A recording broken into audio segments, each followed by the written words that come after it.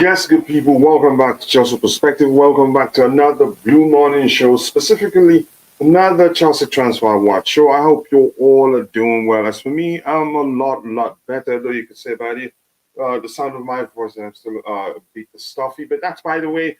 We're here to talk about Chelsea transfer. We'll talk about Onana, Maignan, Kalidou Koulibaly, Caicedo, Mason Mount, Kai Havertz, Romelu Lavia, Trevor Chalobah, every other player. We must have us something, one thing or the other about with regards to them leaving Chelsea or coming to Chelsea. But that's by the way. Sit back, relax, and let's get into the show.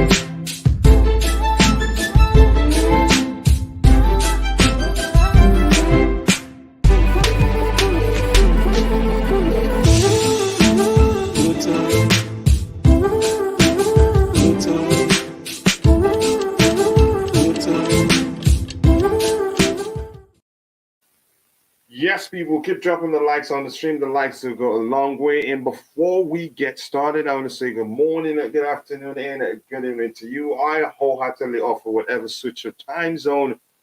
Yes, and also, please, if you're watching, but for one reason or the other, you're not able to participate in the chat, just remember we appreciate you because you provide great value. And sometimes you actually don't need to subscribe to the providing value. You watching alone does go a long way. But I want to appeal to you if you can, just take a second to drop a like on the stream for us.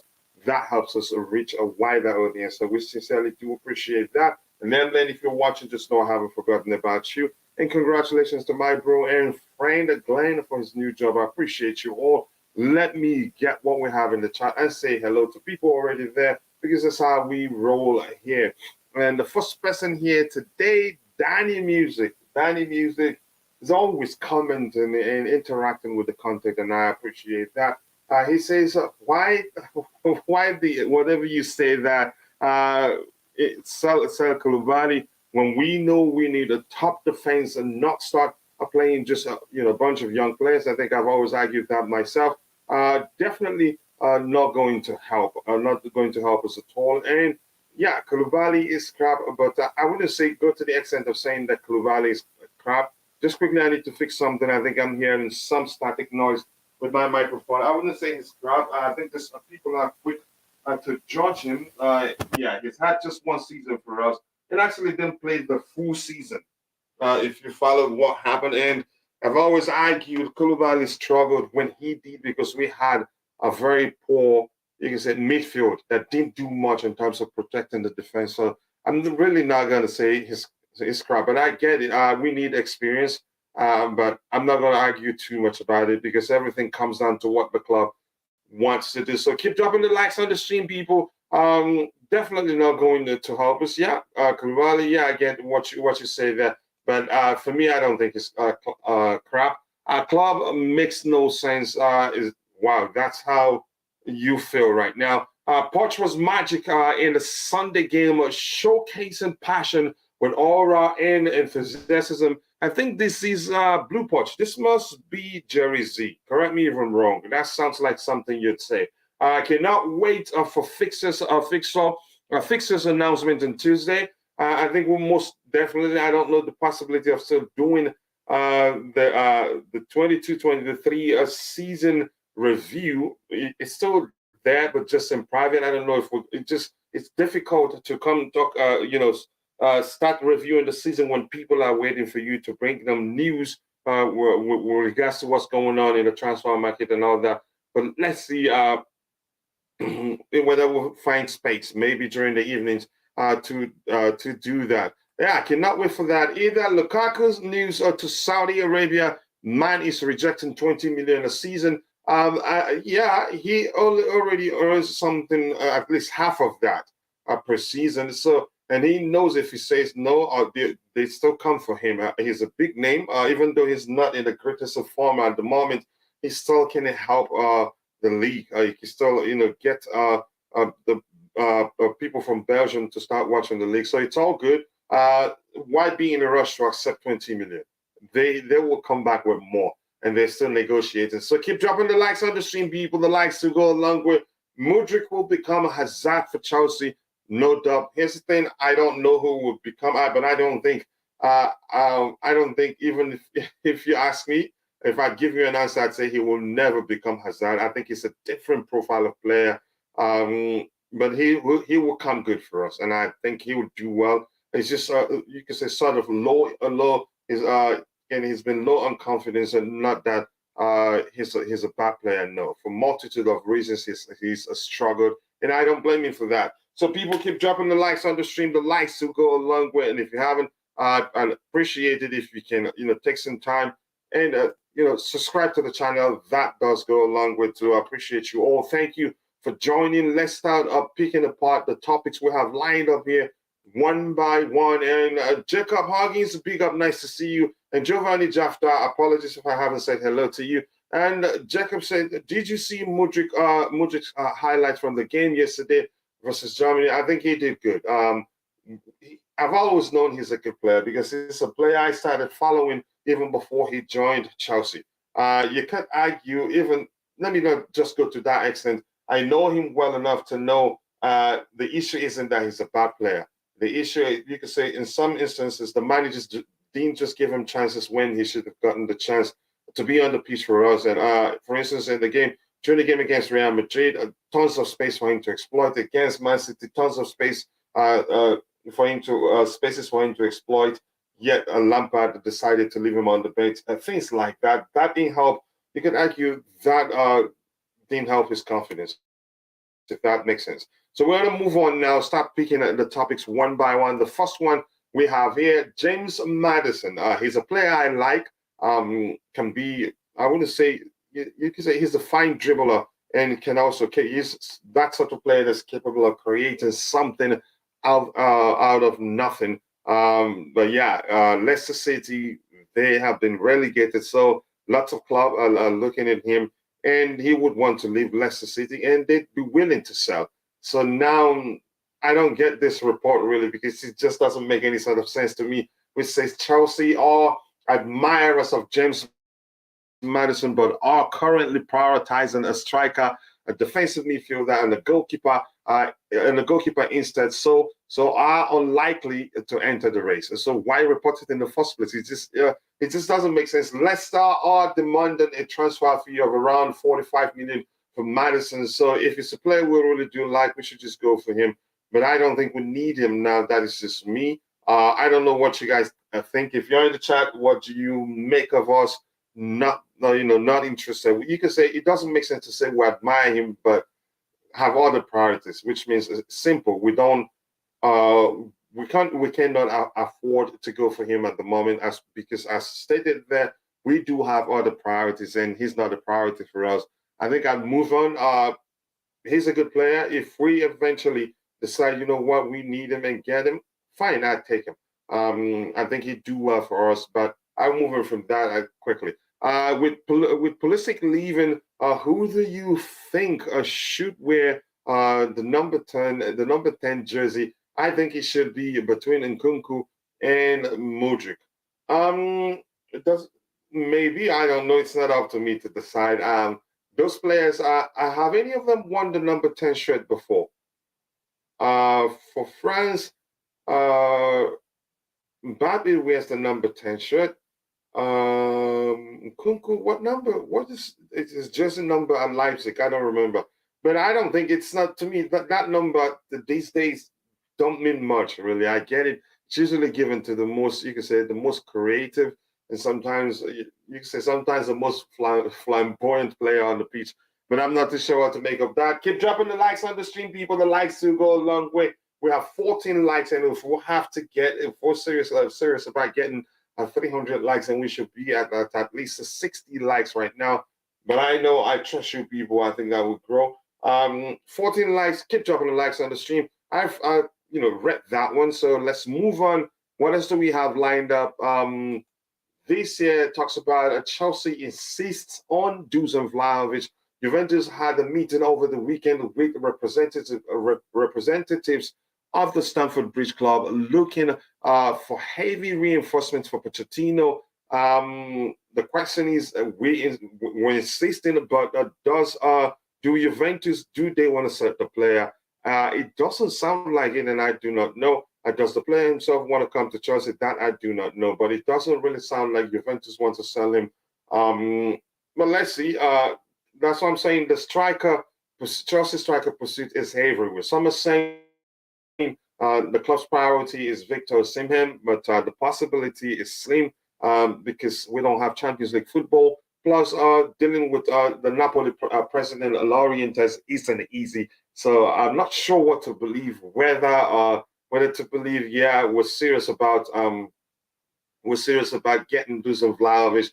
Some are saying that the manager himself, Pochettino, prefers Lautaro Martinez. So it's everywhere, which means we're not going to be too sure what striker the club want until at a certain stage, probably a crucial stage of the transfer window before we get to find out what striker we're really interested in getting. Yes, we will keep dropping the likes on the stream. We're stuck at 14 likes. We can do better than that. But please keep dropping the likes on the stream. I'm not sure. I'm not going to get into the number of who gets the number 10 jersey. It just doesn't make any sort of sense for me. Jacob Huggins says 7, 8, 9, and 10 will be available next season. That's the least of my concern, really. The most important thing for me is for the club to be strategic in the market and get players that we really want, players that will help make us better, not just sign players for the sake of it.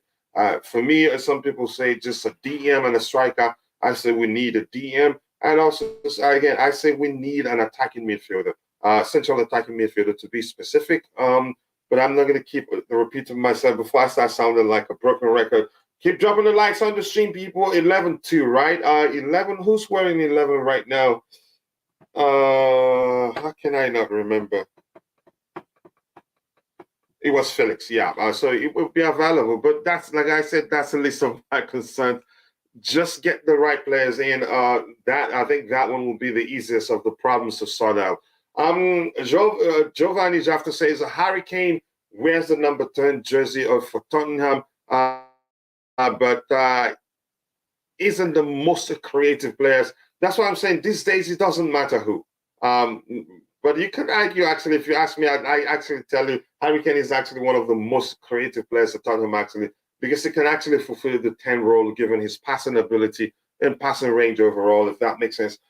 Keep dropping the likes on the stream, people. 14 likes, but we can do better than that. I'm going to move, since I'm still talking with you alone now. If anybody comes in and joins me on the panel, maybe I'll get their opinion on the topics we've already talked about and we've already discussed. I like Dusan Vlahovic. I like Victor Osimhen also. And I like Colwell, which you could say Randall Colwell, which is the player I will argue actually is the most suitable for Poch's preferred approach. But there's a chance the man also is trying to do something differently this time. So I'm not just going to say, for certain, one player is the most suitable for his preferred approach because managers do improve.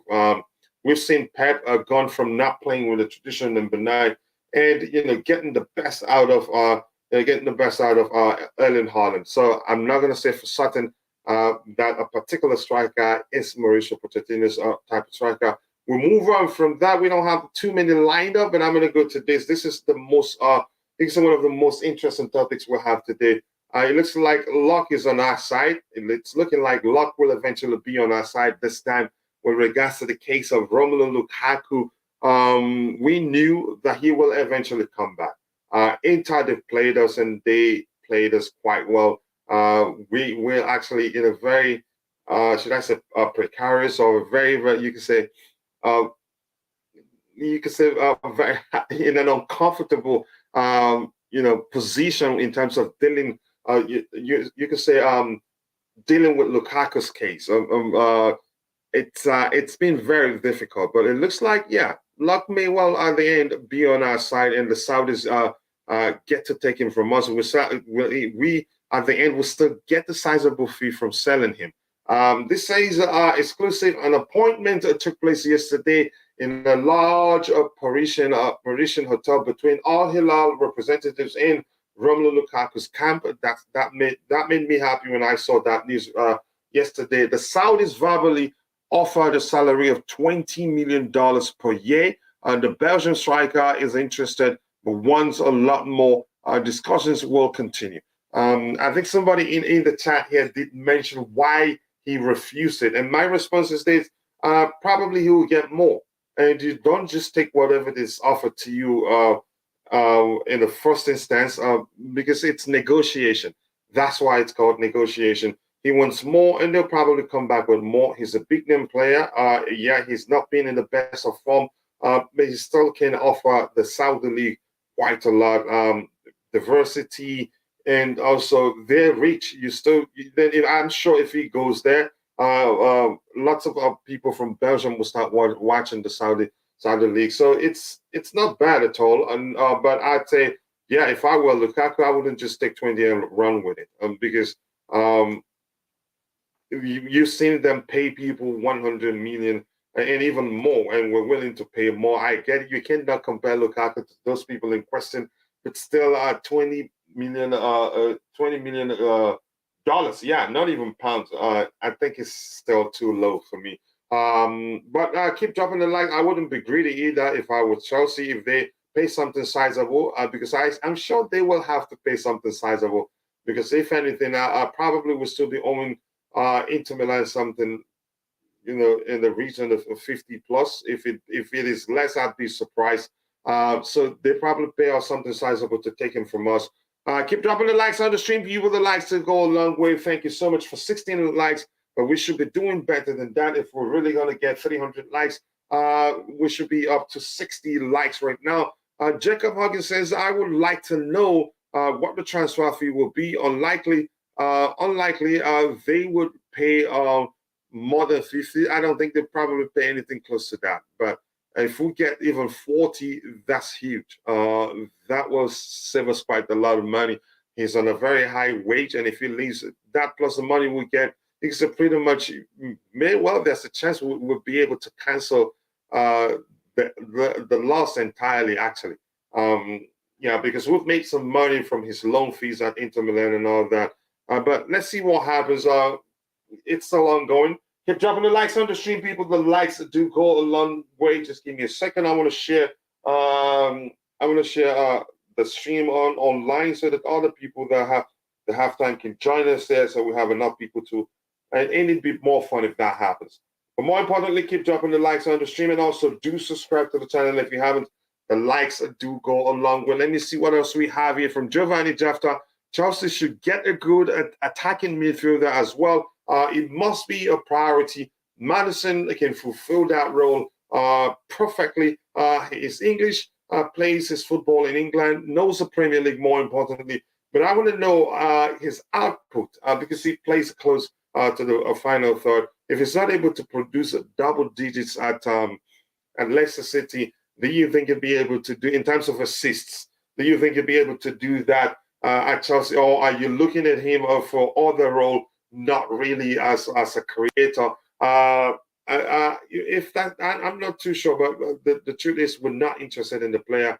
I do like him as a player, but I'm interested to know, to look at his numbers. It'd be interesting to see, you can say, his output in terms of his overall numbers and assists and even goals, actually. That was why when people talked about us going for Talisman, I said, no, I don't think at his Chelsea level, because he's played for a long while, closer to the final third, and actually Dean wasn't that productive. That's how I see it. Madison, to me, you can say falls a bit into that category, but his case is different because he's a good dribbler and capable of creating something out of nothing. So I would take him and hope that he comes good for us. But we're not looking at him, which means it may well not happen. Do you think we will get a Caicedo without having to give them Colwell? That will be unlikely. I don't think so. Luco Chula, I think it's going to be difficult. They want Colwell. and I did mention something. That's just my theory. That's just me speculating. When we first had that discussion, I argued that the fact that they, came in with they came with a bid for Levi Colwell shows that's just them testing the waters, letting us know that they really want to keep him, telling us probably that's what my theory, probably thinking, okay, if we go with that bid, that's would let them know that we want to keep Levi Colwell, and we know that they want Moises Caicedo, so that maybe that will, should I say, trigger that idea in us, saying, get us to start thinking, okay, if Levi Colwell isn't, if we don't really need him right now, why not factor him into the Moises Caicedo negotiations? So if we get Caicedo, I don't see, me personally, do not see the possibility of us getting Caicedo without sacrificing Levi Colwell. It'd be very difficult, because the truth remains, you can argue that's the only advantage we'll have over all the clubs that are interested in signing Caicedo. We've heard that United, they want him. Arsenal also they do want him too, which means and they offer something we cannot offer. They are both offer Champions League football, European football. Let me just put it that way, and we don't. So Caicedo would want to play in the Champions, in the European competition. So if we don't, if we don't try to use what we have to get what we want, chances are we're not going to get Moises Caicedo. That's just how I'm more to put it at this point. I don't think it'd be that straightforward, but let's see. We'll keep an eye on that one and see what happens. Big up to you, Keshawn, my New York bro. I hope you're doing well. Thank you for finding the time to join the show. I appreciate you so much. I keep dropping the likes on the stream, people. The likes do go a long way, and I'm hoping and praying and that even go to church if that's what it will take, because I'm hearing actually that the club wants to keep him. The plan is to have a conversation with him and let him know we want to keep him if he wants to stay. And some are actually mentioning that he has a good relationship with Todd Boehly. His biggest problems, one of his biggest issues at the point, at the time, was his relationship with Thomas Tuchel and the fans, not Mauricio Pochettino or Todd Boehly and co. So I think our saving grace will be the Saudis, if they really want him, up the salary that they're offering to him, and he takes it and go and make more money. For me, Lukaku right now, it just looks as if it's all about the money. Since he doesn't want, I'm not sure how it's to phrase it to come across, to get my point across effectively. But at the moment, I'd argue really it's all about the money for him. But big up to you, brother. I hope you're doing well. Keep dropping the likes on the stream, people. The likes do go a long way. I hope Lukaku didn't go to the meeting in his pajamas. He lacks consistency in intellectual health. Wow. I think that is a bit too much, really. But big up to you, JC. Thank you for finding the time to join the show. Apparently, because we won Club World Cup, we qualify for the next one and get 30 million. Wow, that is some relief. That will be some financial relief given where we are.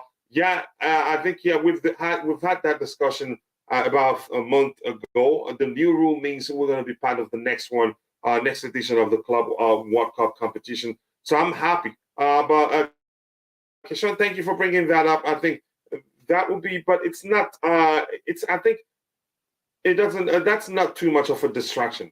It's not like the European football and all that, which I'm happy we don't have any. I've always prayed if we're not going to make be part of the next edition of the Champions League, I honestly do not want us to participate in Europa Cup or the Conference League because it will be an unnecessary distraction for us. We need all the time we can have to ourselves to drill the team into playing as a unit, and the manager, drilling them to get to understand how he wants to approach the game and all that. So the lack of European competition, it's a blessing. It's a good thing for us this time. Keep dropping the likes on the stream. Jungle Mulo, big up to you, brother. I hope you're doing well. I appreciate you finding the time to join the show. Always nice to see you. Keep dropping the likes on the stream. And what do you make of the Lukaku situation? I want to hear from you.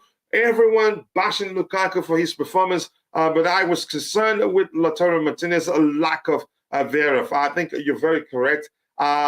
His performance on the day begs the question, whether he'll actually do well in the Premier League, there's no way to tell. But here's the thing: I will not, I take every report I see out there with a pinch of salt. And if you paid attention, some are saying that the club's priority. Let's go back again, and not this one here.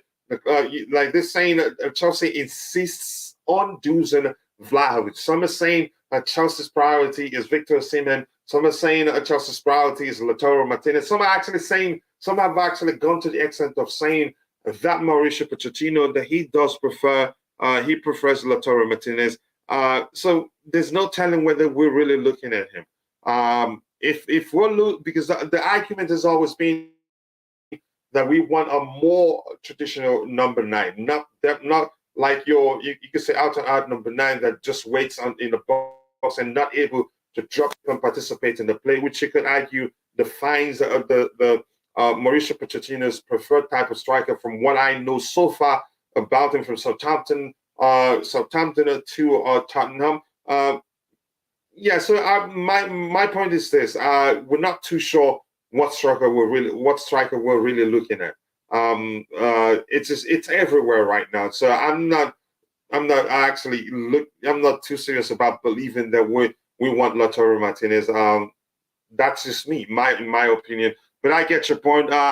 He was poor. You can say he was poor in that Champions League final. Lukaku and Bali brought up for further. They flocked together. You could say that. Keep dropping the likes on the stream, people. The likes do go a long way. And if you haven't, please do subscribe to the channel.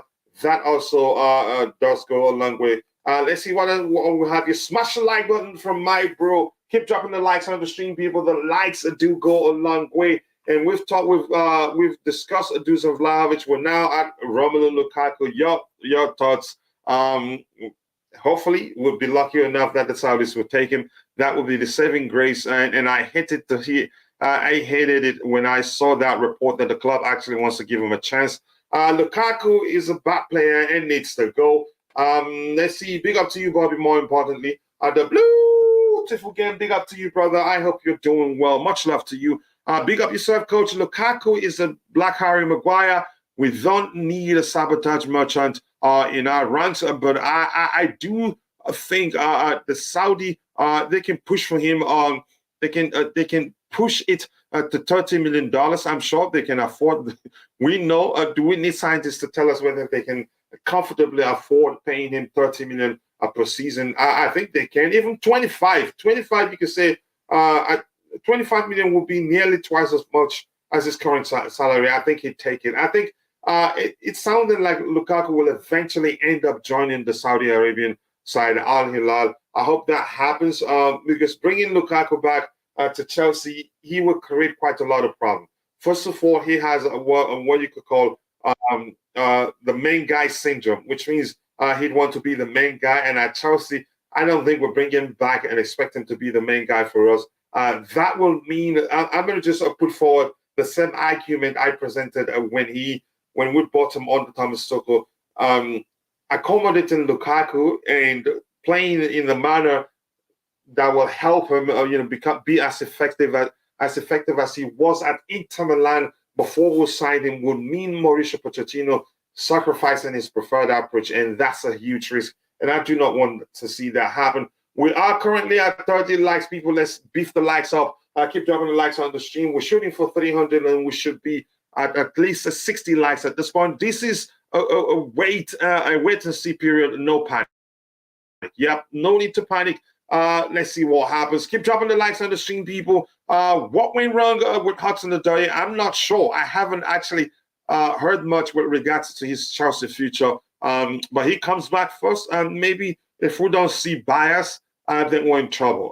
Then he stays and runs down his contract, probably gets a chance to leave on a free. But I'm sure if there are no suitors for Hudson-Odoi, I think the club will move to get him to put pen to paper because he's an asset, so they don't lose him for free. So I'm not too sure. I haven't heard much with regards to the future of that brother. Big up to you too, Desmond. Lukaku has dropped for now. They better sell to Inter and get another player anywhere, no matter the team. You have to have suitors first before deciding who you really want to sell to. Keep dropping the likes on the stream, people. The likes to go along. We're still bedridden, but slowly recovering. Sorry that I didn't ask. Apologies to you. I will keep praying for you.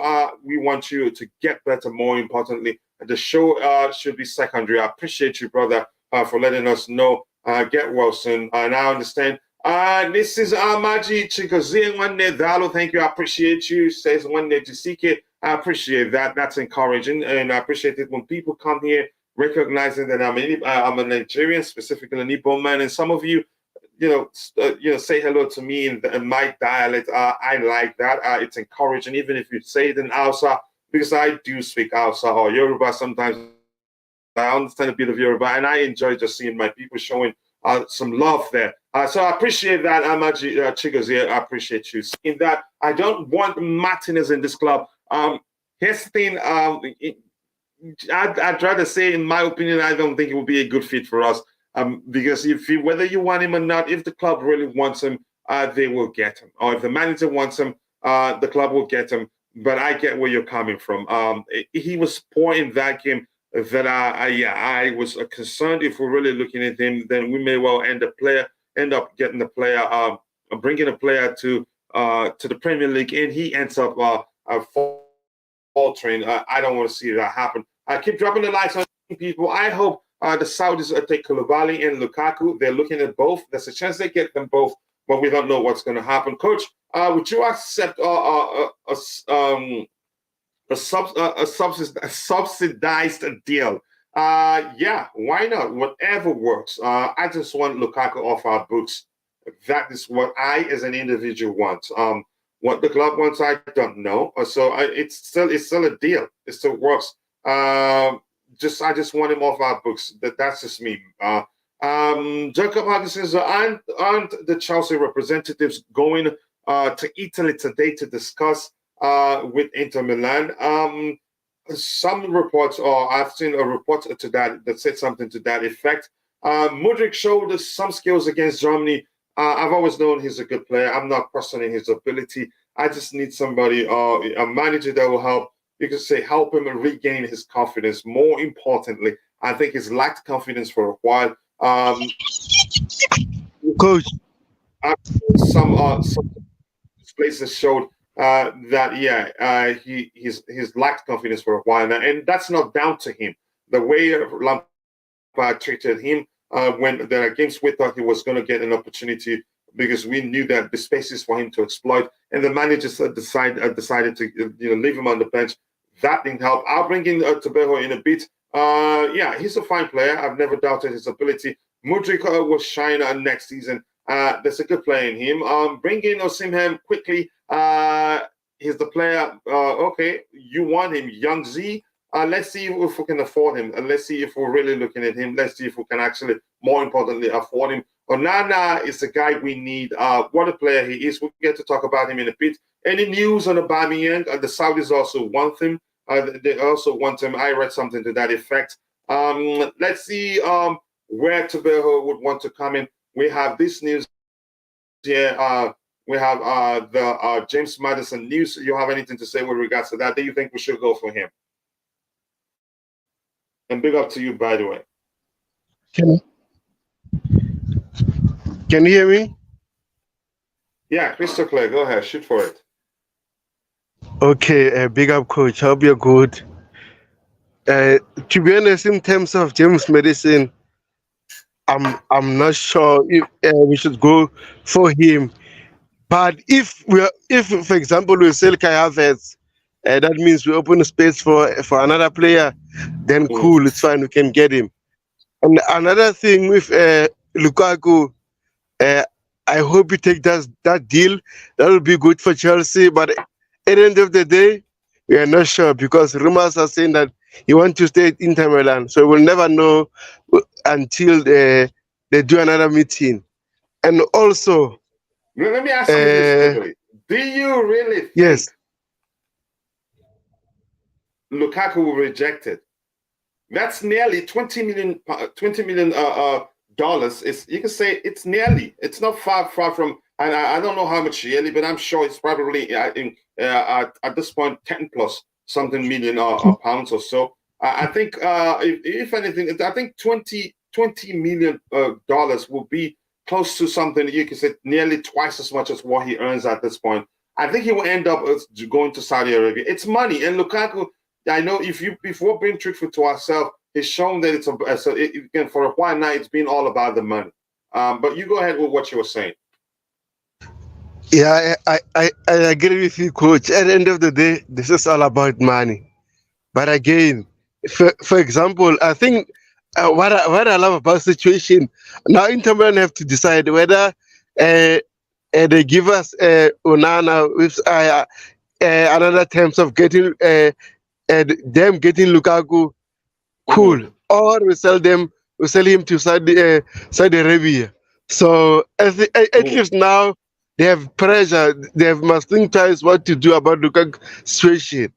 And also in terms of Bobby, what he said about Mudryk showing some skills yesterday. I remember the time Vini Junior was playing for Real Madrid. People were writing him off. Oh, he's not a good player, but he was still young. He was raw. It's just about pace. Yeah, I know that. Go ahead. Yes, and then look at him now. He's a star player for the team. So hopefully Mudryk can live according to his potential, and Pochettino can help him with that. But if I was Lukaku, I'm gonna take that money. Yeah, I think he should take it, and I know I believe he will take it. He'd be stupid not to take it. I don't know what he's still playing for. He's not getting any younger, and the opportunity may not come again. It's not like I don't see. Unfortunately, I don't see a situation where we look back tomorrow and say, "Wow, Lukaku is just showing the sort of form that he showed at Inter Milan." I think a lot have changed. Age is no longer on his side. On his side, he will end up taking that deal. But let's see. Let's move on with that. You want to comment? Have you spoken about Dusan Vlahovic? You want to talk about that? They're saying here, Oh. yeah, they're saying that Chelsea insists on Dusan Vlahovic. Juventus had a meeting over the weekend with representatives of the Stamford Bridge Club looking for heavy reinforcement for Pochettino. But the truth remains, I'm going to say this, I think our striker talk is everywhere. We were linked with Osimhen. Some are saying Osimhen is the club's priority. Some are saying Lautaro Martinez is the player that Mauricio Pochettino wants. But your thoughts are really, I think for me, I'd say nobody's too sure the player that the club really wants right now. But you go ahead. You have the floor. Yeah, I agree with you. But what I love about this situation is that Chelsea are doing the due diligence in terms of what will happen if you get this certain player. Mhm. Hopefully, we get a striker. But again, if you saw my recent tweet about strikers that I wanted Chelsea, I Mhm. made up my mind, coach. I'd rather have Victor Osimhen or Kolo Muadi because those two are earning less than 100 million K per week. And then Dusan Vlahovic is earning 250K at Juventus. Already. Martinez is earning, Mhm. yes, already. So if he comes to Chelsea, how much will he want? And with Martinez, is earning 200K per week at Inter Milan. If he comes to Chelsea, what will he want? And then, for example, if they flop, how can we replace them? Won't be another Lukaku situation whereby we can offload this player, we have to loan him and pay some of his wages. So I was thinking that scenario. For example, let's say we get Osimhen, we give him 200K. I think it will be a fair price for him. Even Kolo Muadi. Yeah, they are good players, but again, Mhm. it's all about the coaches. But hopefully they get those two. Because after what happened with Lukaku with those wages, I don't want that situation again, coach. I understand your point. Here's the thing. I think it's a that is your reasoning is very sensible. But here's where that's a problem. We don't have Champions League football. We're not going to participate. Let me just put it this way: in the next edition of the Champions League, which means we have to offer them the only thing. you can say the only thing that we can do, one of the things we can do to get them to join us, even though we're not going to be part of the next edition of the Champions League, will be to offer them something special in terms of salary, if that makes sense. So probably that will bring us closer to the amount, you said, the salaries of those players you're mentioning, because in the case of Osimhen, there are no shortage of suitors for him. PSG wants him. And I think they'll probably push for him more if Mbappe ends up leaving. And it's looking like Mbappe is going to leave PSG this summer because they don't want to lose him on a free. So they'd be better off selling him now, like we saw in the reports that were out there yesterday. I get your argument. It makes sense. Maybe Colomwani, you can argue he would be a perfect Mauricio Pochettino type striker. That's how I see it. Any news on Aubameyang? Rumors are that the Saudis want him too. In total, Chelsea club need 4 stronger players, that a goalkeeper, a midfielder, and a striker. I'm going to keep saying this. We need a central attacking midfielder, somebody you can say, whatever you want to call that player, somebody that plays closer to the final third, capable of producing double digits in assists by the time the season ends, if that makes sense to you. For lack of a better way, actually, to present my, you can say, my argument with regards to that effectively. Vlahovic reminds me of Giroud. Vlahovic is a better dribbler, which makes him, you can say, more complete of the two, if that's what you're arguing. We're not really too sure who the club, what players, what striker the club is looking at this point. It's just a rumor. So Madison is injury prone. That never came to mind. But then again, he will be playing 1 game per week. So yeah, good reasoning there. But do we really want him? It doesn't look like we want him. The reports say we admire him, but we have other priorities, and which is what I've always prayed for. I'd like us to be, strategic in the market, prioritize our needs, and not just going to the markets and sign players because they're available. We end up having too many. We'll have too many deadwoods in our ranks if we do that. I've seen people calling for us to go for Prowess, to go for Madsen, and all that. I don't think we should do that. It's a risk. It says, Coach, can you slide into no and convince her to slide into Megan these the Stallions or DMs and convince her to take our man to Saudi Arabia and make sure he doesn't come back. I think that's a good suggestion. Maybe I should try that. Keep dropping the likes on the stream, people, and please let's make sure the topics are aligned. Switching between one topic to the other can be exhausting, even though I enjoy interacting with you. But I hope you understand that. Like the video, people. Tom Abiyoda, keep dropping the likes on the stream, people. 36 likes. We're not behaving like we want. We're not behaving like we want 300 likes. If we want 300 likes, let's make it happen. And Constantine Dante, big up, brother. Always nice to see you. Dante, what are you saying here? Chipchilla. Always appreciate that. Much love to you. I will get Colomwani. I like him. I think it's again. I like my strikers not to be again. If you get a mix of usually usually rare to get a striker that has everything Diego Costa has. He's technically gifted, good on the ball, can dribble quite well, can finish, can be aggressive. That's very rare. But Moani isn't that guy. Moani is a fine player, but I don't think he has all those things. But I take him. He's a modern day, you could say, type of forward. Vlahovic scores like 10 goals only in Italy, which equals to 5 in the EPL. I think you could say he hasn't been that Vlahovic of was it Fiorentina? I think it was I think it was Fiorentina. Yes. Since he went to Juventus, he hasn't been that effective. And you could argue Juventus also as a club, they haven't done that well themselves as an entity. Why focus on Onana, Emiliano Martinez, and all those ones you're mentioning? There's no way telling whether the club's focus is on Onana. Oh man. Yeah. So Chelsea need a defender like Kim Min-jao. Honestly, I'm going to say this. I don't know him that well to present an argument whether we should go for him. Fans needed to be realistic. Chelsea FC management changed everything in club so far. The same manner, CFC will have 11 new signings, maybe 7 to 8, unlikely to click first year. What style and we will play? Okay. Let's see what kind of a player suits that. There's only one man who knows this. His name is Mauricio Pochettino. Fans need to calm down. Yeah, a lot of people need to calm down. How do you pronounce his last name? Rasmus. How do you pronounce his last name? Is it Hoyen? Hoyland, something like that. Yeah, I've seen somebody pronounce it like Hoyland. Hoyland. Yeah, Hoyland.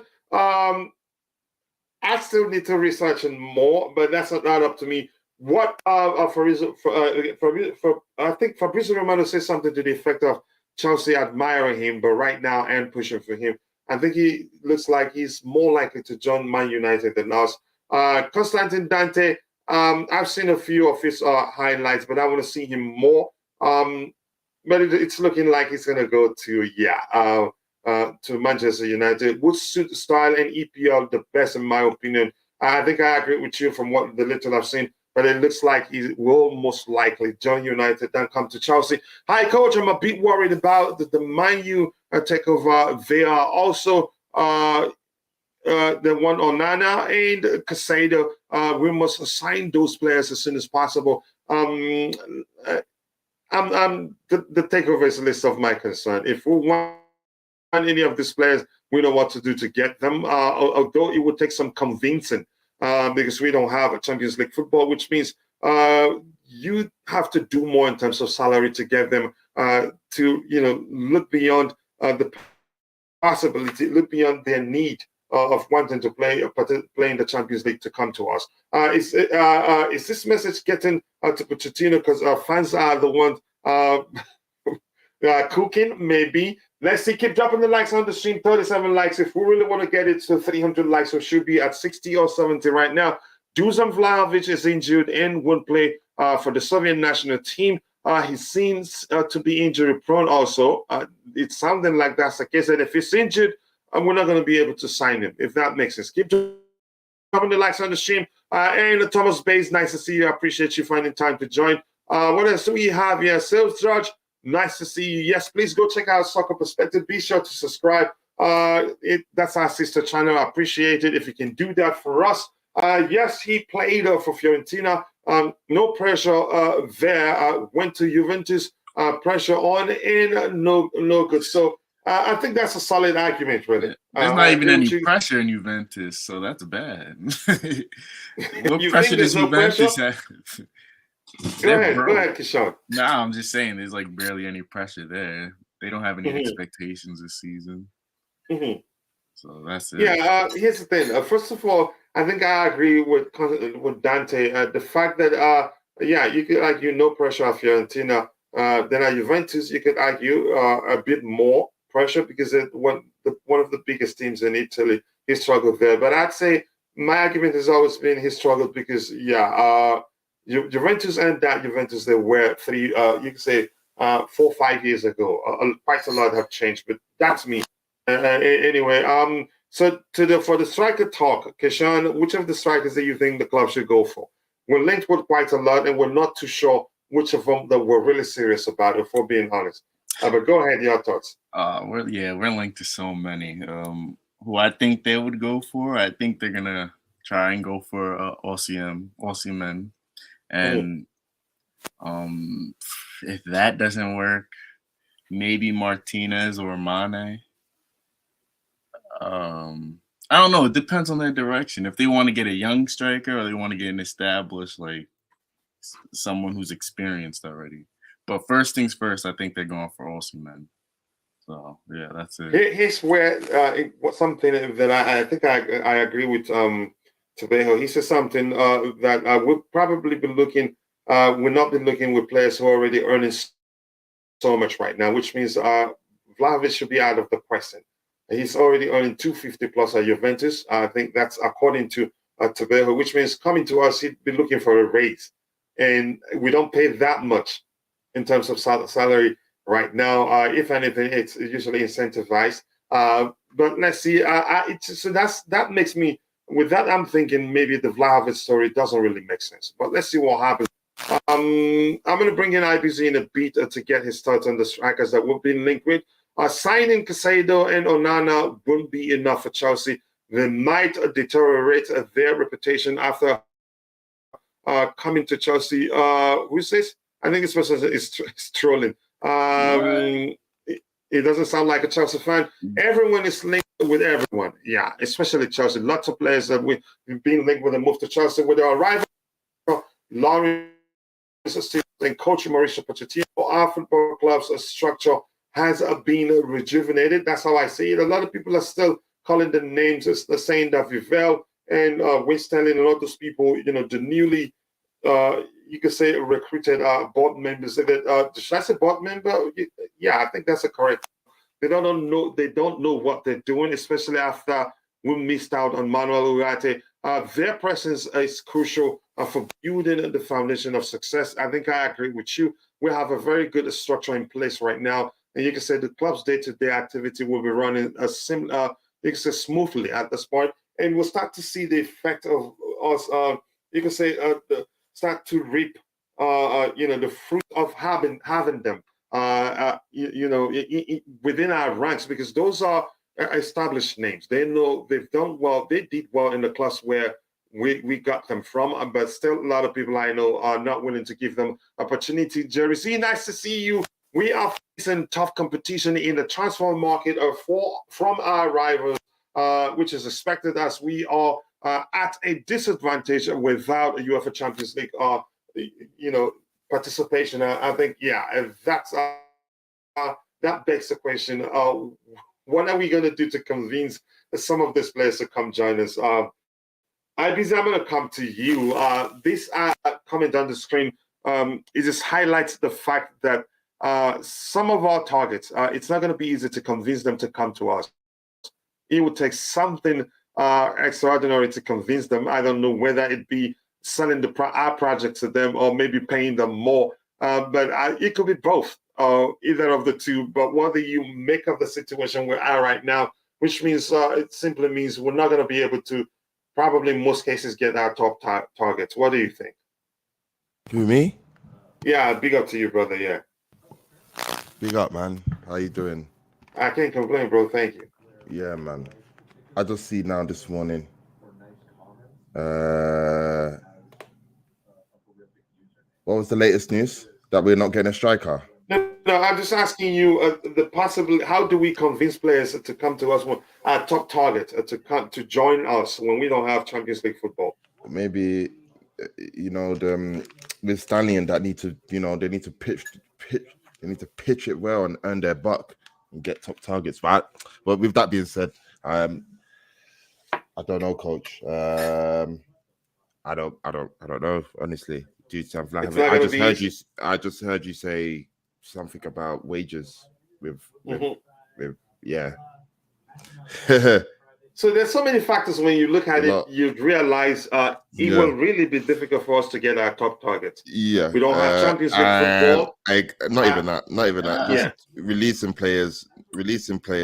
That's also a huge factor. Offloading players so that we can get money so we can acquire targets. Now that's a problem. I think we're going to have to understand. It's not going to be easy. But yeah, I'm here for the ride. But in terms of signings, again, I said last week, or when did I come and say, signings that we're going to see it's happening today. Things will change by 31st of August. So your signing that you want today, your mind will change by tomorrow. I mean, who saw Mbappe announcement last week? No one. So now that opens up another door for another set of people. Does Harry Kane now go to Real Madrid? Does Mbappe leave this summer? So it opens up again. So what we want now will be different in 2 weeks, I believe. So I don't know. I honestly can't put my hand on what I want or what I need. Yeah, there's gonna be some random name that comes up, and then everyone's if it's the random name, and the people are angry, that's down to the people. They're not doing their due diligence of opening your mindset and playing the games like Football Manager, so you know more players than just the players you see on Sky Sports News. But that's just another debate. If we don't get the transfer targets we want this summer, And when I say we want, I mean the fans looking, oh my God, I want this eye candy and I want that eye candy because he's so good on FIFA, rated 99. Obviously, if we don't get that, there'll be other alternatives that may be cheaper value in terms of wages. Who I won't be mad at. So yeah, I'm here for it. The striker situation or the positions which need to be filled up is where my concern is. I want that to be sorted ASAP. Like that needs to be sorted. We can't go into July without knowing what's going on with the keeper situation. Can't go into July with a striker situation. So I would like those two to be nailed on first, at least, before anything else. So yeah, again, coach, I really couldn't tell today. And what do you make of the striker options that have been mentioned? Who's everywhere. For instance, some are saying that Pochettino himself wants Lautaro Martinez. Some are saying the club wants Victor Osimhen. And now we're seeing this. This is an Italian outlet, by the way, which says Chelsea insists on Dusan Vlahovic. Juventus had a meeting over the weekend with representatives of the Stamford Bridge Club looking for heavy reinforcement for Pochettino. So it's everywhere. Nobody's certain what striker we're really looking at. Yeah. And then if the reports are true, options, if we're to choose one, which of them do you think we should go for? I'll take any one of them. Both of them are the quote unquote traditional number 9s, isn't it? Traditional number 9s that you've argued that Chelsea don't use or this manager doesn't use, or you know what I mean? I'll take but any of them. Both of them will do the job, in my opinion. Would we get I don't think we'll get Victor Osimhen. I just think we should just, unfortunately, I would love that to happen. You know, but I don't see that happening, coach. I think that his stock values are way too high. What can we offer him? And there are many big name suitors. Big signing, big teams want him. I mean, not saying we're not a big team, but I mean, you know, big teams want him, and the owner of Napoli is not really easy to begrudge. Exactly. Yes. So I don't know how we think we can be able to get Victor Osimhen, he's just probably announced his name to the world. How do we get a hot property like that? I don't know. Maybe it's in our delusional mindset that we believe that we can get it even without European football. But again, there's a lot that's going to happen between now and the end of August. I don't see that happening. If we get Victor Osimhen, that will be up north of 100 to 120 million pounds. Can we afford to spend 120 million pounds given what we spent in January? Now, if we do spend 120 million, now we do spend 120 million on a striker. What happens to the other positions that need filling? N'Golo Kante and Matteo Kovacic are albeit out of the club. How do you replace those two? You need to replace them with quality. You can't digress in their quality. You need to upgrade their quality. You know what I'm saying? And that is not going to be cheap. That's going to cost you another 100 to 150 million. Yeah. So they're talking about a strike. So yeah, I'm with you. So that's why if you now put the striker situation and plus the replacements of Matteo Kovacic and you know midfield reinforcements, you're looking at another 300 million. That's what 900 bill, nearly $1 billion spent in a year. Go on. Mm-hmm. I'm here for it. Are you here for it? Let's go. Hello, Tobago. I have a question for you, my friend. Yes. But you're not gonna fight today. You're just gonna ask them a question. Yes, that's what I said at the end. I said, my friend. If I say my friend, you know that I won't fight. Okay. Your question.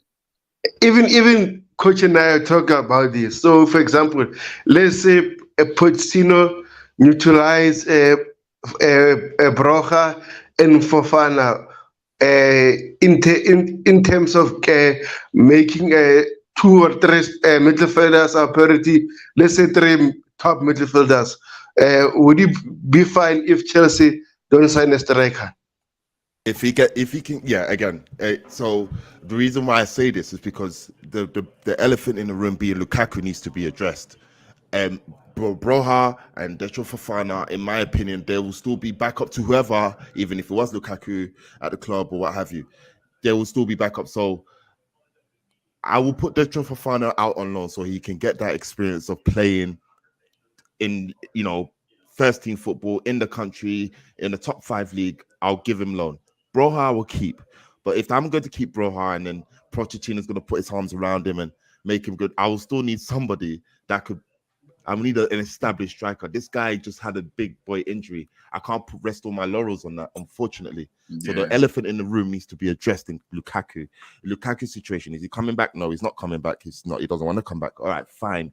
That number 9 void that we bought Lukaku in 2021 to fill in needs to be filled. That needs to be filled. Lukaku goes when he went on loan last year. Yes, he went on loan, but the problem still persisted. We still needed a number 9.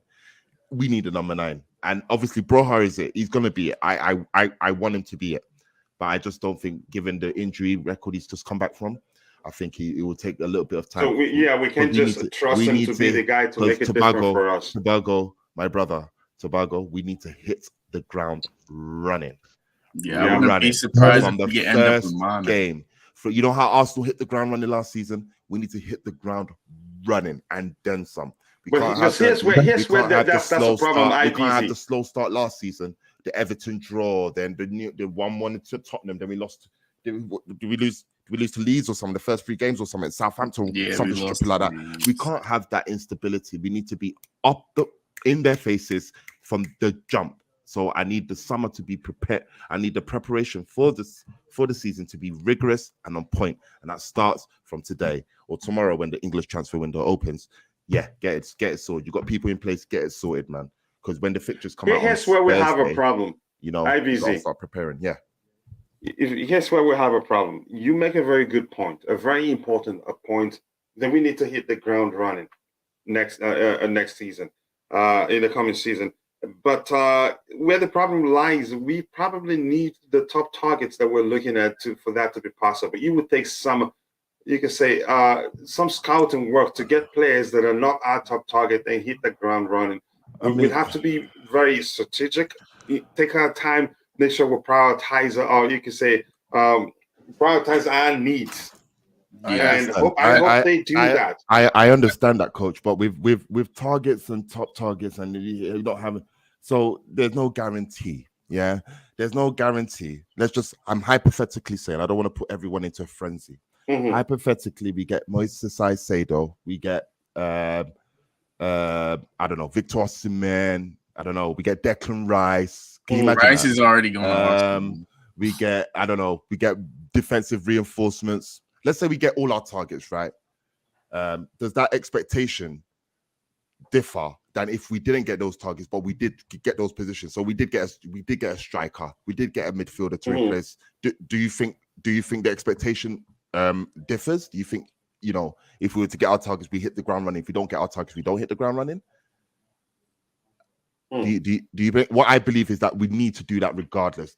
Last season is an eye opener that we cannot. If we don't get, with Chelsea Football Club, I don't care who you come in. Once you get through that, once you get that call to say you're coming to play for us, up your game. If you get that call, you are one of those to know that you are good enough to play for us. So your game should already be up. So I wouldn't worry. I will trust my scouting department to make those decisions to make sure that, okay, they're going to get the right people in place for the team. Obviously, we want our targets. We all want that. We won't want what Sky Sports News are screaming at us every day. We want that. But unfortunately, if you can't get that, you're going to have to keep moving and the show must go on. And if you're going to spend half your summer trying to get one target and you miss out on them, you're going to spend the other summer trying to get, it's just going to... So we need to be very quick on the money and on point with it. That's all I got to say. Yeah, I don't think we're doing that because Poch was the one that turned down that Ugarte money, right? Wasn't he the one that was like that? No, it wasn't him. What was said is that... He said Pochettino said it was too expensive for him. No. What happened, to what I can recall, is that PSG came in with an improved offer and we could have countered that. Yeah. So when they reached out to him, he says, "Is not if we can't do it, just let's not go overboard because of him." And it's not like he was the one that decided we should pull out. No, it's just that he, even though rumors were that he wanted the player, but he was okay with us saying not going overboard. That's just how I interpreted what I read.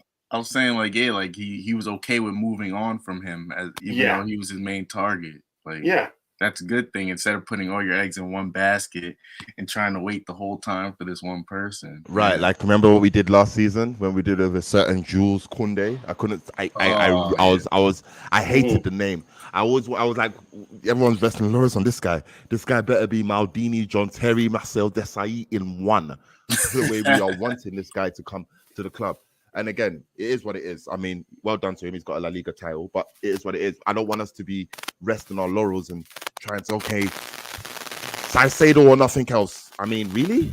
We're resting our hopes on a 20, exactly. Are we resting our hopes on a 21, 22, 23-year-old Colombian? Really? No. I'm sure the scouting network in football is greater than that, and we should do our due. Look at Brentford.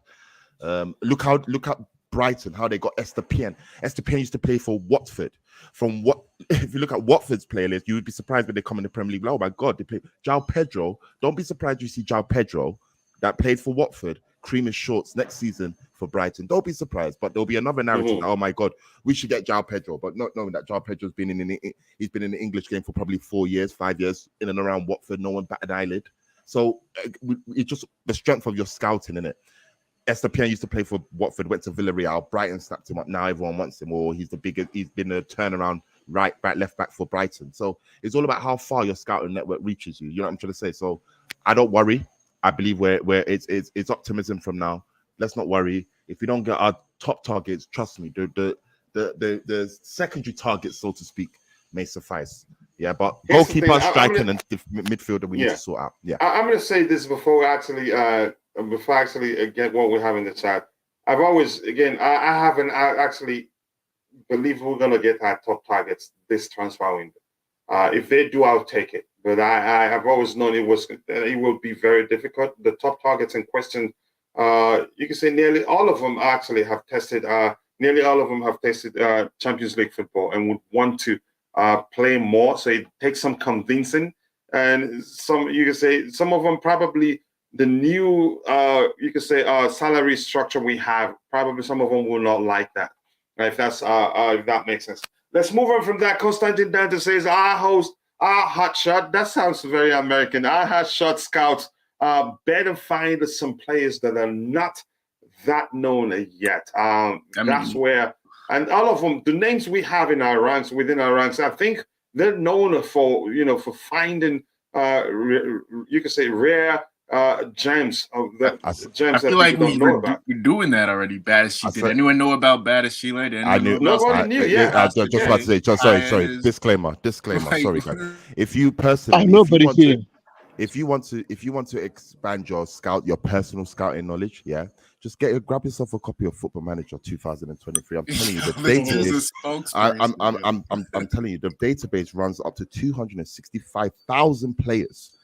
Yeah, that supersedes your Caicedos, your I don't know, Onanas.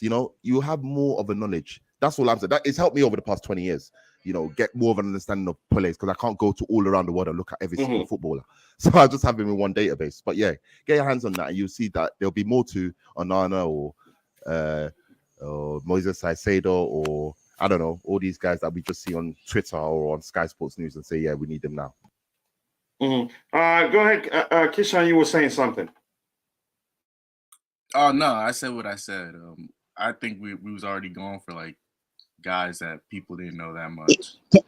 Coach. Yeah, we're already getting some excellent talents. Go ahead, Atabeho. Call me out. I knew about Badishile a long time ago, so call me out. Badia Chile was we were linked with him. We were linked with him when we were looking at Koulibaly. That was last year. Actually, I knew him like I knew him before time. Shout out FM, but I knew him like 2019. I was like, this guy's gonna be potential. But I just think, he's always gonna be rated 5-star. But then we got him. There's more in the pipeline. Trust me, there's more. That guy going to Liverpool, Lilian Thuram's son, the defensive midfielder. Oh my god, watch him. How many midfielders said? But I'm gonna move on from Liverpool really. But I don't know how many midfielders they want to sign.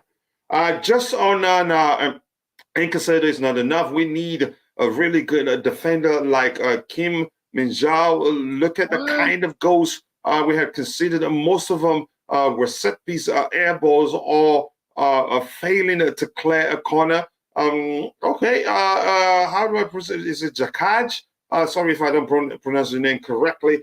Constantine Dante, if they just go for big names, they're not doing their job properly. And the truth remains, we're just being linked with big names at this moment. It's all speculations. There's no way to confirm whether we're truly looking at those players that have been mentioned. If Brighton don't give us Caicedo, they don't get Colwell. I think that's our only leverage there, if you ask me. Simple. We are using Lukaku in the Onana deal, and for the rest of our targets, we just have to use cash money. I think you're hoping to use Lukaku in the Onana deal, because if the Saudis pay Lukaku more, he would tell Inter, I love you, but I got to go. It's as simple as that. For what? Stay there and be earning much. Here's the thing, he's already talking with them and they're negotiating. The love thing, he will throw that away in the heartbeat and go to Saudi Arabia. Incentivized salaries and achievement bonuses are the way. Maybe some players will listen to you. Lukaku was offered 50 million, 20 I've seen. I didn't know they've offered him 50 already. If they've done that, which means Lukaku will most likely go to Saudi Arabia by the Saudis. But the rumors has it that he has asked to be increased to 80. You see what I mean, Coach? I understand what you mean, but what I saw was $20 million, not actually in pounds. Kishan, you were saying something? So him wanting more money is him being intellectually challenged? Well, I'm not sure what to make of that. I'm moving on from that, really. But I don't believe that story. If they've offered him 50, he'd be gone by now. Coach, tell your boy Lukaku to take the money and look after the stallion. Stop hacking. I think he will take it. If they offered him 50, he would take it.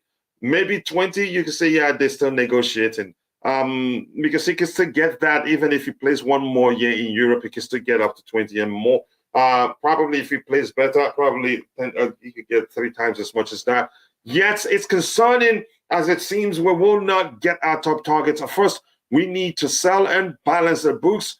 Thanks, IBZ mentioned that too. Code Web, nice to see you, June. And then the financial statement will dictate as how we can proceed. It's not that simple. It's a complicated process. And my bro, Glenton, big up, Coach, panel chat, Lukaku to Saudi. Vamos!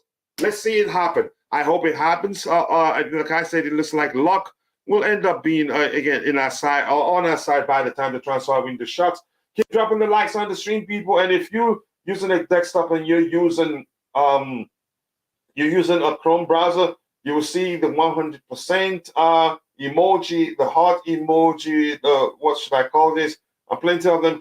Click on those things. It will help us reach more people. Keep dropping the likes on the stream, people. The likes will go a long way. And also do subscribe to the channel if you haven't. IBZ, can you imagine if we started the season without our targets and a midfield of Gallagher, RFC, and Enzo? The Shed End and Matthew Harden Lower are going to lose their, what do you say there? Exactly. You know what I mean? Yeah. It's a good point. We need to hit the ground running. There's no way that can happen, yo. If that happens, I'm not laughing. That won't happen. No, that won't happen. No.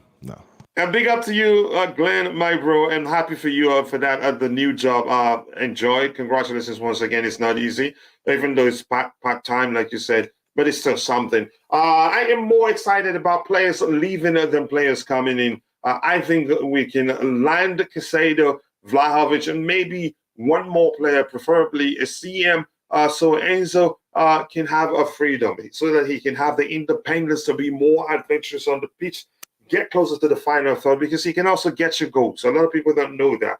Banfordinho, I hope you're doing well. And Rayman, thank you. Nice to see you. Zubairu, is that Rayman?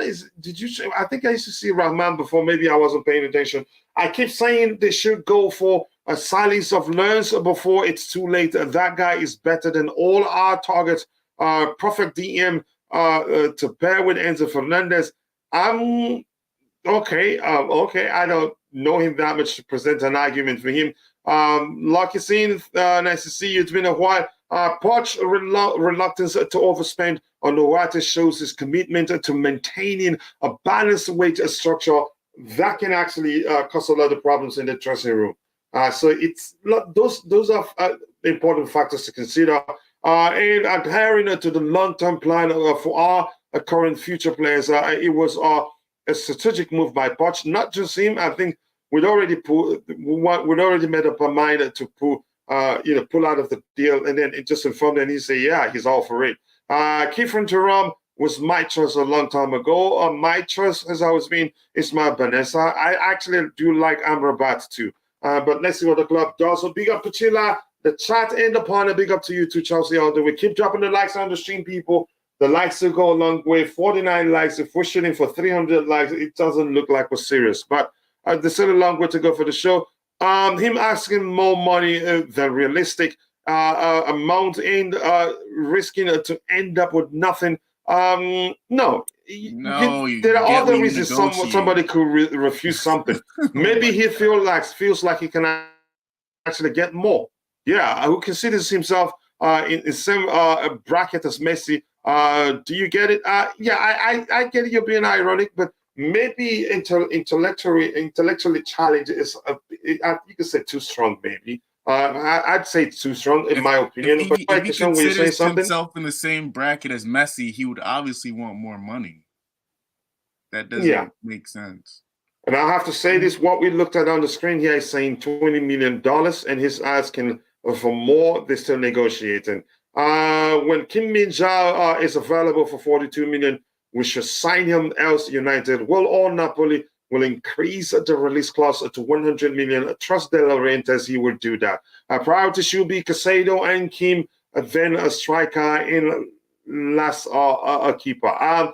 Do I think we're looking to get a defender? It depends on the outgoings, but I'm not too sure. The defender as well. Signing defenders is one of our priorities right now. According to Gianluca Rossi, told Calcio Mercato, that's an Italian outlet. Chelsea will hold talks to sign Onana. That's getting serious. US Chelsea fans are not used to the position we found ourselves in. So I get the frantic expression. Reality is the squad isn't good enough, and the primary objective is to clear out. Time is needed.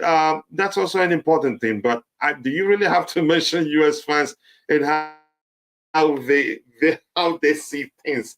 Okay, but that's your opinion anyway. Glenn 10. Let's see what else we have. Maignan is obviously doing his negotiations. I'm not too sure. I think probably what's that Jay-Z's company was it called again?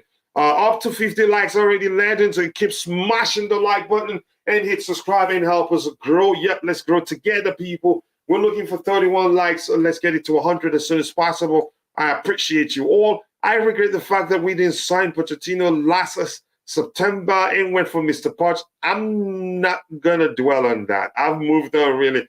But you're entitled to feel the way you're feeling. Had Poch came out at that time, we would have spent wisely in January and things would have been streamlined even more than it is right now. But I get it. And big up to you, my bro, Willie Blessed. Big up, coach, and the chat. The top clubs need our players. We should be wise in decision making. And I'm glad that we're actually not in a rush to sell players. The transfer window, it's a long way to go. Inter Milan won 16 million euros for Onana.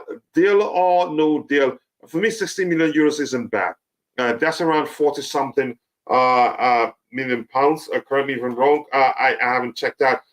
Funny how Maignan started hang out with the... Oh, my goodness. Glenn, what are you doing to me? But that's, by the way, maybe I don't quite understand what you were trying to say. Perhaps, Unicorn, keep dropping the likes on the stream, people. I'm now highlighting the next comment. And also do subscribe for the channel to the channel if you haven't. The likes to go along with. Thank you all for the excellent discussion this time. What I'm seeing here is that the Saudis verbally offered a salary of 20 million per year for Romelu Lukaku. The Belgium striker is interested, but wants a lot more. That's it. And he has every right. It's negotiation. If they want him, which means they can increase it. Go ahead, Kishan. You wanted to say something. Yeah. How does that make you intellectually challenged that a Saudi I team think that's a bit that's too worth harsh. billions is offering you 20 million? You're obviously going to try and get the most that you can. Like, that's just business. I don't know what other people do, but I'm not too sure. Kim Min-jao can be the Van Dijk for Chelsea. If United gets him, we can forget about top four. And we might not reach top four until Pep and club levels leaves EPL. Wow. Because we're not getting the player you're suggesting the club get. That's interesting. But Kachila, why anyone in their right mindset would pick Potter over Pochettino? It's a scary thought. If that's how you be, here's the thing. I've moved on from that. Really, how much more will we get from Lukaku? I'm not sure, and I'm not going to dwell on that. He might as well ask 200 million, of which, if he does, he has the right to do so. Then, if the Saudis can offer him that, that's their business. We get it, but the language you're using is a problem. He doesn't get it. That's the thing. You're the one that don't get it. Chelsea want to sign Joseph Vlahovic, according to Gazzetta dello Sport.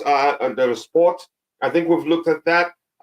Let's see what happens. The rumors are that we've actually already held a meeting with Juventus. Let's move on to this topic here.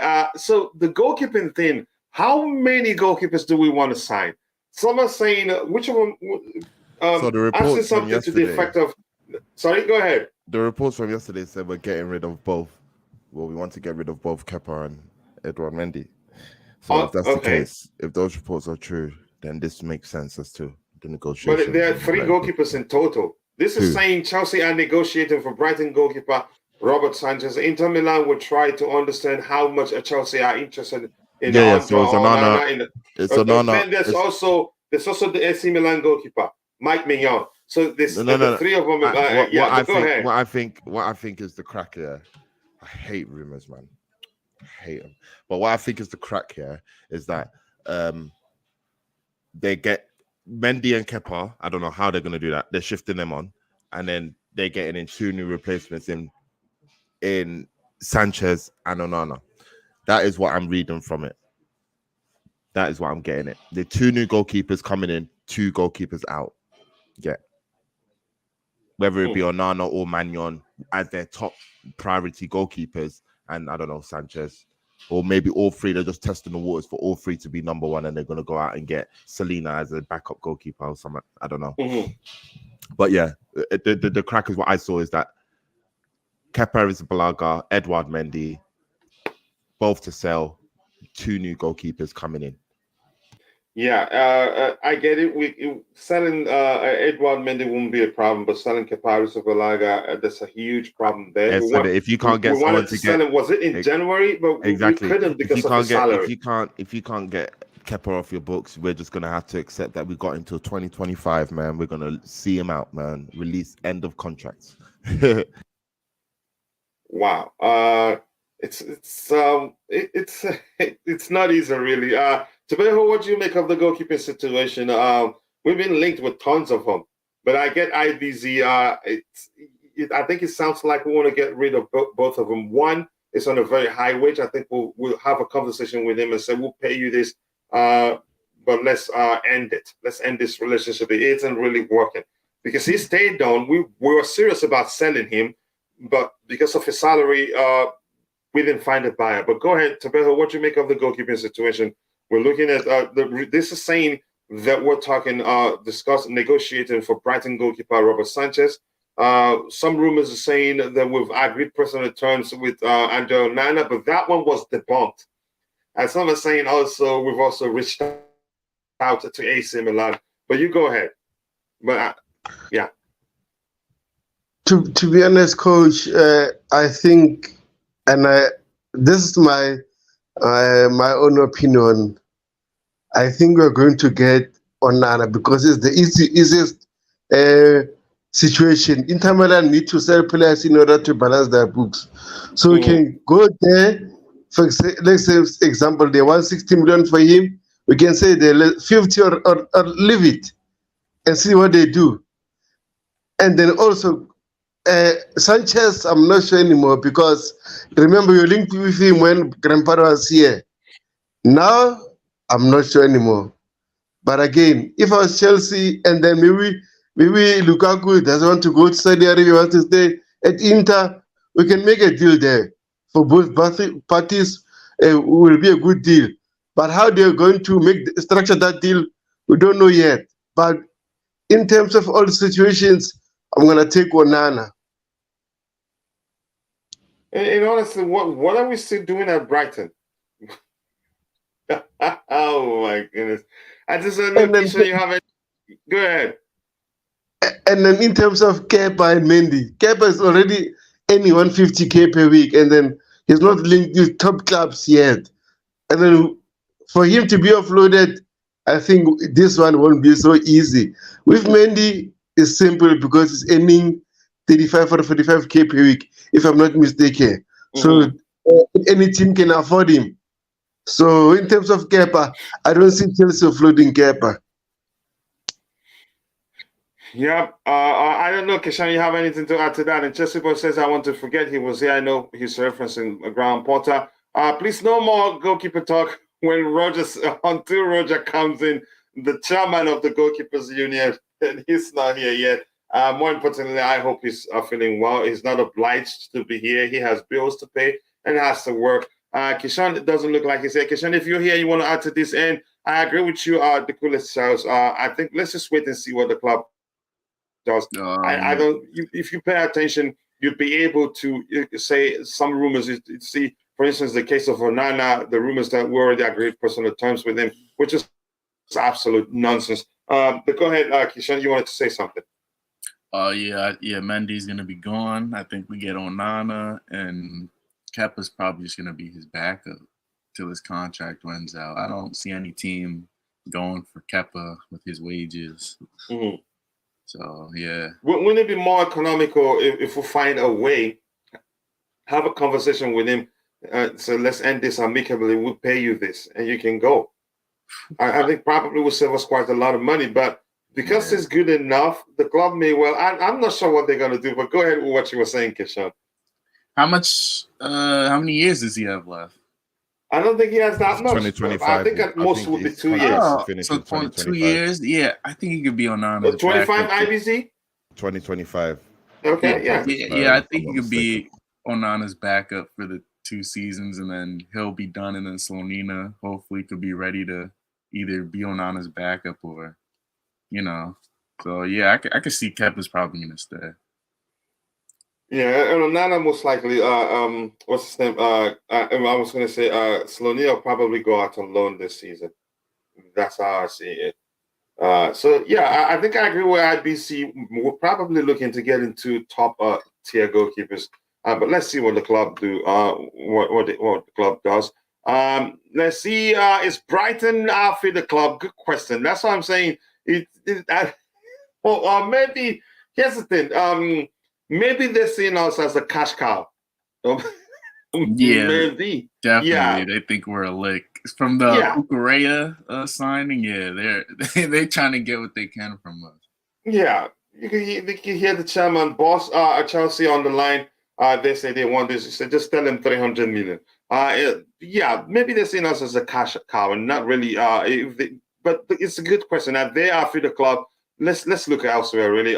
Big up to you too. Brianna Yahayu, aka 343 Dynamo, Vivel FC. I hope you're doing well. Always nice to see you. Keep dropping the likes on the stream, people. The likes do go a long way. I despise that phrase so bad, man. Okay, I'm not sure what phrase in question. Bid for Brighton already. Bid already? Oh, okay. Oh, by Brighton. Yeah, and stop looking at the players. Since we want everything for them, it might be cheaper to actually buy the club itself. Yeah. If we sign Onana, it's important to assess his strength and weaknesses in terms of reach. Additionally, we may need to rely on the coaching staff and training methods to enhance his ability. I think here's the thing. The reason you see players play differently under different managers, you can argue that how well a player does under a particular manager comes down to the demands of that manager in particular. And I always have to bring up the case of Rudiger every time I talk about that. He was poor under Frank Lampard, and then became one of our best players under Thomas Tuchel, if that makes sense. You know what? I don't think Kepa is horrible. I agree with that. To me, I actually think, in my opinion, I think he's a good goalkeeper before anybody shoots me. Can we improve on him? Of course. Yeah, we can do better than Kepa.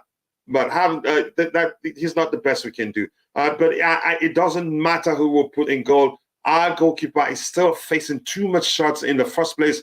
Odds are we will concede. So that's a solid argument. But a lot of people aren't considering those aspects. Just the bro say Kepa and Slonina back up for another season.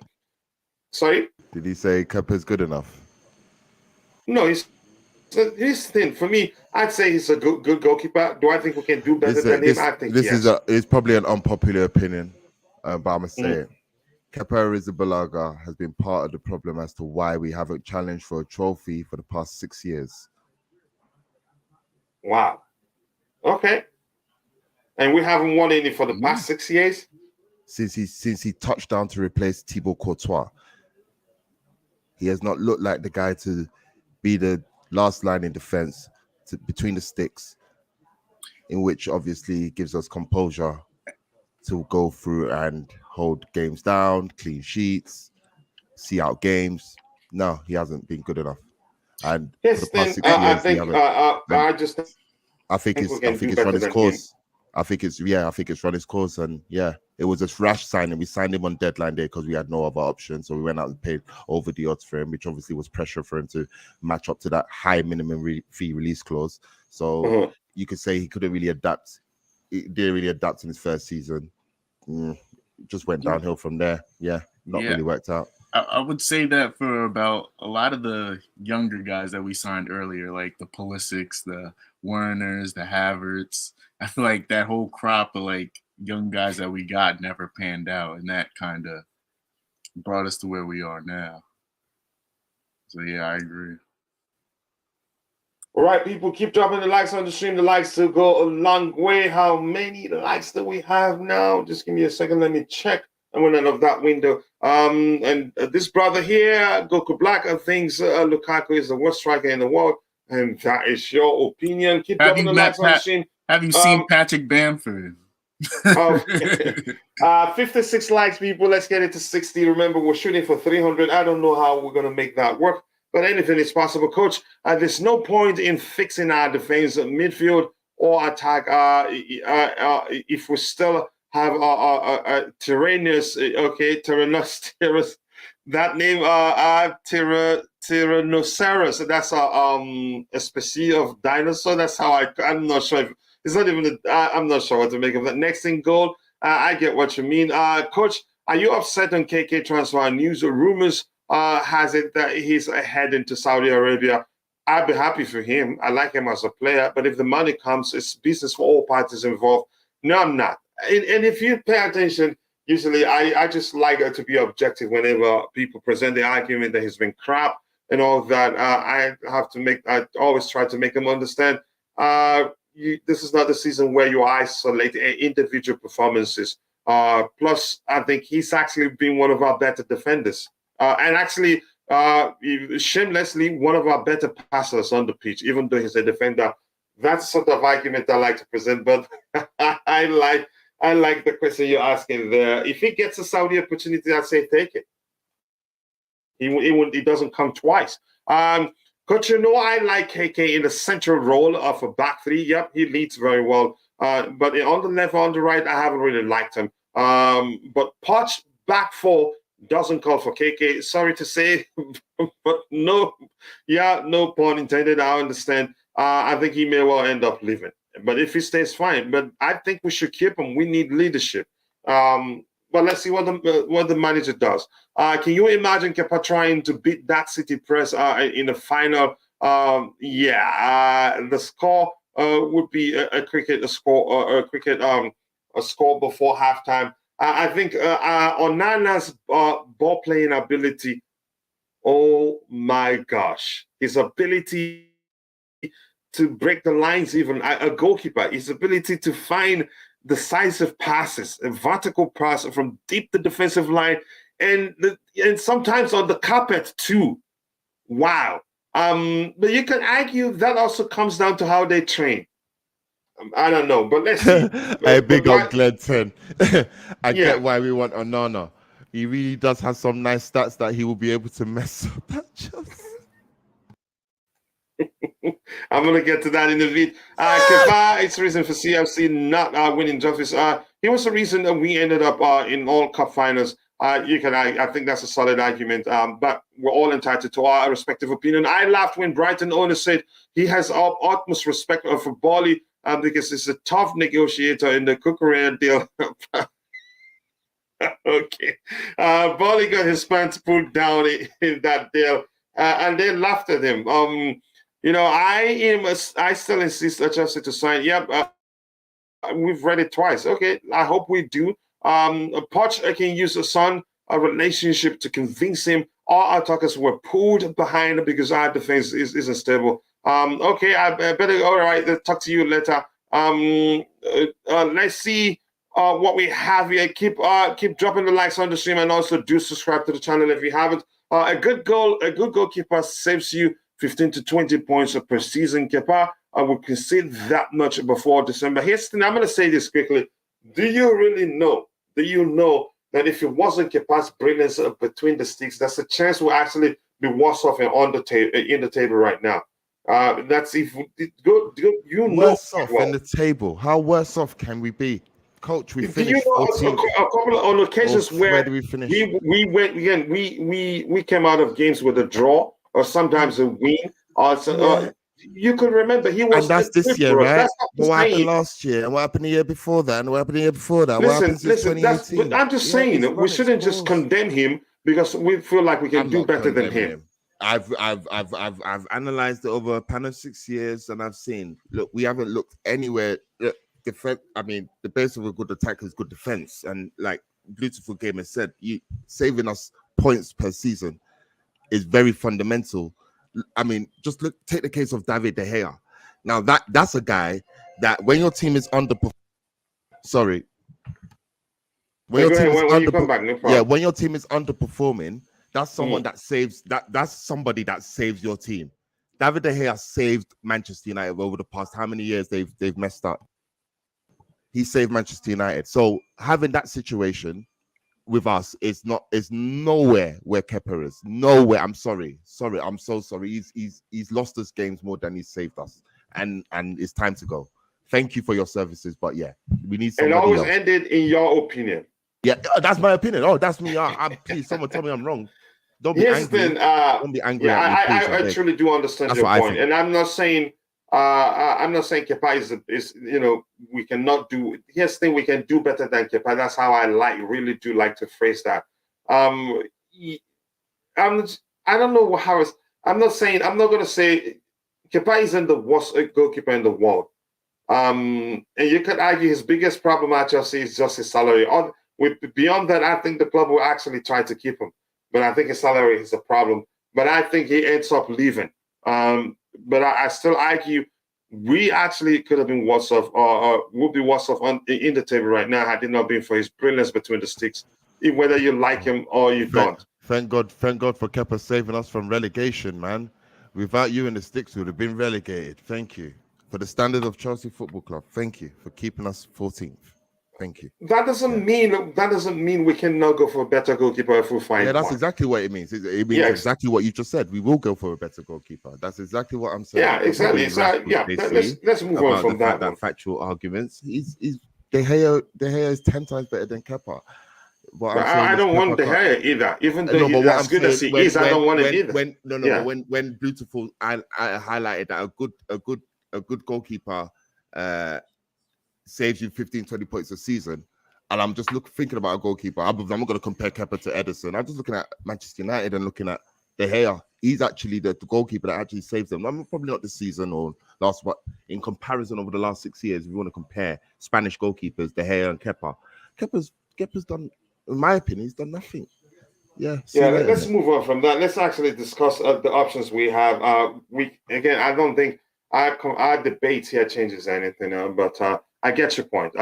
For me, how I see it, I just feel like we can do better than him. Based on Pochettino's track record as a manager, we can expect a well-organized and disciplined defensive system that minimizes the number of shots on our goal. Okay, let's see. Presented presence of Onana, Kim Min-jao, and Caicedo in defense. Will unleash Chilwell, James, and the forwards. Okay, I keep dropping the likes on the stream. People were 59 likes. Remember, we're shooting for 300 likes. Let's make it happen. Teams have historically showcased a strong defensive structure, limiting the opposition attacking opportunities. Goalkeepers may not be under constant pressure, allowing them to focus on their positioning. We move on from that. Glenn 10, I get why we want Onana. I really do. He has nice stats. We can mess up as usual. Come good and leave bad. Hello to you too, Kim. So I hope you're doing well. Thank you, IBZ. Can you take coach's temperature, please, to see if I'm fine? Because he's on your side in this particular debate. Koulibaly to Saudi. He won't go to Inter. Is Napoli past? I think possibly. That's a good argument. The rivalry there is something different. Okay.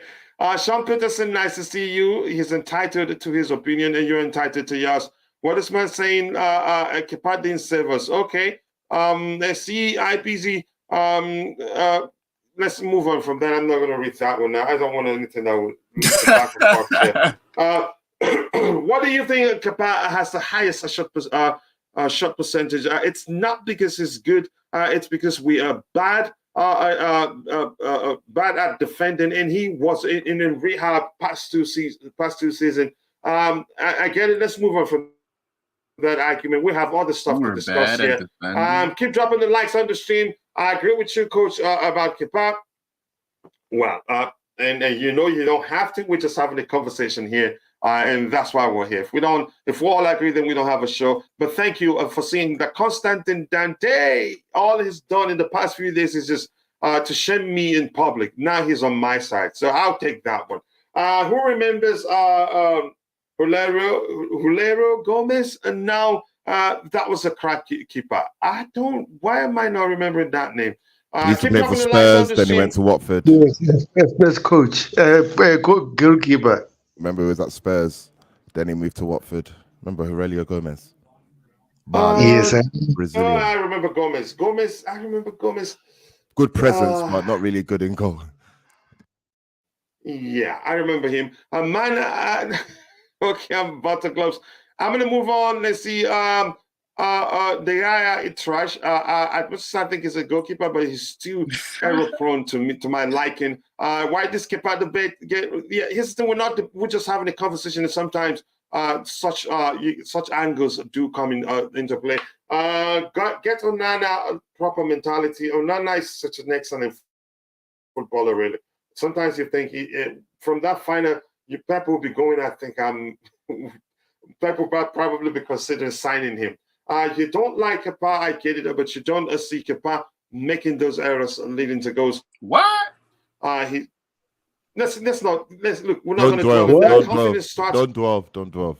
That's the opinion. We're not going to dwell on that. Confidence starts from the back and filters its way to the front. You can literally see the panic in defenders' face on set piece and corners when our last line of defense is Kepa. Wow, somebody get it right there. Dropping the lights on the so true, yo. That's facts, yeah, bro. I think that's so deliciously put. Even though I don't like the beautiful game, I had to read it. Onana's performance in the World Cup final, UEFA Champions League final, is enough to be excited and to go for him. I'm not judging him by that game alone. I've always known that he's good again with his feet, and also can do other stuff. And with a good goalkeeping coach, I think he can become even better. Definition of a drop-off, Carlo Codicini to Petr Cech to Thibaut Courtois, and then to Kepa Arrizabalaga. Yeah, I get the argument there. Pochettino played 4-3-3 on Sunday. Is that no, not anything. I think the Oh structure. my god. Yeah, he's funny. The structure he decides to play Oh all my comes God. down to Wait. Sorry. just 1 second, please. Just 1 second, IBZ. All comes down to the personnel available to him. Go ahead, IBZ. Wait. Was that about the match on Sunday? Coach Pochettino of the World 11, the soccer. Yeah, it's the charity game, right? Yeah. Yeah. No, that's not an indicator. He asked a question, coach, so brother. let's answer Coach the Webb. question he asked. Cold Web. No, wait. He's not. You can't be serious. No, I'm sorry. I'm gonna look at that. I don't know, man. They had Crespo in the midfield. That was not. That is no reflection. Was Stormzy not the opposition manager? Maybe Pochettino was gauging Stormzy's tactics to make sure that Stormzy doesn't get the better of him. You feel me? Maybe. You know, I don't understand. Who was their striker? 40-year-old Roberto Carlos. I beg. Let's just move on. I think it doesn't. It's not. Let me just put it this way: it's not a serious indicator, and the structure that he will end up using predominantly comes down to the personnel available to him. Come on into you, Chelsea Blue. Keep dropping the likes on the stream, people. Let's move on. Leon, Edward is better than Kepa Arrizabalaga. Okay. Let's see what else we have here. Usain Bolt is better than Soccer Aid. That was the charity match. We'll get to Noah Beck to pair Enzo. Who? No, that was a kid in the game. In the soccer Aid game. That's what I said. Their midfield was better than ours. I'll tell you that much. All right. Let's see. Let me start with you. We're not gonna. I'm not prepared to use the stats right now. I didn't research that, but I think we could just quickly. Your thoughts? Which of the goalkeepers we're looking at do you really prefer? For me, I'd say. I'd say let's go for. Let's go for Onana for me. I think he's the most suitable. Pochettino likes his team to be able to play out from the back. And I'd say, Onana for me. Keshan, your choice, or if you're not ready, let me start with IBZ. IBZ, from the goalkeepers that we're rumored to be looking at, which of them do you think we should go for and why? For the sake of the argument, yes, it would be Andre Onana. And I've seen him play. I know him, his style. Yep, I'm okay with him to play both as a sweeper and a goalkeeper. I believe his shot stopping abilities are good. His reflexes and his one-on-ones are okay. Obviously, maybe the height, I can't do anything about that. But yeah, he's good enough. If you were to ask me, I'll take him. How about you, Kishan? Which of the goalkeepers do you prefer? And if you're in the chart, which of the goalkeepers that we're looking at do you prefer and why? Kishan, if you're there, if you're not ready, the coolest shouts to Beho. If you're okay, go ahead, Kishan. Which of the goalkeepers do you prefer and why? I think we're gonna get Onana. Like I think that's gonna happen. But me, I would probably slightly prefer Maignan from AC Milan. But Onana, that's a good target right there to get. So I'm not mad about that. Yeah, Onana would do well for us. Man, he can actually create chances from our own goalposts. He's such a good passer of the ball. It was so good to watch him. You go ahead, Tebejo, your choice. Onana, what's my name? Onana. Kishore, Mike Mignon cost 80 million. If you don't know, I know. So it's a no for me. But coach, as I told you before, I prefer Onana because it seems like Inter Milan are linked to many of our players: Trevor Chalobah, Lukaku, Koulibaly. We can work something out there. But again, coach, after what I saw in that final, how confident he was on the ball, doing everything, I fall in love with how he plays. So I want him at Chelsea. Yeah, he looked like their best player that game. Who you mean Onana? Onana. Yes, Onana. The way he Yeah, reached he the was ball. actually he was actually outpassing their midfielders. Yeah. But go ahead with what you were saying. We can still take him and play him as a DM, and then he will do well. He honestly, I enjoy watching him. He's so good on the ball. I'm not sure why he's even a goalkeeper. Really, he's that good. No, That's fine. If no, anybody, yeah, go ahead. no. The issues he had the issue with doping at Ajax. They released him. He went to Inter Milan, and then he had another issue with Cameroon national team. I don't know what happened there, and then they released him during the AFCON. So he have his issues, but again, as I said before, no one is perfect. Everyone have their own issues. Hopefully, learn from that, and then we move on. Mm-hmm. Let's see what happens there. This is a soccer aid is better than Chelsea. Kim, so the typical you, Crespo and Totti. I'm not sure. I think that was with the conversation, the soccer aid conversation. I think. Coach, school holiday have started, and a lot of kids are free now. Yeah, we do. It's a monthly thing. The first month was $100. The second month was $50. But the first winner hasn't actually reached out. The second winner reached out the same day and has gotten the $50 he wants. So on the 15th or just before the month ends, we'll do that of this month. But maybe you do it earlier.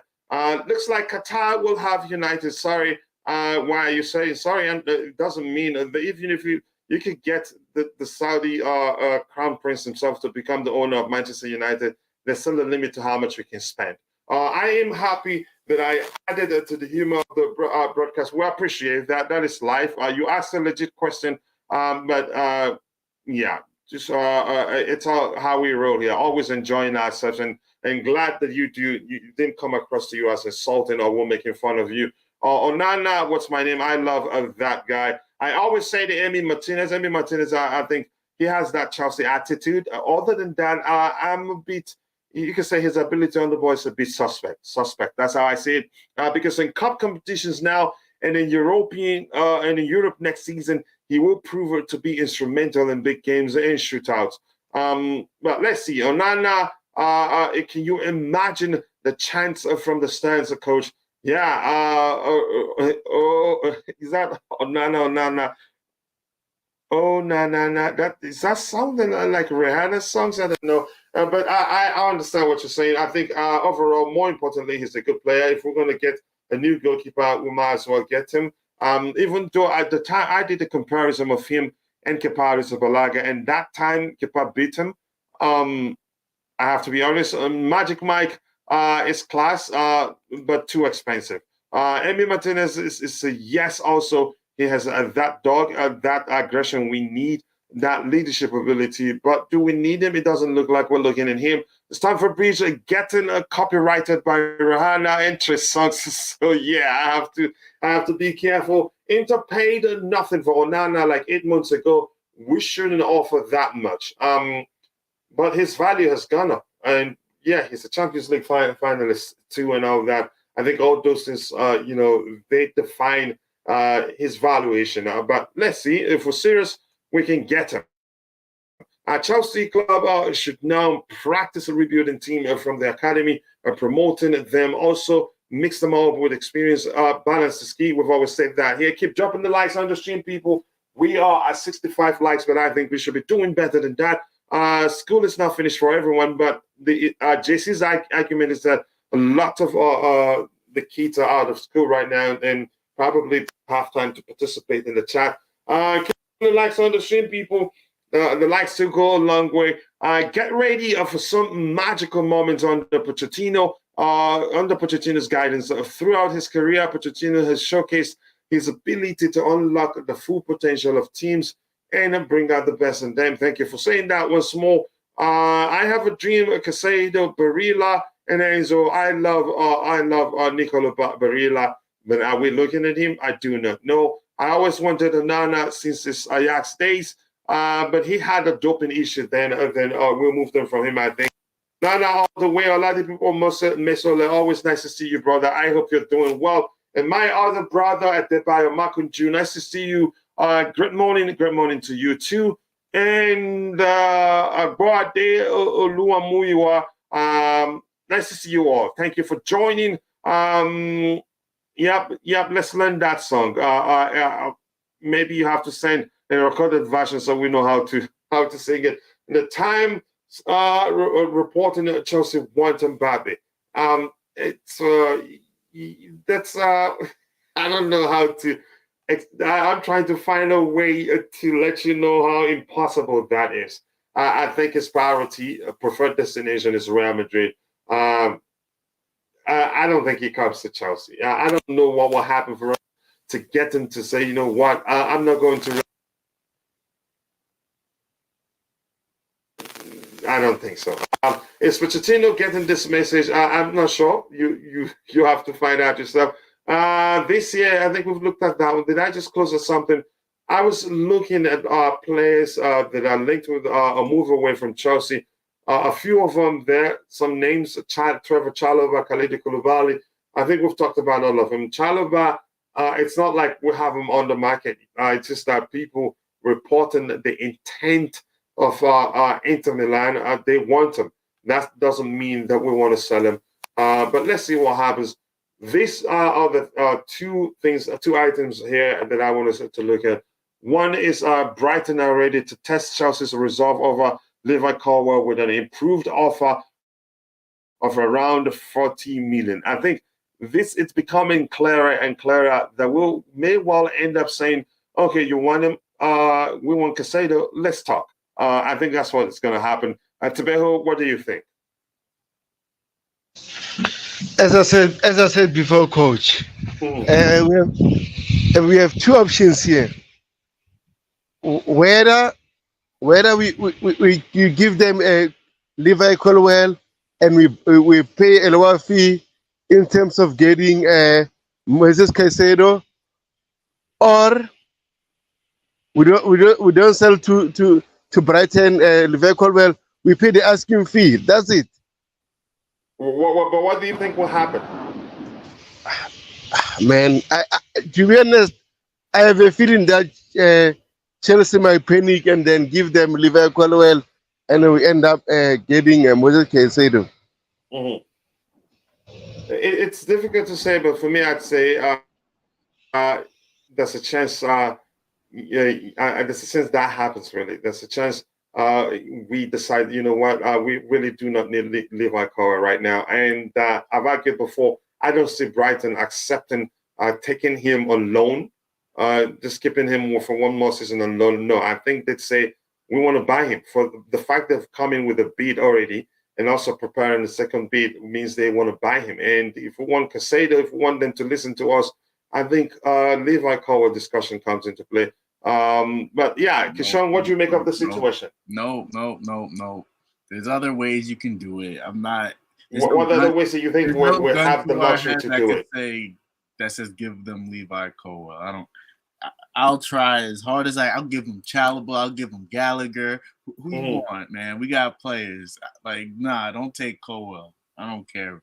Because, like, if we get rid of Colwell in a year or two later, we're gonna have who's gonna come in and be our center back? Like, we're gonna have another center back problem because Silva's gonna retire and Koulibaly, whatever happens with Koulibaly, and I just don't think Chalobah's good enough as of right now. So yeah, we'll still have that problem in a year or two. So I'm not gonna get rid of this blue chip talent in Levi Colwell. I'm gonna try and find other ways because that's not the only way. What's the only way? You have this incident. The only other way would be to pay them the asking price of Moises Caicedo. And then we move. Sorry to cut you in. Yeah, brother. go ahead. Sorry, yeah, I just had to agree, man. Seriously, why does it have to involve a swap? Why does it have to involve? That's the only thing that gives us an advantage. Don't we value this player? So we don't value this player. So we don't. Go ahead. So we value him. We value him ahead of this player, this Moises Caicedo, who's had a. We value him, right? We don't know. That's just us speculating what we think will happen. No, it looks like our mindset is towards the fact that I will take if we just if we just swap him over with Brighton, we can get Moises. Why does that have to be a narrative? No, it will never be a swap. But go ahead with what you were saying, bro. No, like, giving to Brighton's claims. Oh yeah, we sell us Moises Caicedo and we give him Livakow money. Like, what the hell? No, get away. You look for another defender as good as him or what have you, man. No, keep him here. And if you can't get the deal, if we can't get a deal with amicably, me and you, without no swaps, then we move on. Moises Caicedo is not the only guy on the planet. That's just my take. I don't want us to be hell bent on over. Oh my God, we need to. I don't want him gone. I really want to see how the kid plays, man. I see he's got good potential, bags of it. I want to see how he plays, and I don't want to see him at Brighton. He's a Chelsea player. He's an academy product. I think we already know he's good. Potential. Yeah. So why would you want to let him go without actually seeing him, reach that potential or reach that height with us? Why would you want him to do that at Brighton? Circumstances. What circumstance? Really. What circumstance? Circumstances. We want Caicedo, and if we feel like we're okay in the defensive area, that we don't need to bring back anybody or sign any other defender, then the club may well consider doing that. And his contract is running down. He's refused to put pen to paper for a new contract, and we've had one on the table for a while now. No, but that's just. I think that's just you playing into the narrative, obviously. It's not you personally. It's just me being objective. The fact that we've had a contract for him on the table for a while, the contract has nothing to do with this. He hasn't signed it, and it's running down his contract. No, but go ahead. But that's nothing to do with this deal or nothing. Him running down his contract or not wanting to sign shouldn't be anyone's prerogative in the mindset. Oh, we need a player him not signing the contract shouldn't be coming to the mindset. Oh, what's his prerogative? Or does he want to stay or go? Or that's just adding to a narrative to feed into the general consensus of what we want to make us feel right. Oh yeah, he don't want to sign. He's we want Caicedo, so we use him as a bargaining tool. No. Maybe he don't want to sign because he's not ready. Maybe he's not signing because he just wants to just see it out and just see how much not even that, how much he is worth after a full time at Chelsea playing proper football. Analyze it again. Why does this have to be with Moises Caicedo? What's that got to? Okay, that's what I'm saying. Like, people are doing Caicedo versus Colwell. I get it because obviously he was at Brighton, and let's say he wasn't at Brighton, and we still needed Caicedo. Exactly. Because he's at Brighton, that's just. Let me ask you this: why do you think Brighton? Why do you think that they put in the first bid, we rejected it, and they're preparing a second, a rumor to be around in the 40 million pounds?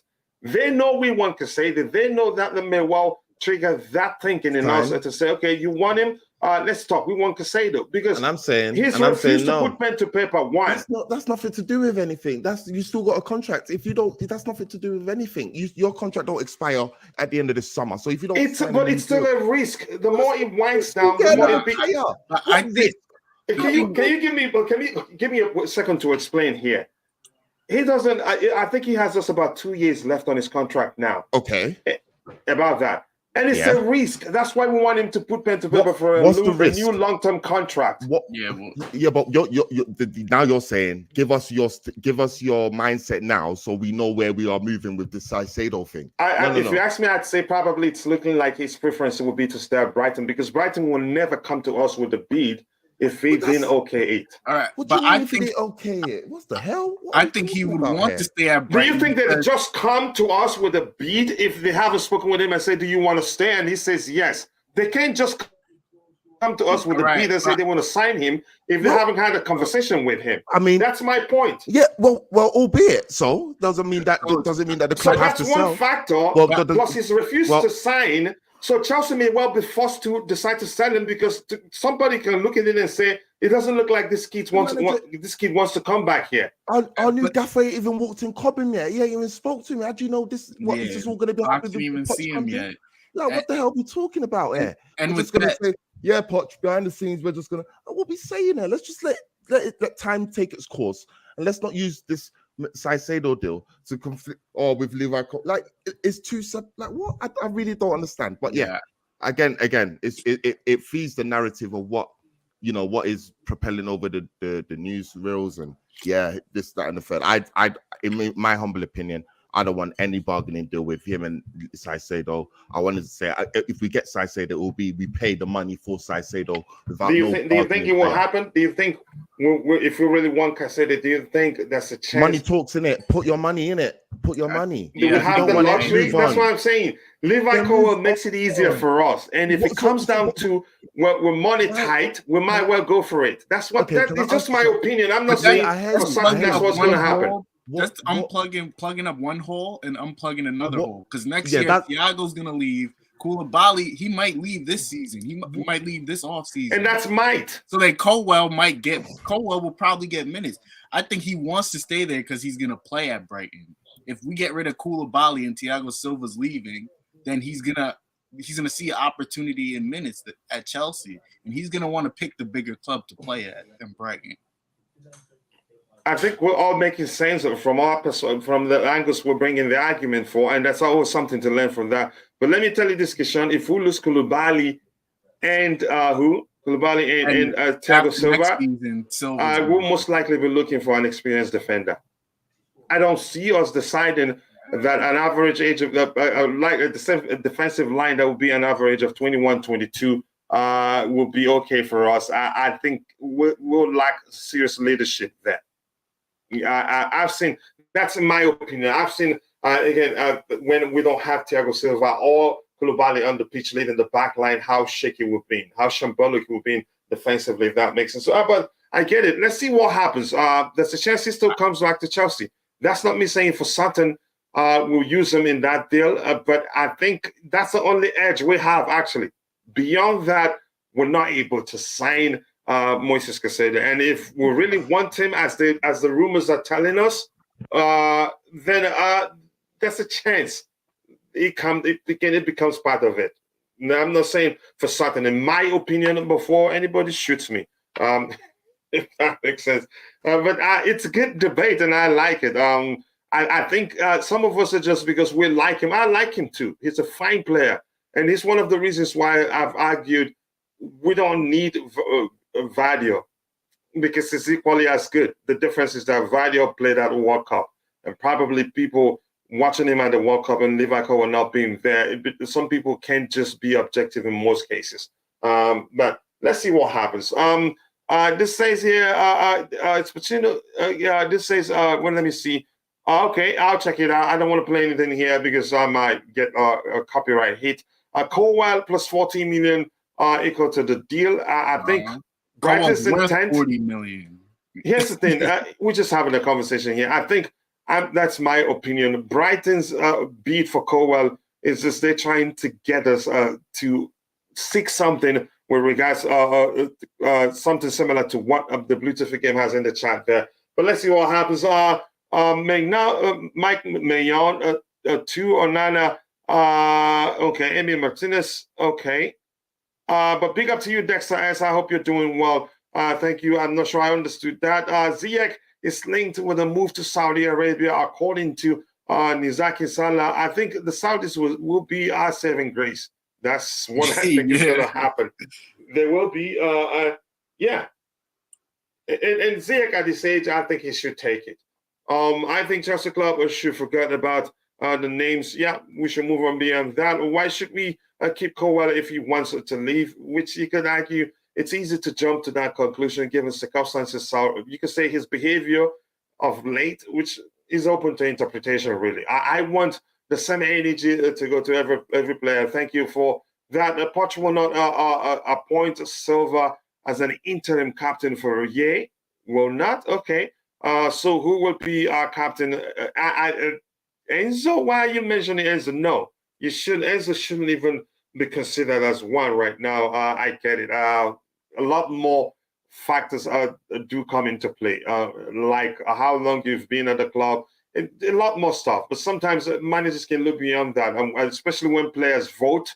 When you ask players to vote for that, you can get maybe a lot factors. Again, a lot will not be considered. But I think at Chelsea we still have Reece James, we still have Ben Chilwell.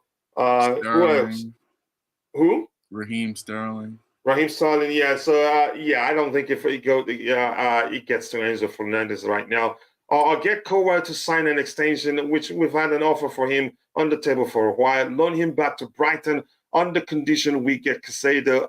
Look, if Brighton really wants him and you want Caicedo, I don't think they'd agree to keep him just on loan. He would just go to Arsenal for 300k per week. You think Arsenal spending 200 mil on a midfield? I'm not too sure. They no. just I think if they get Declan Rice, they're done. Yeah, I'm pretty sure they got Rice already. Yeah, or if they get Caicedo, they're not going to get Rice. I think it's one of the two.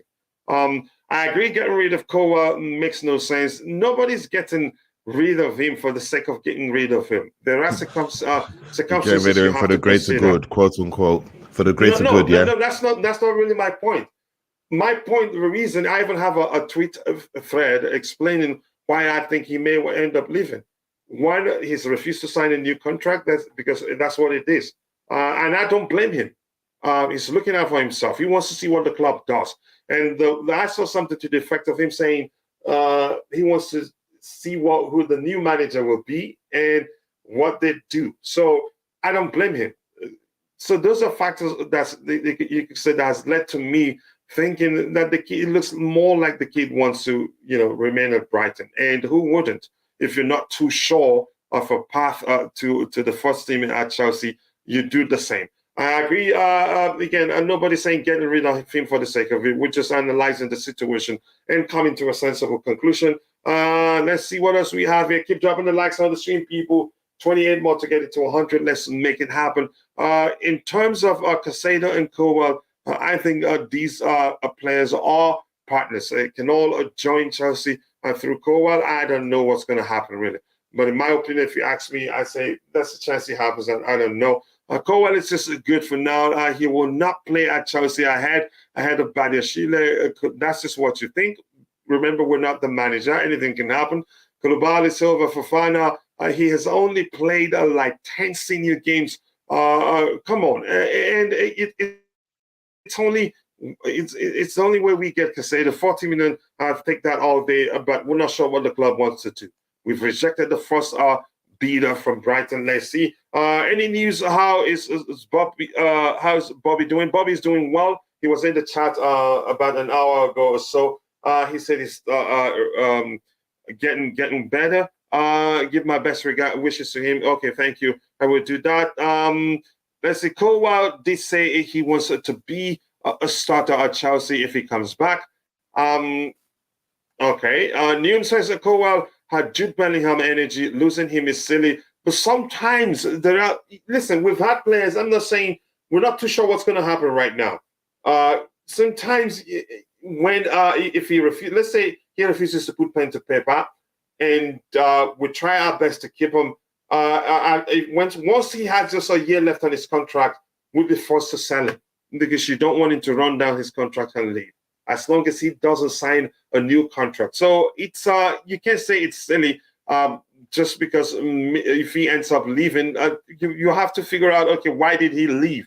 Did the club make a mistake, or did the player want to leave? But in most cases, people don't look at things like that. All they know is that we've lost an academy player. It's all on the club. They don't care whether the player wanted to leave or not. But I think we should always pay attention. But Neum, nice to see you. I appreciate you. He's a good player. If we can keep him, I'd take it. Do I think we're able to keep him? I'm not too sure what's going to happen. Just don't do anything with Chalobah before we work this all out. We don't need to remind them. They're smart enough to know we can't just lose players and not have enough, or lose players in some certain areas and not get a replacement. Because if we lose one defender, we need one. Cannot compare Colwell with Bellingham. Two different players, each playing different positions. Coach and panel are having a great chat on the transfers, but it will be better if Poch can join the chat so we can, have an idea if he agrees with us. I think that just highlights the fact it's just us having a good chat, a good debate, good conversation, presenting our respective opinions, but everything comes down to what the manager wants to do. So you're just going to skip the energy part. Okay, they're having a conversation. Keep dropping the likes on the stream, people. 26 more likes to get it to 100. Let's make it happen. Colwell wants game time and prefers Brighton. That's what I can read from the circumstances surrounding his situation. The rice price will determine the price of Caicedo. Things are already looking a bit sketchy. It is in so many ways. A trickle effect, maybe. Any chance of Mbappe to Chelsea? I don't think it happens. His preferred destination is Real Madrid, and we've known that for a while now. Just sign Onana and Mbappe and Southampton players. Wow. Chelsea should sign Bellingham and Caicedo. Keep Sanchez and Caicedo in the squad. New midfield, Enzo, Bellingham, Caicedo. If I don't see this from you, I ask you for your Ty, your thoughts on the Levi Colwell situation. I know you probably have spoken about that a zillion times, but it comes up again. You go ahead. Your opinion. Exactly. Can you hear me? Yeah, crystal clear. Yeah.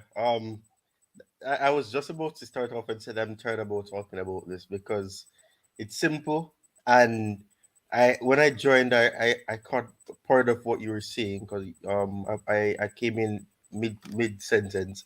You were saying something about Brighton are perhaps doing this because, or I'm just gonna paraphrase. If this is not what you said, then correct me. But Brighton will think that they can get him because maybe they spoke to him and he said that he'd be open to coming back or staying. And I would believe that that is a possibility. They probably would have communicated with him and asked if he would be open to staying. And he may have said yes, or he may have said that he's open to that. So when people say if he wants to leave, then open to leaving, it doesn't mean that he wouldn't want to stay at Chelsea. But I mean, he's got an opportunity at Brighton. He's built connection there. He's built relationships there with the manager. So he's gonna be open too, and he's gonna be open. And considering that they do have European football in some regard, that is something that would interest him as well because he can get some experience there as well, and he can also be a part of a squad that has quality. What? I'm sorry. Was that a chicken? I heard a rooster in the Yeah, background. that's Yeah, exactly it's what a you heard. rooster. Yeah, go ahead, Ty. Anyways, in my opinion, this is getting out of hand now. I do think that Levi Cole is for sale. I think he is. And if he leaves, that's the question. But I do think he's for sale. And in some sense, we'll just have to wait and see. I'm seeing people say that we don't need Moise Caicedo that bad, or paraphrasing, we don't need him that much. And if we can include Levi Cole in it, we shouldn't. And to some Mm-hmm. extent, I would agree with that. But if it comes down to the fact that Levi Cole is gonna have the same stance as he did last summer, that he's not really sure about the pathway, or he's not sure about this, then have an open mind to him getting that opportunity at a different club where the competition won't be that tight. The availability in the squad is probably there, but he can still get an opportunity. Then have an open mind to that. But just like people are saying for Chalaba, or for example Koulibaly, you need to have a plan before you do anything, because if you lose Koulibaly, you need somebody to replace him in terms of experience, in terms of what he can do for the team. And yes, he's Mm-hmm. had shaky periods in the season, but he's a player that like you said, if he's absent, or if Silva is absent, you can see that there's disjointment in that back line, and there's not much of a structure there. So you need to evaluate what he can do when he does have good games, and what he offers when he's available. So I mean, this Levi Cole thing, I've really gotten tired of it. I want the whole saga. I'm gonna consider it a saga because it just never ends. And I just want it to be in the past, because it happens so many times with these academy graduates. And a part of me thinks that their mentality is an issue. But if I go any further, I'm probably gonna start getting attacked, and I don't really have the energy for that right now. Yeah, let me catch up with what we have in the chat. The chairman of the Goalkeepers Union is here. I want to get his thoughts. The Bluetooth game says, Coach, what is our priority for this season, midfield or defense? I don't think defense is not an issue, except if anybody leaves, then maybe we needed to get one. Let me say, if we lose one player in the defense, we need one player in. I know we have numbers there, but that's just what we need. Caicedo is the priority right now. I've said that before. If we don't sort out, sort out the now, there won't be a future. We cannot do 12th again. That's how I see it. And circumstances surrounding Levi Colwell situation has led me to believe, lead me to believe that there's a chance we consider selling him. Whether we're able to add a buyback clause, I don't know. It all depends, but let's see what happens. We're just having a conversation here and trying to come to a sensible conclusion with regards to what we believe will happen. Coach, did you watch that much high performance interview? No, I'd like if you can share the link with me. I'd really like to watch it. So it is 17 million for Mount or he stays. Is that how we should see it? No, I don't see it like that. Like I've said, I like what we're doing, really. I think Mount will still go, and he still go for less than 16 million pounds. But what I've said before, I've said this 10 times, I'm still going to say it one more time. You don't just because you want to sell, because we want to sell a lot of players and then be in a hurry to sell. And if we sell the first one, and it turns out, and if we sell the first one and sell for cheap, and just accept the first bid that comes in because we want to sell players, it sets the tone for the rest of the players we want to sell. And that can be very problematic. I get it, we want to sell, but that doesn't mean if somebody comes in with 70 million and say they want a player A, then we'll look at them and say, you know what, just add $10 and we'll give you player A, B, C, buy one, get one free. We're creating a problem for ourselves. So I like what the club is doing right now. I think we still sell a lot of players, get sizable fee from their sales. But let's see. Kachila Chicken Federico Redondo, 20-year-old son of Fernando Redondo, Spanish international. Correct me if I'm wrong. Spanish, correct me if I'm wrong. When you have time, very talented, I will advise Chelsea to check on this kid. Okay. Kachila should play that interview and review it on the show. I reckon it's a risk, copyright risk, except if I'm able to get in contact with the original producer of the video and they give me the permission to use it on the show, I will. I don't see why Brighton will be pushing these beats unless Colwell suggested they do. He would like a permanent move. Yeah, this guy, I said he forgot he's a Chelsea player in an interview. Plus, you can say there are lots of stuff that have happened that makes you believe he prefers to remain at Brighton than come back to Chelsea. That's how I see it. But my opinion anyway. Disclaimer there. Rooster is a red flag. He must be a Tottenham fan. Wow, we must be careful. And you think I is a Tottenham fan in disguise, but that is disgusting. I feel like vomiting now. A Spurs fan. If it was Newcastle, I'd say maybe somehow. You never know. That was funny. Yeah, that was indeed. But that's by the way. I support a team that wears white as well, but not that white. No, not that one. It's a risk. Los blancos. No. Yeah, but that's by the way, Roger, your thoughts, big up to you. Hola, senor. Hola. No more Spanish for you left to speak. But I hope you're well, brother. Lots of people in the chat have waited for you. They say we should stop talking about goalkeepers if Roger isn't here. That was from Constantin Dante. But that's by the way, Roger, what do you make of the Levi Colwell situation? I'm sure you probably, if you were listening, you heard RB's argument. You could argue. I can say I've never been IBZB sentimental, but I think he loves our academy products, and he has every reason to argue, to present an argument for us keeping the player. He's a good player. I would want us to keep him. And after all, I was arguing we shouldn't go for Vadio. I'd rather also bring him back because he's that good. But Roger, what do you make of the situation? Hello, gentlemen. I apologize. I've just joined the show and I did not listen previously, so I'm so sorry. But this is my take on Levi Colwell's situation. We have an abundance and depth that is required in the defensive line.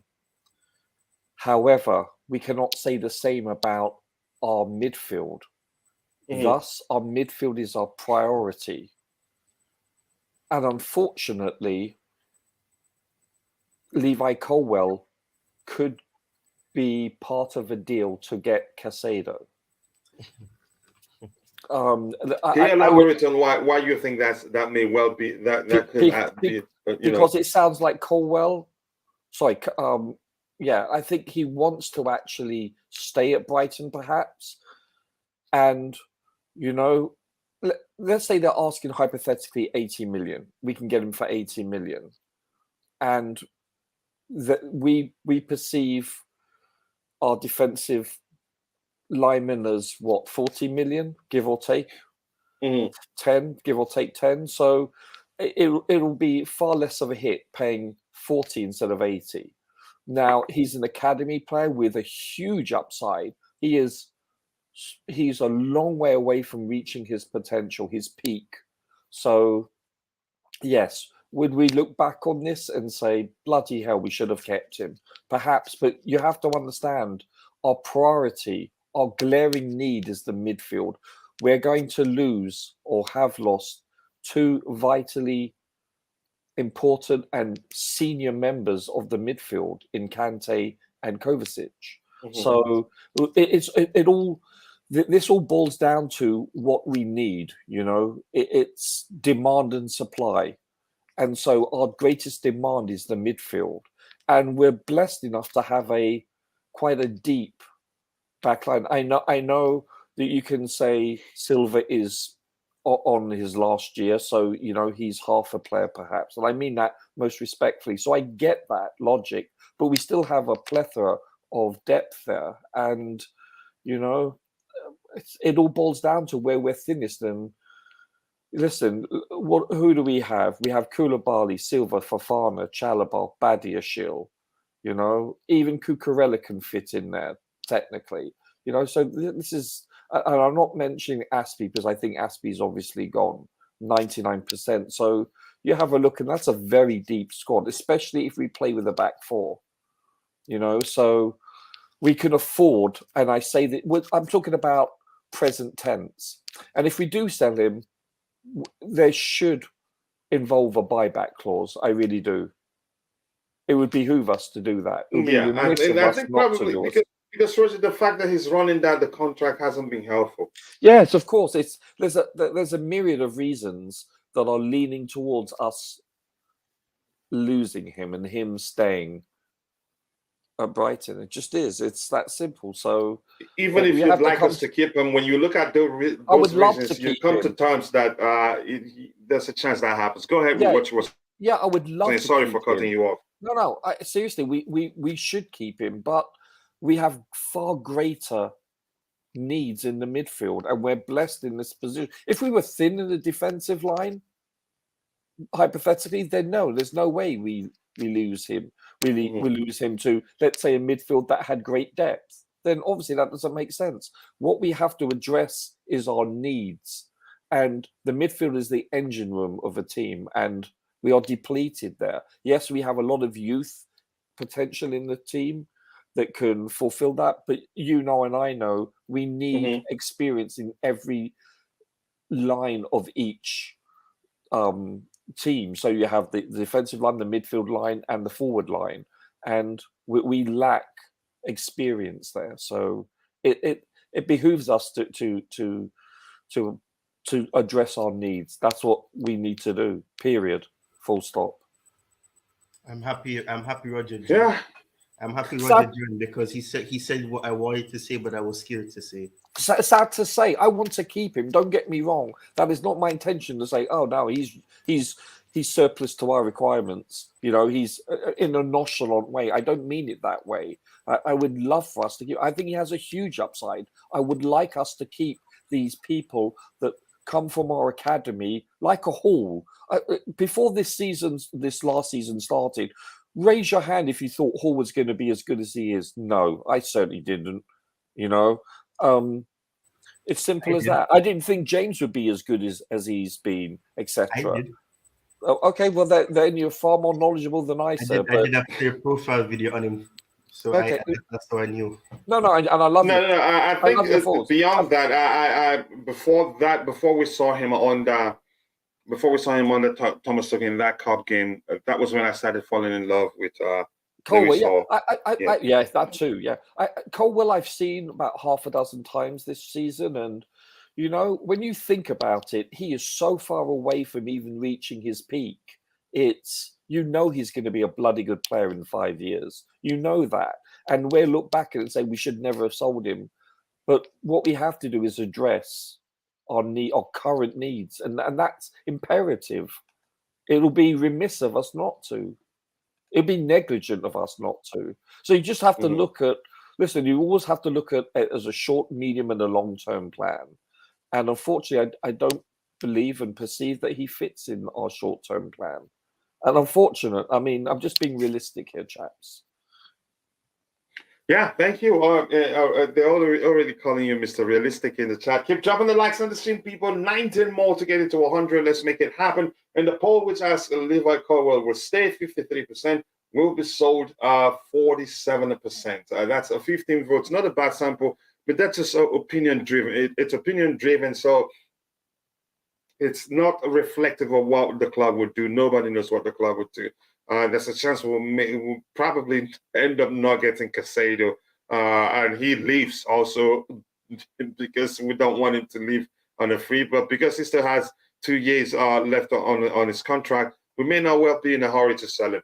Federico Redondo is Argentine. Thank you for reminding me. I got that mixed up. Likely to Saudi on 2-year contract worth 20 million. Who are you referencing? If Chelsea think they will get 17 million each for Mountain Havertz, they must be living in Jupiter. We've talked about that. They're just not going to start thinking how much that people offer them because they want to sell players. The transfer window still has a long way to go. So no need to just,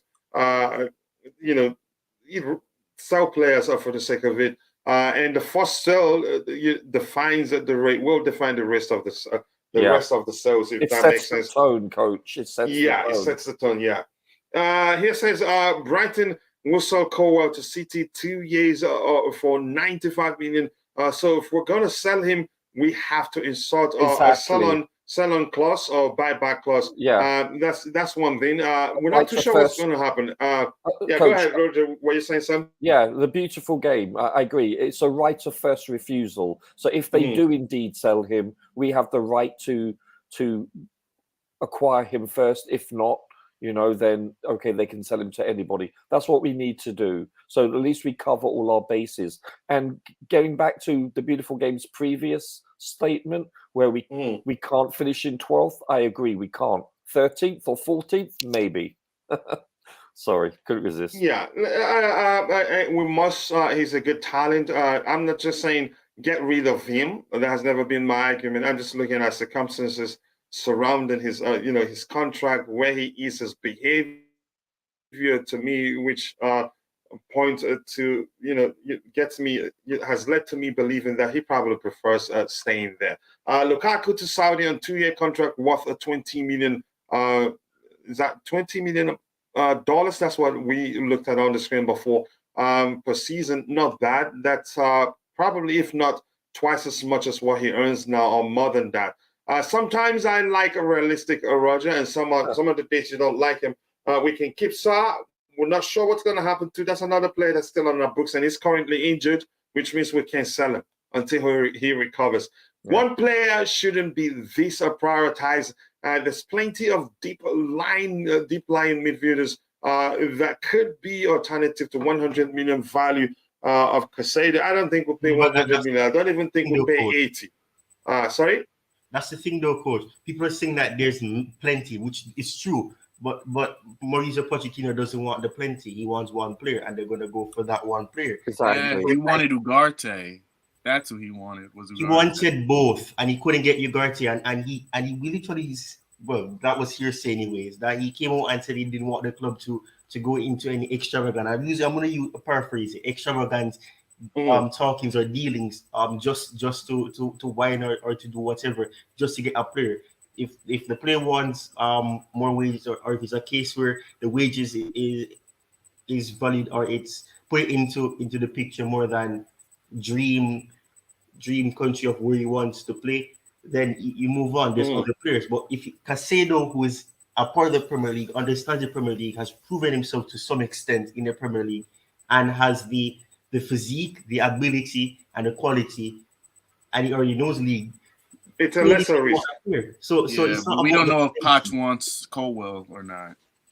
Exactly. We don't know everybody that he wants. But if there's a priority for the club, clearly it's because the manager wants it, because they're trying to align with everything. The reason why Felix is not at the club is because Pochettino didn't think that he would fit into the sort of play that he wants to integrate when it comes. So Which clearly, is sad. Clearly it has to do with what the manager wants as well, and also the directors giving their exactly giving. So it's not about the plenty, and there's plenty. They want Caicedo, and clearly the manager wants Caicedo because he won't be saying, don't go into these things. You would have said move on from Caicedo. So clearly he wants Caicedo. So it's not. I agree. And with even that. with Levi Colwell being at Brighton, it's no guarantee we get Caicedo, because the players' preferred destination, I think, trumps nearly everything, every other factor being considered here. But go ahead, Kishan. Sorry if you were saying something. What was I going to say? Hold on, let me think of it. Can I just say something? Ty nailed it. It's what they do is you would assume that Poch has sat down with the technical director Vivell, and they're both on the same place, on the same page with their playing philosophy, and then he would. Poch, along with his positional coaches, don't forget, because it's not just Poch, it's the entirety of the coaching staff. Just like in the NFL, you have linebacker coaches, you have wide receiver coaches. It's the same thing. You have goalkeeper coaches. They will give their input to Poch and say, "Listen, we believe that this player is good, will fit our team." They work as a team. So when you say Poch, I'm assuming you're saying it as a collective, and Poch and his staff will then have an accordance, and they will have the same game plan. They'll be on the same page with Lawrence Stewart and Paul Winstanley, the co-sporting directors, to decide whom they wish to go after. That's the strategy. That's at least on paper how it should work. How many other clubs are in for Caicedo? 3. Man United want him. Arsenal want him. 3. Arsenal's they're just going to get Rice. They're probably not. But Arsenal, so you can say, I don't see Arsenal getting Rice and still getting Caicedo. I think it will be either of the two. That's just my opinion. Do you think we have a chance of getting him, and if so, for how much? I think it's going to be north of 70. Why do I say that? Really? Because Arsenal went in with 70 million last transfer window, and they refused it. Around 70. I think Tabejo just said 72. Kishan, go ahead. You wanted to say something? I think it'll go from like 70 to 80. 70. They said 70, and then 10 million of add-ons. So probably a total of 80 million if you add. And what are our chances of getting him? It's not looking good, really. I have to be honest. I would say we have the best chance at every other club. Why do you say we have the best chance? Because of Colwell. Because Colwell, so they'll actually listen to us. So you're coming back to the argument right now. I'm not coming back to. I'm just saying, like, because we have something that they want. They will listen to us. You went nuts. I was saying they would listen to us more because we have something that they're interested in. Yeah, that's it. So you're back now. You understand why we've been putting it out there, and more importantly, they will not come to us and put in a beat for Colwell if Colwell didn't say go do it. I get that. I'm saying they're going to come talk to us. That doesn't mean we have to give them Colwell. You get what I'm saying? No. We'll have their attention because we have something they want. But they could end up without that. Oh, yeah, and that's the only thing.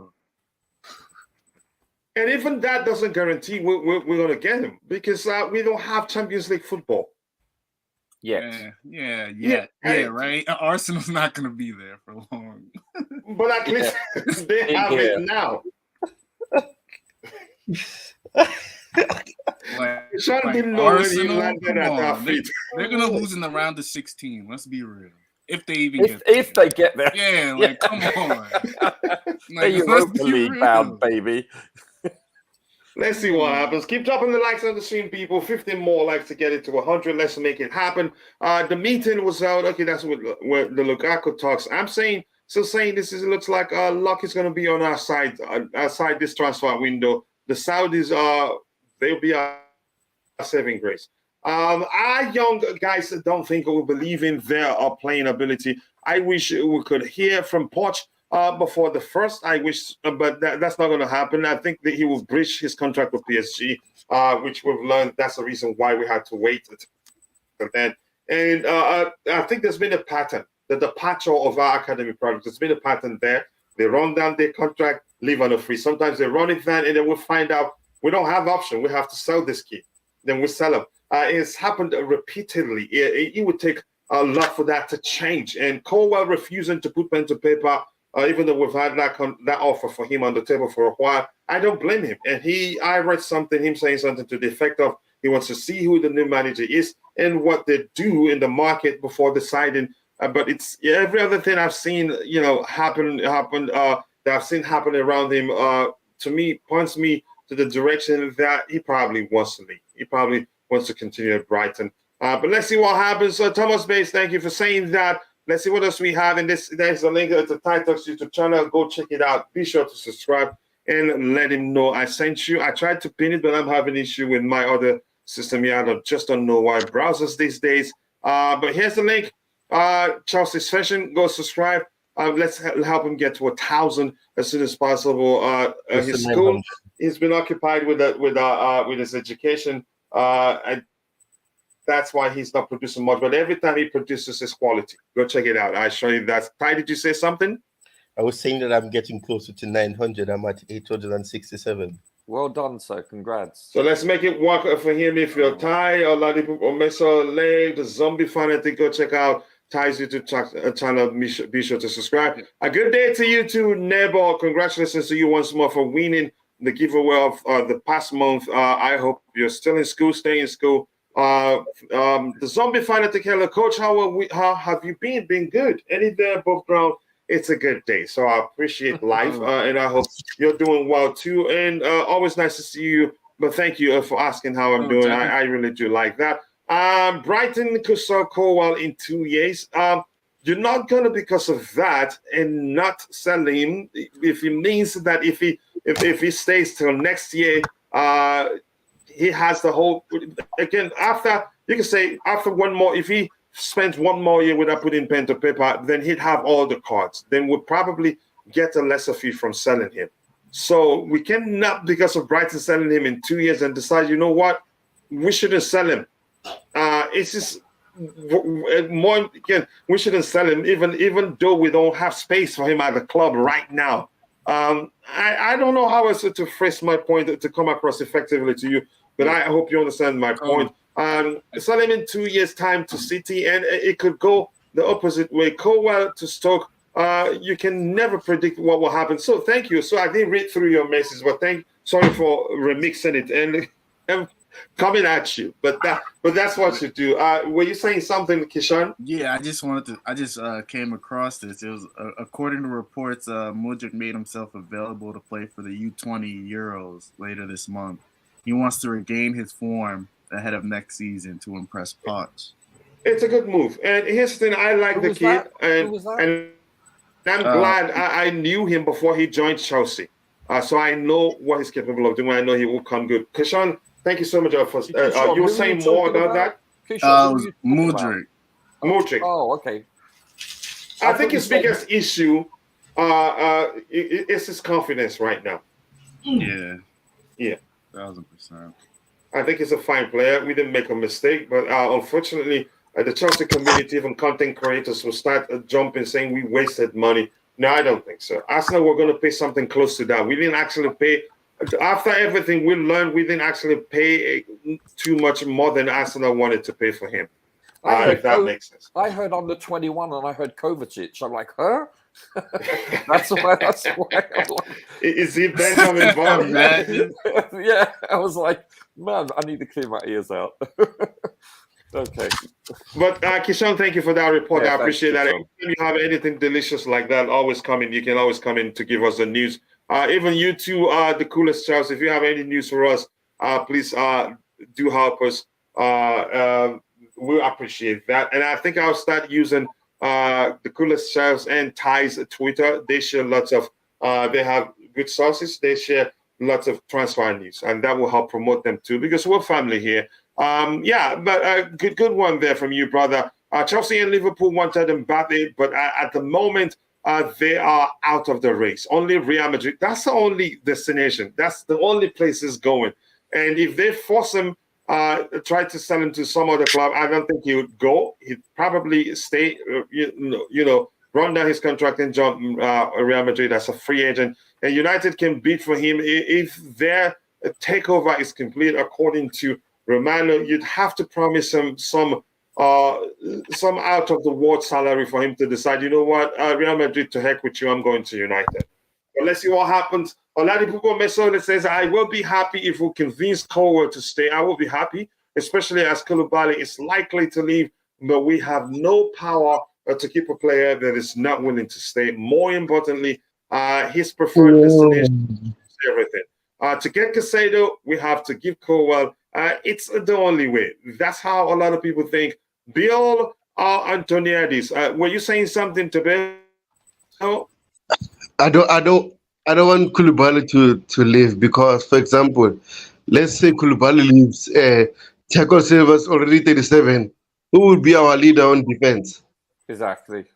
That's one of the reasons why I've argued I don't think he leaves, except if he wants to leave.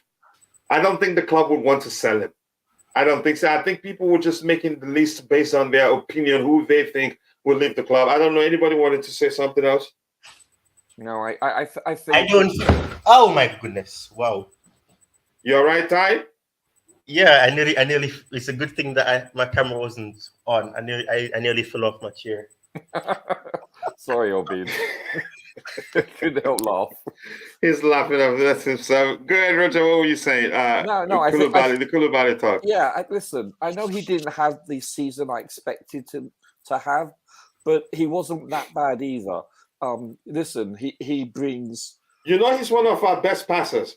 Yeah. Listen, I rate him highly. And defended too. Yeah, go ahead. Yeah, I think he's imperative. Listen, leadership on the field, in the locker room, not just on the field, but in the locker room. When you've got a lot of young players, that these youngsters, they look up and they watch how the seniors conduct themselves, how they train, how they eat, etc. How morality-wise, all kinds of things. You know, overall, you have confidence playing alongside him because you believe everything will be all right. It's just like going somewhere with your big brother. You have confidence. You're protected. It's just something. I don't know how it's. Leadership does go along, but go ahead, Roger. Sorry for cutting you. You can't buy experience no matter whether you're a brain surgeon or a road sweeper. It's that simple. And listen, he's a world-class player. He really is. Did he have the season I expected of him? No. But I'm just being honest with you. Nearly all of our players did. Yeah, exactly. Name me a player that did. Well, then one or two maybe, and that's borderline. Okay, so let's be honest here. So we failed as a collective. And I think it's imperative that we keep such veterans. I really do. For a minimum. And listen, who knows? You know, he could very much well excel and be the player we expect him to be under Poch. I think we're going to be in for a few surprises with our squad next year. You're going to see some players that you didn't appreciate as much that will excel, just like Rudiger did, and you'll probably see one or two players that you expected to be at a certain level that have dropped. So this is part and parcel of having a new coaching staff. Yeah, I agree with you. My bro, the coach, how are you feeling, my brother? I'm feeling way, way better, even though I still sound a bit stuffy. But inside, I'm clean. Colwell is the ace up our sleeves. If it wasn't for him Caicedo would have already agreed terms with United or Arsenal. You can't argue that. Unfortunately, it is what it is. But let's see what happens. It's not, again, we just are trying to come to conclusions based on circumstances surrounding his situation. If Colwell decides to stay at Brighton, I will go for Kundo, Medina, or Castillo, Lukeba, if Koulibaly and Chalobah leave. Thiago is 39. Yep, I get a solid argument right there. So you're telling me guys like Vivel, Matt, along with the directors, are making these toxic decisions. Why can't Todd Bowley get new guys instead? What toxic decision? Can you elaborate? I can't just agree with you and move on with what you're saying, but I want to understand what you're calling toxic decision so that we can have that conversation here. Kuchila always reads my message at the beginning, then attack. And I did that. I attacked you without reading through your message because I like to remix people's messages, but there's something I know you're used to doing. You're used to playing the devil's advocate. So already I thought that was going to be the case. And I took it and ran with it even before reading it fully. But much love to you, brother. Yeah, Mauricio Pochettino after winning Soccer Aid. Yeah, I like that. But much love to you. At least he's won a trophy. He's just been at Chelsea for a few, is it up to a month? And he's won one. So losing is a sports thing. Not winning a trophy is a Tottenham thing, not his. Go ahead, Ty. In England, his first trophy in England. Yeah. Old yeah.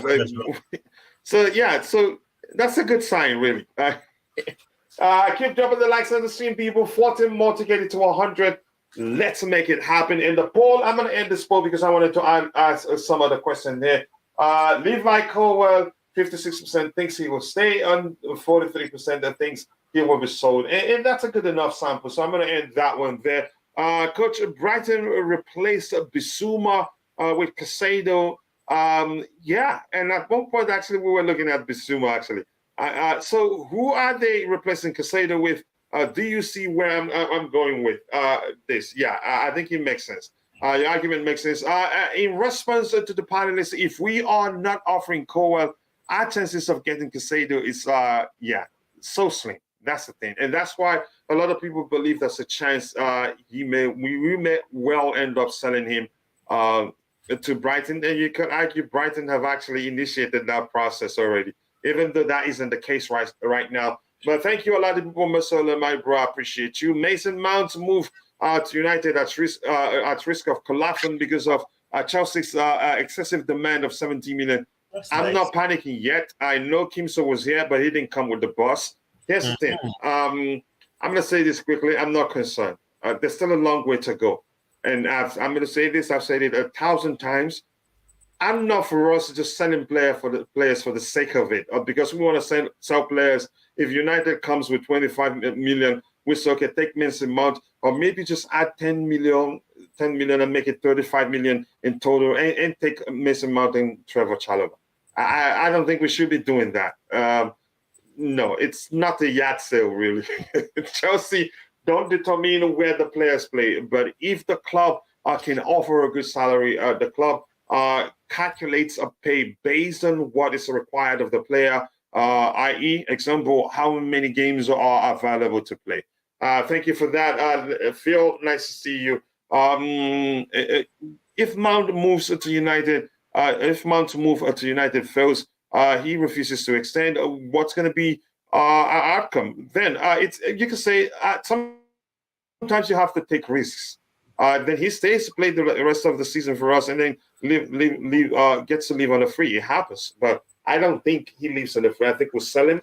I think we'll probably end up selling him less than 15 million, but we shouldn't be in a rush to sell him. There's still a long way to go. If United want him, they'll be serious, and there's a chance Newcastle comes for him. There are other clubs that may well come for him. You don't know, but let's move on. Something else to address here. We look at this. Brighton, they're ready to test our resolve to see whether this would sell him or not. Then we have this one here. AC Milan will allow Maignan to leave for Chelsea if they receive an offer of 80 million, but they are already working on a contract extension. I don't want us to pay even 70 million, even 60. I don't want us to pay that for a goalkeeper. That's too much. What guarantees do we have that it's we're not going to end up tomorrow complaining we paid too much for him? But when the club signed Kepa, we were all rejoicing. Then later on, we started complaining we actually paid too much. I don't know. I think Tabeho, you've already talked about this. Kishan, do you think we should pay 80 million euros for Maignan? I'd say no. For me, no, because not yet. No, I wouldn't do that. Yeah, and I'm not too sure about his ability on the ball. What was the question? If we should pay 80 million euros for Maignan? No way. I wouldn't either. I wouldn't. Yeah. It goes to me. It goes with the argument that you've used with Guardiola. You know, we surface the requirements. I still believe we don't need another goalkeeper. If you want to spend money on it, it's like that we have two goalkeepers that have proven they can win big trophies. And, you know, listen, we lost 2 cup finals on penalties. So you know that they're good enough to go far, both of them. So I understand that one wants to leave. I get that. I really do. But and it really looks like the club wants to sell the other one because of his salary. Right, exactly. So, but listen, if I just think it's ludicrous. You know, it's just too much. If you argue that case, then you can say, okay, then you know what, we need to get Guardiola. That's all I have to say. That's my counter, because it's in the same logic. Yeah, I don't think. But here's the thing. Even without me saying, that's just my opinion. 80 million is too much. I don't think we have the luxury to spend that much money right now on him. I don't think so. We have other priority areas. Our midfield has to be addressed first. Period. Yeah, it has to. Let's see. And vice versa. Good one there. Did I miss anything? Who gains and vice versa? Is that the question? Oh, okay. Yeah, I think I've answered that. Kachila, if you're the owner of Chelsea, how much would you sell Mount?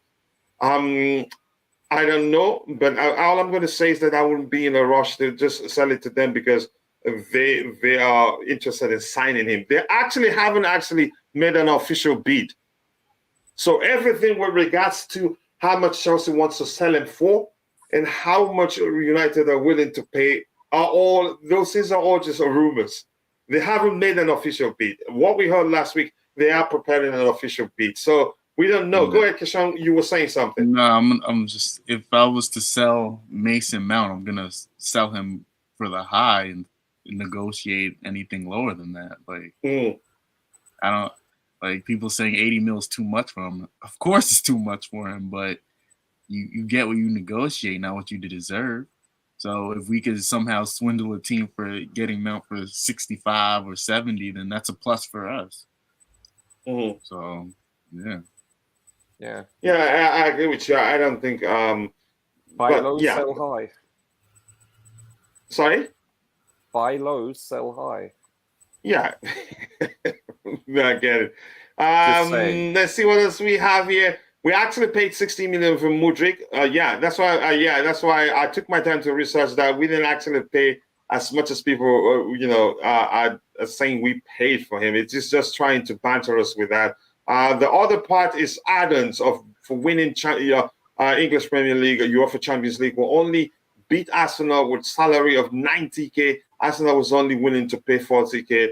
They're not nice, really. That's one thing I'm going to say. That's not nice. Smash the like button, people. Keep smashing the like button. We need just 14 more likes to get it to 100. Let's make it happen. And subscribe to the channel if you haven't. Thank you so much. We're getting closer and closer to 12,000 subscribers. We're at 11,449.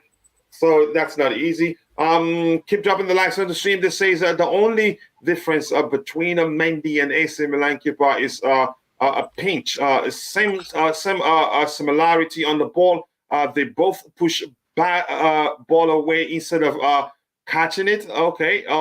Both are not good on the ball. Mendy just needs a manager trust. What? I think I've always said, here's the thing. I've always said with regards to Mike Maignan, I think his ability on the ball is suspect. I wouldn't go for him really.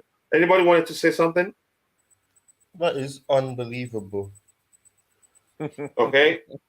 Yeah. Well, what's your point, Dad? There's more than a pinch of a difference between both, and I'm surprised to see that. How do you think they differ? Well, for one, yeah, Mendy's not the greatest on the ball. I'm not gonna try to pronounce the last name. Just say Maignan. I'm gonna say AC Milan keeper. Filet mignon. The Milan keeper, AC Milan keeper, his ability on the ball, yeah, he's suspect. He's not the greatest, but he's not as shaky as Mendy is. So that is one difference. Yeah, I can get the thing about and that's funny because when you analyze Mendy before he came to Chelsea, he was a goalkeeper that would come out and claim the ball. So that is why I thought I asked with confidence and everything, because he used to be one where he come out, claim the ball, and sometimes he would be penalized for. I remember the game against Everton where he fouled Calvert-Lewin and gave away a penalty.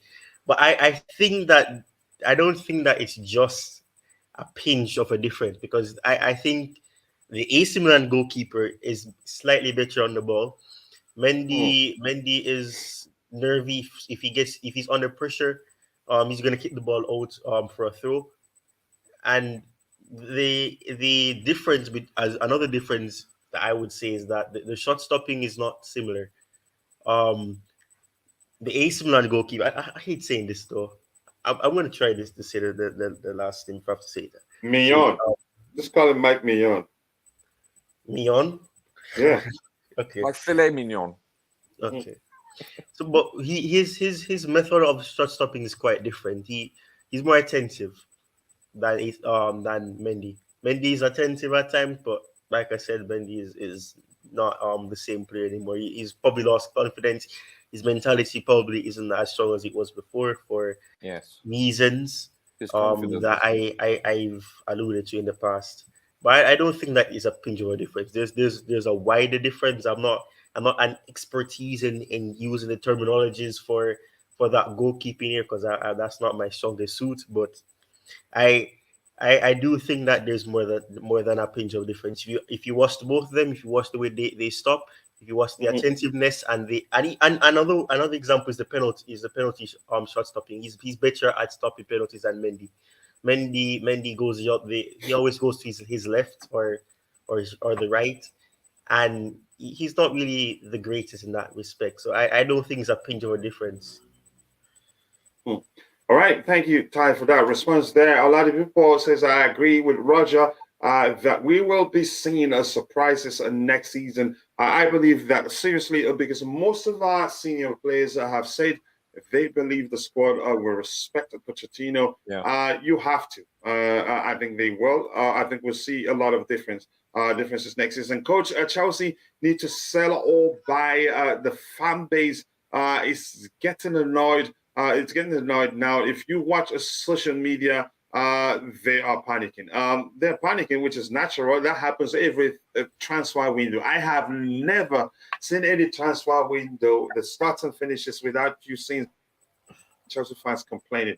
Even if we end up signing, let's say 90% of the players we want, or 99.9% of the players we want, you'd see a few still complaining. Where's the point one? Why did we not get Yankabash? Yeah, exactly. Why didn't we get that point one? It's a Chelsea thing. We delayed in sacking Potter, and the consequences are clear to see financial wise. And now we are delaying to sell and buy players. I think it's two different matters. Different matters that they're not similar in any way. The impact of the latter will be different. The impact of the first is also it will be different. I don't know how it's to first to come across effectively. We have no clue about financial issues. Let's see what happens here. Big up to you too, Joy the boy. I haven't seen you in a while. Diogo Costa is a fine keeper, but I'm not too sure. Also, he's one of those goalkeepers I'm not too sure about their ability on the ball. that's an important aspect, given the way our new manager likes to play. Better keeper than AC Milan goalkeeper. I haven't done that comparison yet. You need to watch him play week in, week out, and also don't forget he plays in the Italian league, which is slow. The EPL is very aggressive. Who? You didn't mention the name of the person you're talking about, Maignan probably. Why don't we ever have teams to come into Chelsea to get a player for really high wages? I don't know. I don't know. Rosa, do you have an answer to this one from Thomas Bass? What was the question? Why don't we ever have teams coming to Chelsea to get a player for really high weight? What does that mean? That question doesn't make sense. No, so can you rephrase it to Thomas Bass? Maybe that will help us understand what you want to say. In English, it's not quite making sense. Sorry. Yeah, no, the point isn't clear. Can you try to rephrase it? Maybe that will help us understand the question you're asking, and then we'll try to address it. Let's see, what else do we have here? Onana passed his audition against the best team in Europe. I'm telling you, even Pep will be wowed. He'll be going, this is really the sort of goalkeeper that I want. Let's see, what else do we have here? Let me see quickly. What else do we have? And bro, DJ Sov is in the house. Always nice to see you, brother. I appreciate you finding time to join.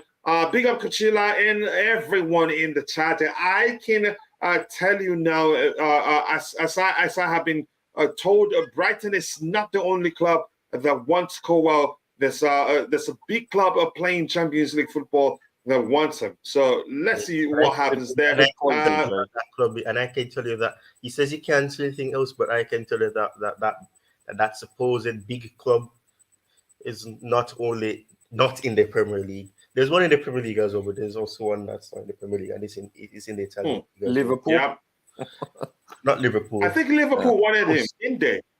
You're close. Newcastle. Newcastle. Yeah.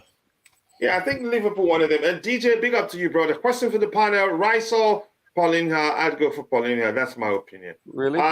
So I expected that bid to come in soon. But Chelsea's stance has always been he's not for sale, and Poch wants to work with me, but he has to put pen to paper before the club decides, okay, we're keeping you. If it's not putting pen to paper, the club will have no other option than to sell him. That's how I see it. Watch West Ham go for Paulinho. If they sell Rice to Arsenal, reports are already saying what do you think? Okay, let's see that happen. Thomas Bass, you miss Hazard Rudiger.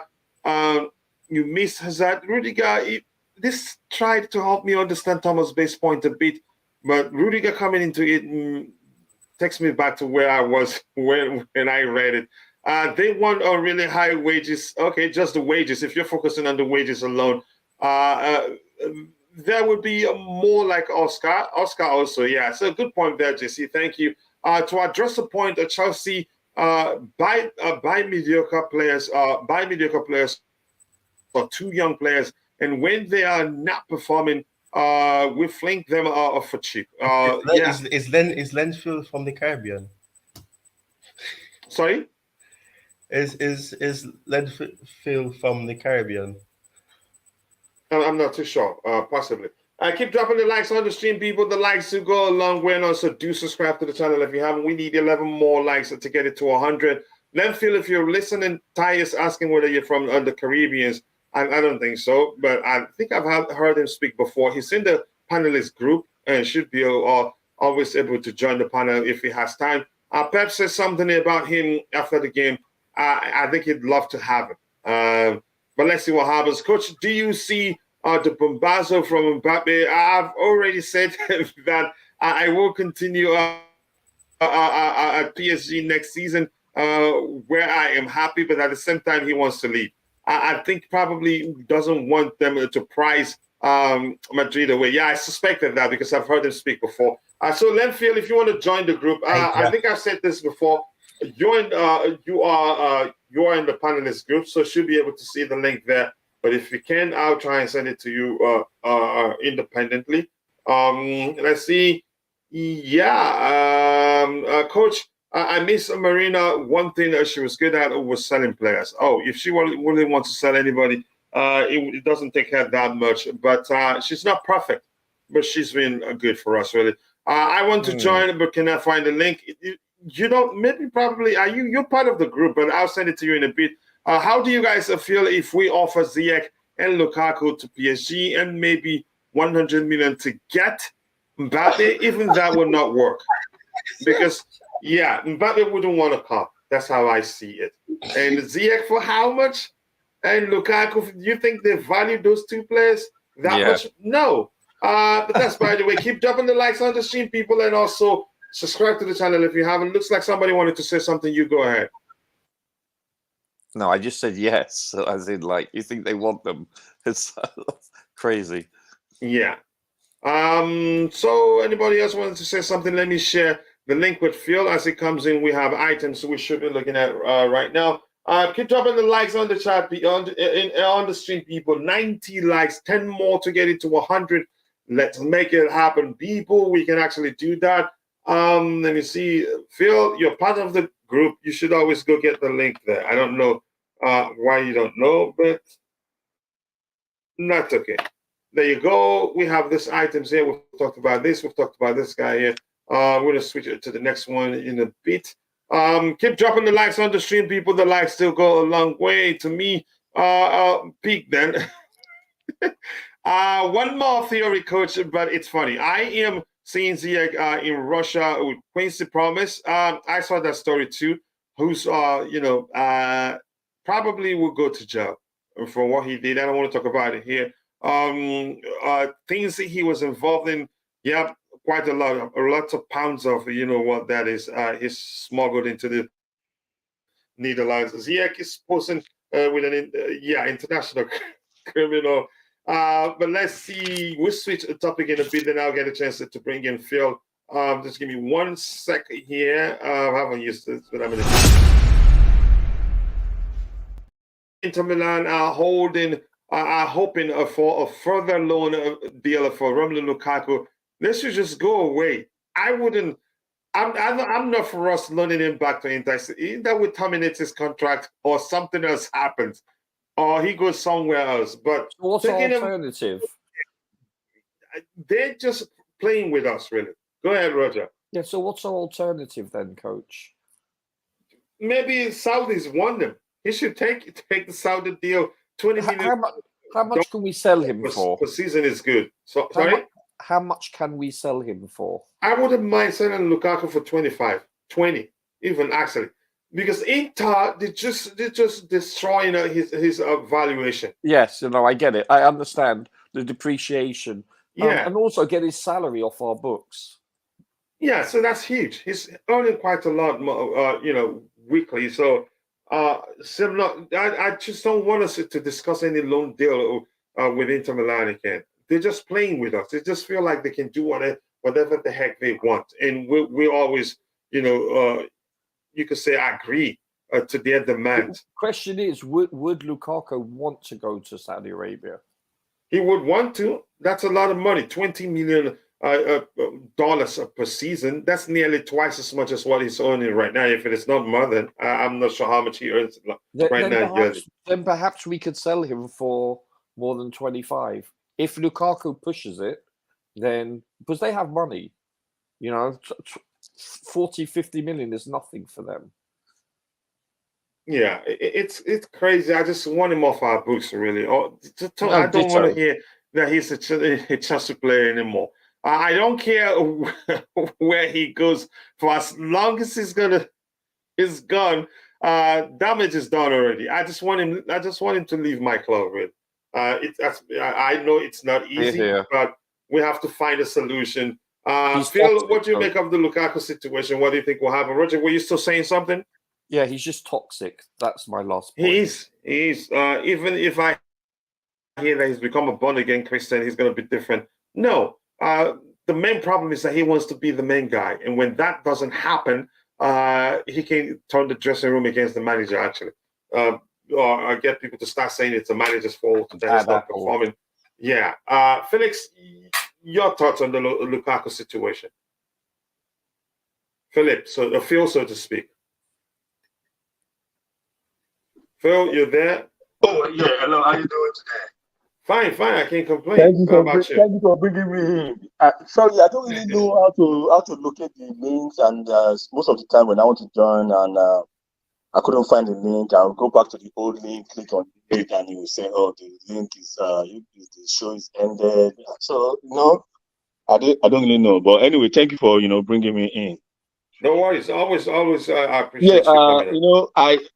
I've been listening to your to the show since, and some of the points, I really want to talk about it, and I'll send my comment. I'm sorry, I'm going to drag you back a little bit, but before I drag you back, let me answer your question about Lukaku. Mhm. You have already nailed it. You said Lukaku want to be the main man of the team, and it's for everybody, even including me. If you are not being recognized and you think you can do better, we start having a problem with people around us and thinking the people should see what we are seeing. Some people they are like that, and it's difficult to deal with people unless you give them the opportunity to be the leader. They are not followers; they are always leaders. So I think Lukaku is something like that, and that's why you see him. He won the ball all the time. He just won the ball. If you get to that point to score, He wants it, and he wants it in certain position.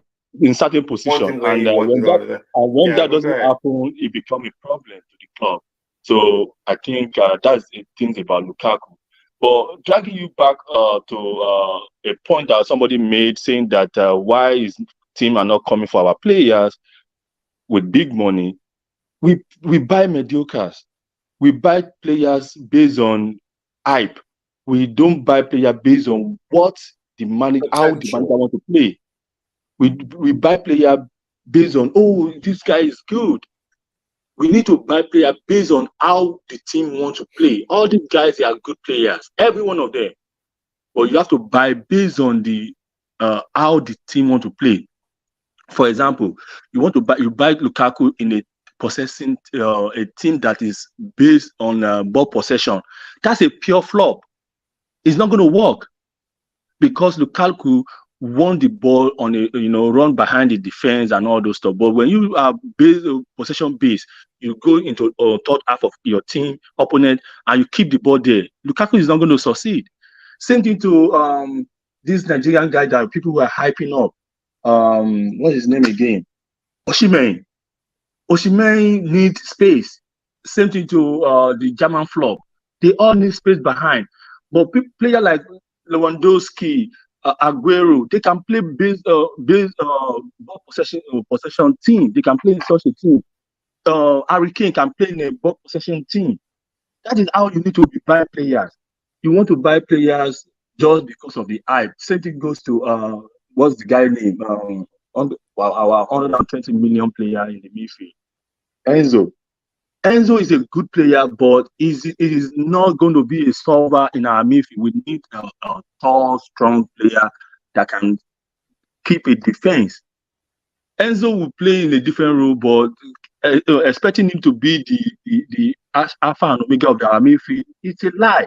And that goes back to the answer to that question of the guy that said people don't come to pay big money for our player, because when we buy them, we don't buy them for a good reason.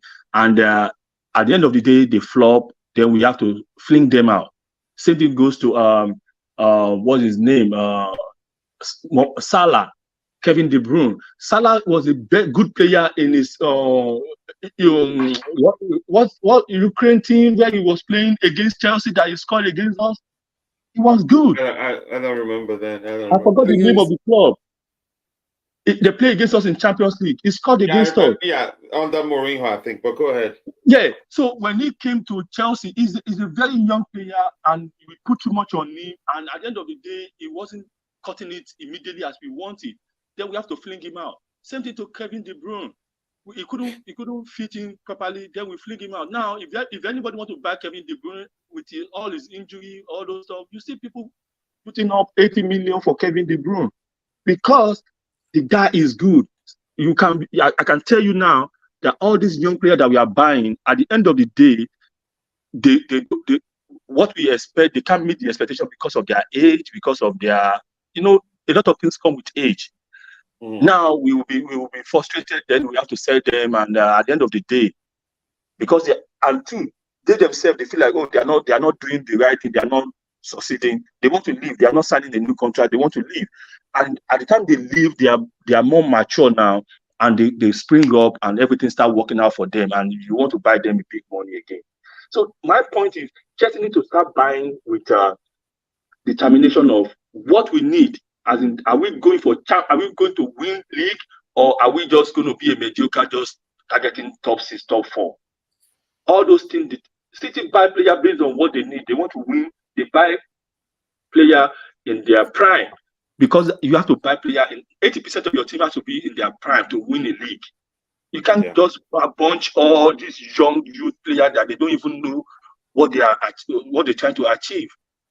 It's a problem. Then finally, I'm going to go back to Mendy and Maignan. What's his first name again? Mike. I'll call him Mike. I'm telling you, you have to watch Mike every week to agree with me. If you don't, you will say, oh no. If you watch his clip, you will say no. But if you watch him weekly, I follow AC Milan. AC Milan is my best team in Italy. Real Madrid is my best team in Spanish league, and I follow all those teams. Mike is the same way. They have the same similarity. They push ball when they don't catch ball, they push it back. They push the ball back. And don't forget, Italian league is slow. You can do anything in Italian league and you will succeed. Watch all these English players that are not making it. When they go to Italy, they make it, because there is time and space for you for everything. If you come to Premier League, players are very aggressive. The main pattern of playing in England is kick and follow. When they kick the ball into the box, player will be rushing towards you. And there's too much of hype in Premier League, and I bet you Mike will face the same situation with Mendy is facing. Mendy only needs a manager that will wrap his hand around him, tell him you are better. How can a keeper win the best everything in one season, and you think telling me the guy is not good?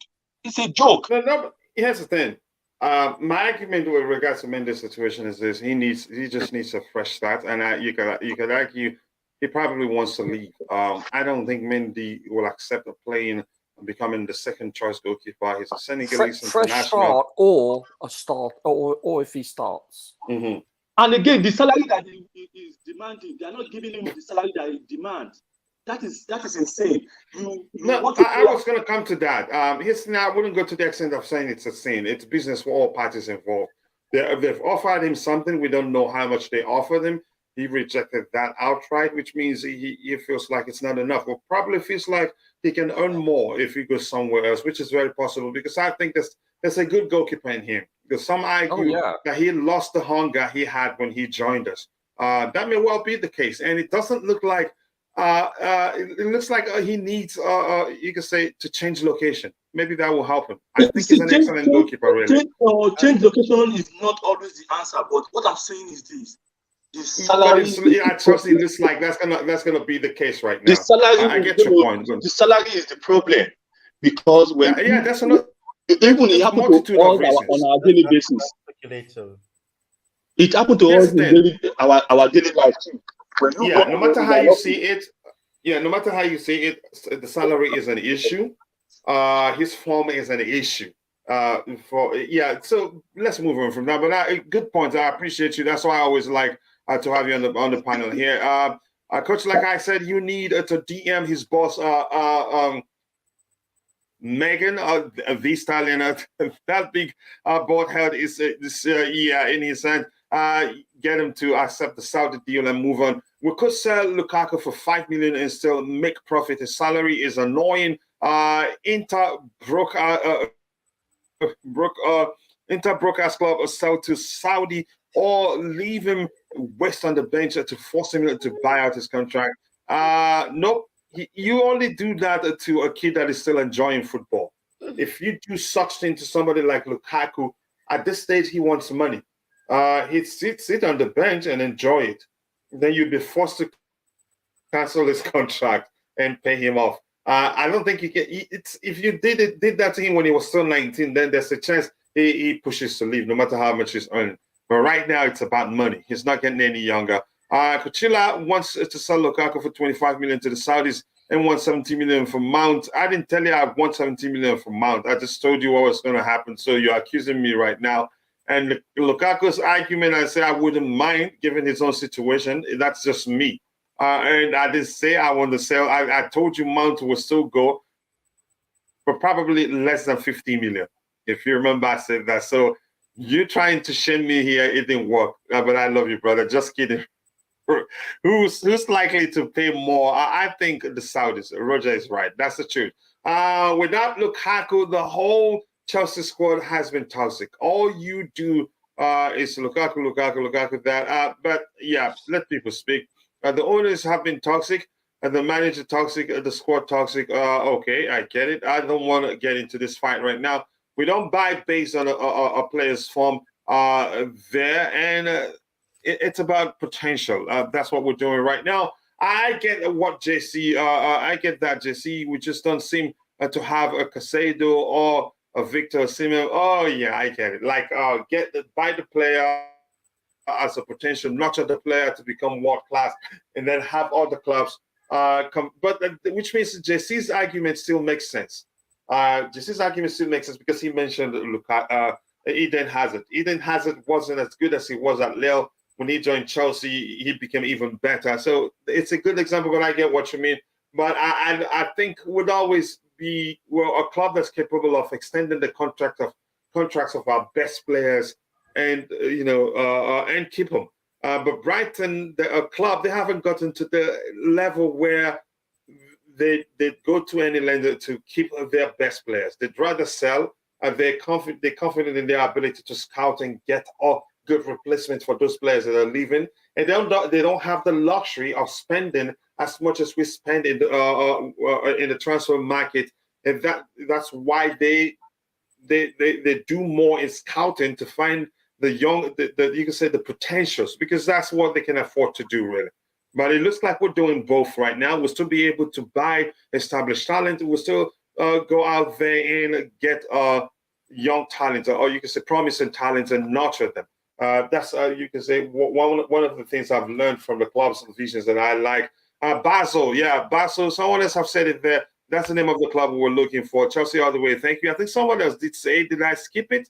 Maybe I haven't gotten to it. Keep dropping the likes on the stream, people. 6 more to get it to 100. I'm a fan of Chelsea leaving in the USA. My opinion of Lukaku is that he's not a good investment for Chelsea. I agree with you, and I don't think we need a scientist to know that. We need to or an move economist. Yeah, we need an economist maybe. Correctly. Yeah, an economist. We need to move on past him. We need to stop wasting time on him. Unfortunately, it is not that simple. Oluwadamilare Ajayelemi FC Basel, that was the name I was looking for. But thank you for helping me remember that. Keep dropping the likes on the stream. 6 more to get it to 100. Basel Football Club, that was where Salah played before we signed him. Chelsea FC, 1 club only for me. Let's see. Lukaku is so disappointing. But we're not here to talk about that.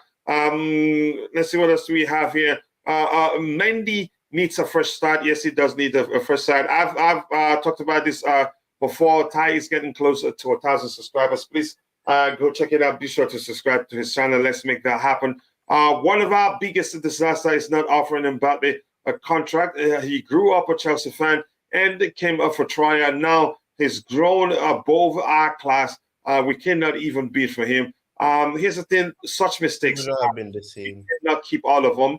He came for tryout. We didn't like him, and maybe had we accepted him, maybe he wouldn't be as good as he is today. Maybe he wouldn't. No player is bigger than a club. It's as simple as that. You don't have to say sorry. Just present your opinion. Kepa must be sold as soon as possible. He's a poor ball distributor and prone to preschool kick errors. Wow. Really? Okay. Maignan. I got to interject on that. How can you stipulate that Kepa is a poor ball distributor? His distribution is one of his strongest attributes. He's one of the Yeah. best and prone to preschool kid errors. So, The man wondered the what?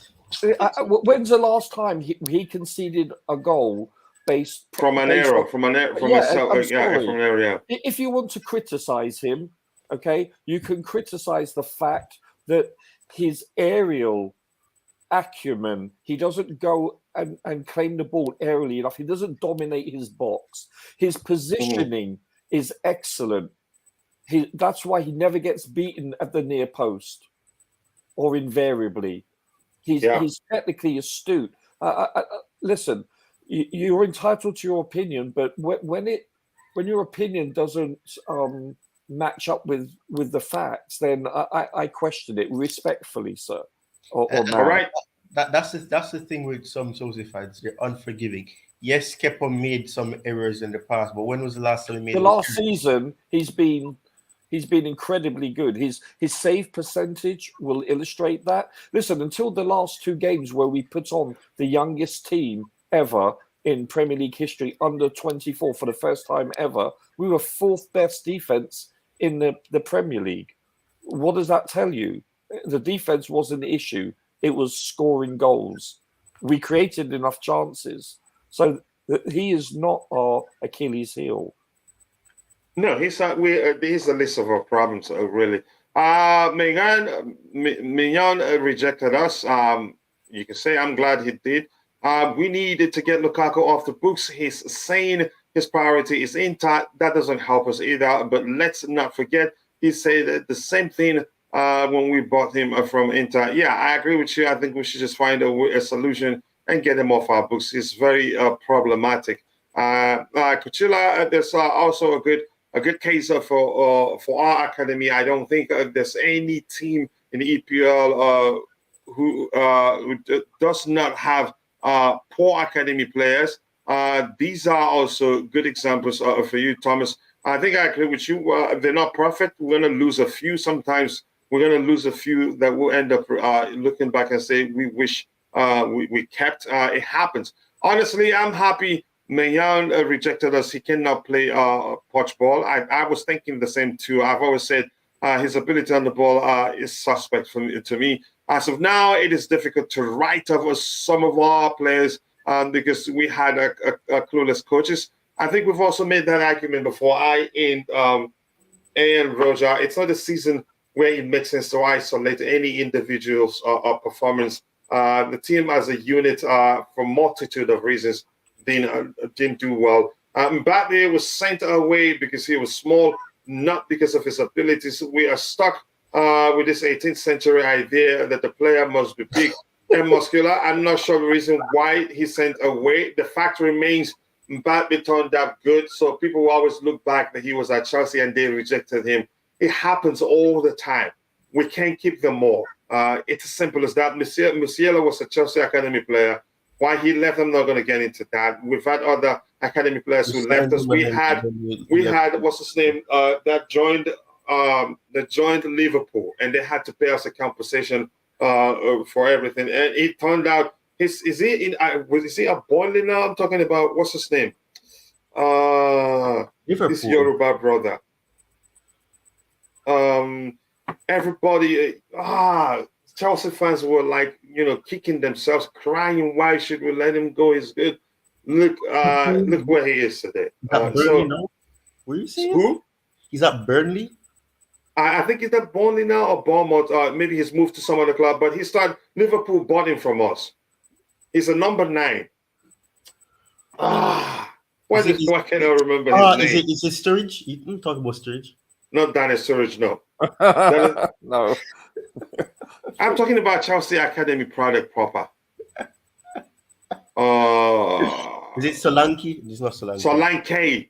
Oh, Yeah. Yes, of course. Yeah. He was at Liverpool. When he said Liverpool, Liverpool signed him from us. He turned Liverpool straight from us, right? It was Liverpool that signed him from us. That's true.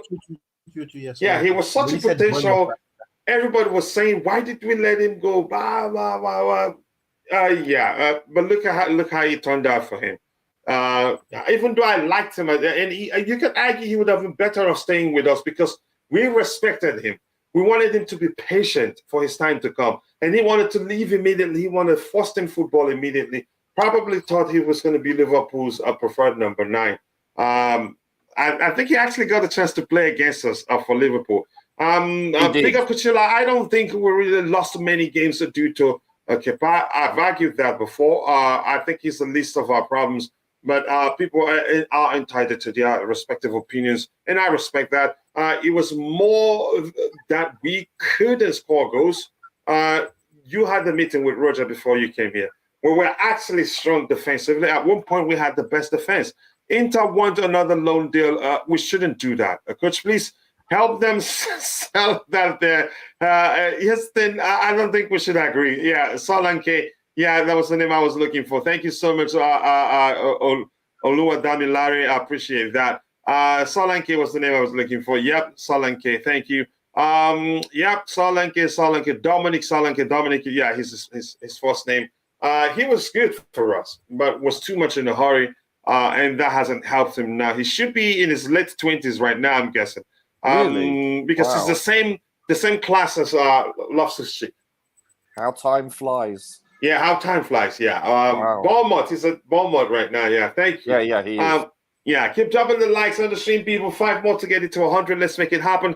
Kepa is not good enough going forward. Yeah, I agree with that. Do I think, I wouldn't say use the term good enough. I think we can do better than Kepa, but I'm just going to say he's the least of our problems. I wouldn't mind us fortifying the midfield, buying a central attacking midfielder and an attacker. We can go through the season and win stuff with him and Mendy. We've done that before. I was just impressed by Onana's ball distribution. He's better than most midfielders, really, and confidence in the ball. Hopefully, we will secure him. It sounds like we're going to end up getting him. He was talking for us when he was still at Ajax. I know JC thinks it's a problem. What if he wants to leave Chelsea? He'd do the same to us. But you never know. Oh, yeah. Okay, let's talk about this. And I appreciate but before we do that, let me get that's lots of updates that AD has sent to me today. AD, where do you want to come in before we move on to the items we have lined up? Probably should be rounding us soon. Coachila. Yeah, Oh, big up, coach. Big up to all the panelists here. Hola. Big up, yeah. Big up. I just want to completely digress from this topic. Honestly, I just want to bring up this topic Okay, I was just thinking about. You're one of those people that comes on and drags us back, but go ahead, AD. No. It's just a different topic entirely. I'm just kidding. It's just completely. You've not even talked about it. I was just thinking about. I was kidding, right? Yeah, I know. I understand you. I understand that, coach. I know that very well. Yeah. I just wanted to talk about my joy about Pochettino will be actually starting as our manager with less pressure. Because if you remember when we were linked to Nagelsmann, was Enrique and all, and we're thinking, if one of them ended up with Tottenham or ended up somewhere, that would have been huge pressure for Pochettino because there will be comparison from the get-go. But I'm happy none of them is coming to the Premier League. So that gives him that free hand to be able to settle down, make some mistakes, and then nobody's comparing. Because as it stands now, even Nagelsmann and Enrique, they've not been employed anywhere. So I'm happy about that because we might just look at it as if it's a small thing, but it was huge for me because that comparison was huge. Everybody was talking about, we should have gone for Nagelsmann. Why are we getting Pochettino? But I'm happy that is not happening. So I just wanted to put that in, just to say I'm very happy. That gives him that clear head to start and build what he wants to build for the club. Mm-hmm. I agree with you. What do you make of the Lukaku situation? I think that's a perfect addition to everything we've talked about today. What do you make of the Lukaku situation? Yeah, I mean, Lukaku is a big problem for Chelsea. And I think Inter Milan, because Lukaku is not even helping us, is like helping Inter Milan, giving them the edge over us in terms of any negotiation. Inter Milan is only just coming out now because maybe they see he's been linked to Saudi Arabia. And then if Saudi comes and Lukaku accepts, we're going to get some money for him. They're now coming in to say they want to renew his loan when initially they were saying, it's not looking likely that they renew his loan. So it's just game. They're playing game with us, and Lukaku is definitely not helping us. So whatever the club can do this season to get rid of Lukaku, get him off the books, that would be huge, huge for the club. because he's a real big distraction and a problematic player for us. Maybe You can go to Saudi Arabia. The Saudis will be our saving grace. Okay, go ahead. I don't want to do it. Yeah, the Saudis will definitely help us to get some money, because Inter Milan just keep wanting to renew his loan move, and the vibes coming out from Lukaku as well is not helping. If Lukaku has kept his mouth shut just to say, "Oh, I'm ready to play for Chelsea, whatever it is, whatever they want me to do," that would have helped us to talk about proper negotiation. But he's not helping, just saying outrightly he doesn't want to play for Chelsea. So we just need to get rid of him. This season will be the end. Hopefully. Yeah, here's why it's not easy to get rid of him is that we have players at Inter Milan that we want, and I think they will exploit that. The fact that we need players from them. We need rumors that we need 2 players from them. We need Onana, and we're looking at Lautaro Martinez. But go ahead. Yeah, exactly. And then about this Maignan thing, I mean, I don't believe the story. Maignan rejected Chelsea and all. I mean, if a player wasn't even ready to talk to Chelsea in the first place, why place a price on him? You know, why would they fix an amount? Say if they can pay this. So it's just all PR thing, just to say he rejected Chelsea and make him to look good as if he's rejecting us, so that any other potential suitor will want to pay for him. I mean, he's not what he's a good goalkeeper. 80 million euros for him either. No way will we pay that kind of amount for him. That's obscene. No way will we pay that kind of amount. Yeah, go ahead, Richard. Were you saying something? Yeah, honestly, that's an obscene amount of money. I understand the market has moved on. You know, no longer is a very expensive starter 30 million like Kante was. I understand that. You're looking at double that now. I get it. But I'm sorry. He is not an upgrade from Kepa, in my opinion, based on all the attributes. There's a lot of different aspects to a goalkeeper. And that whole package, I would say that Mendy and Kepa are as good as any in the Premier League top 2 right now. That's my opinion. Yeah, thank you so much for that. Let's see what else we have here. And I said, Eddie, you sent me that update too, that Maignan was approached by Chelsea, but it's not interested in joining Chelsea. It's absolute nonsense. We're not interested in paying 80 million for him. He's not even good on the ball. So let me just say that straight up. There was a Polish goalkeeper. Was it Polish who ran a down contract and left our academy for PSG? But the connection. I don't remember that. Marcin Bolka.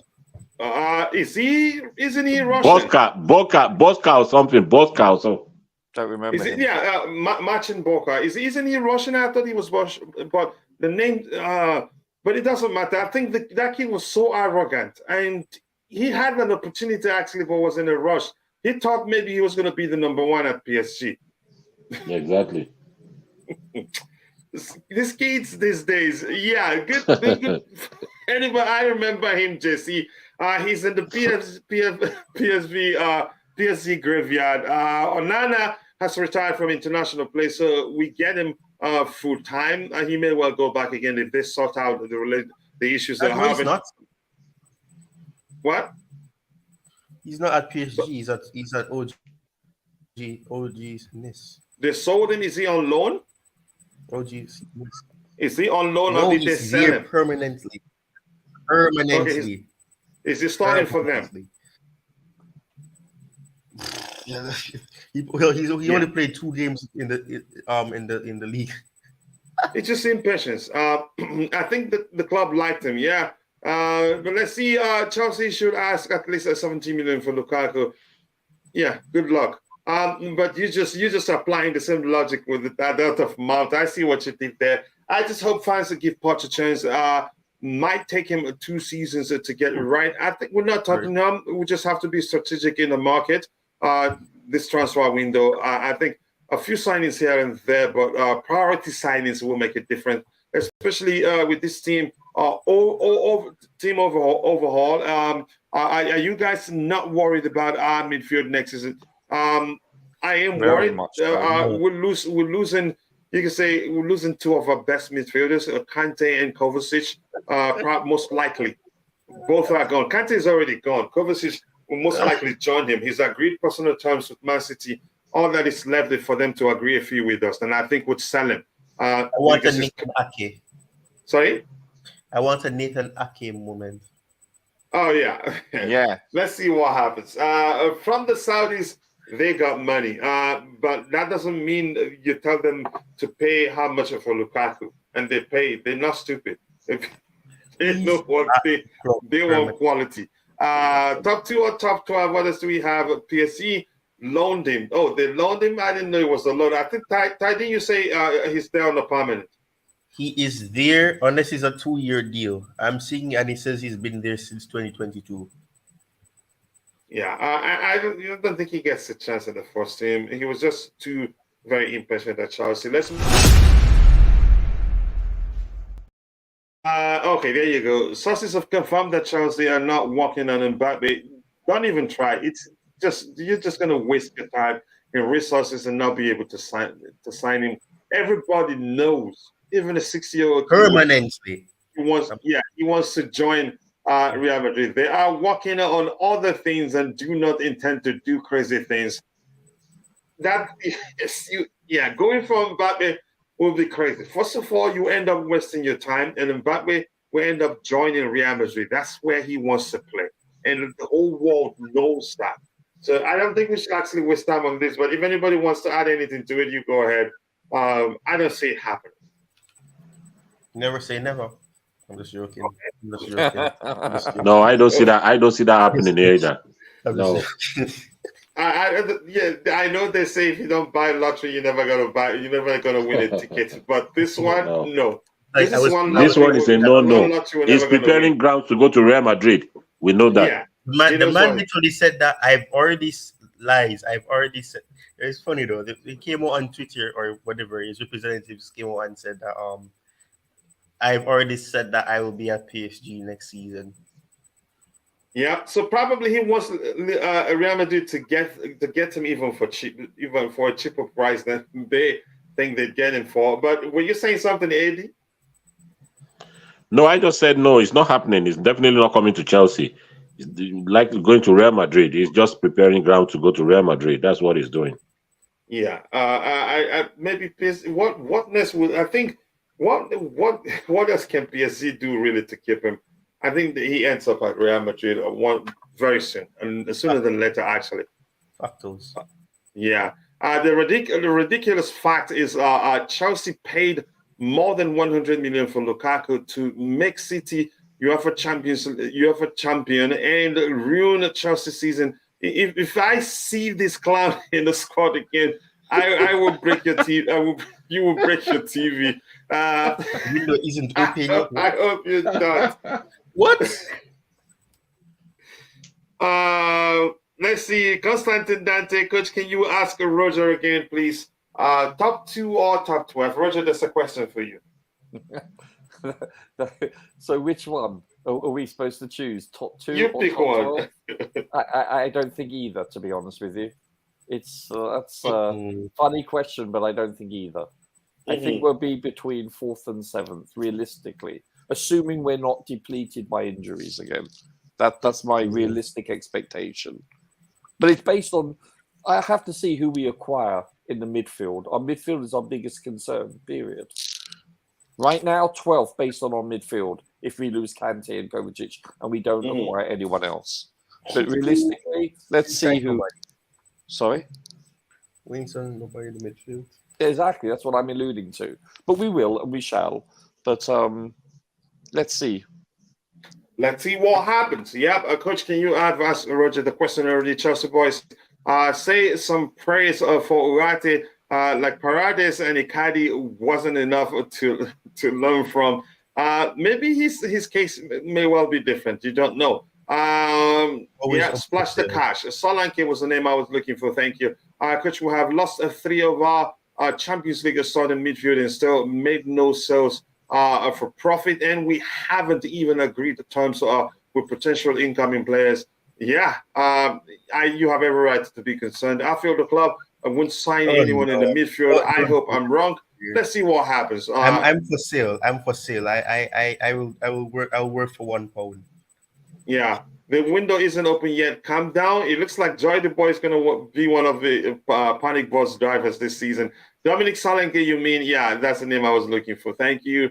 About keepers, no, he said about our keepers. Okay, having a conversation. Question for the panel: had it been Chelsea finish the top 4 and the finances are in order with a sound squad, will it be possible to get someone like Mbappe? Even at that, no. I've already told you. Even if let's say if we did the impossible, win the Premier League, win Serie A with Chelsea and with La Liga, Mbappe will still go to Real Madrid. That's just me showing you how impossible I think it is. Nice signed him on a permanent. Okay.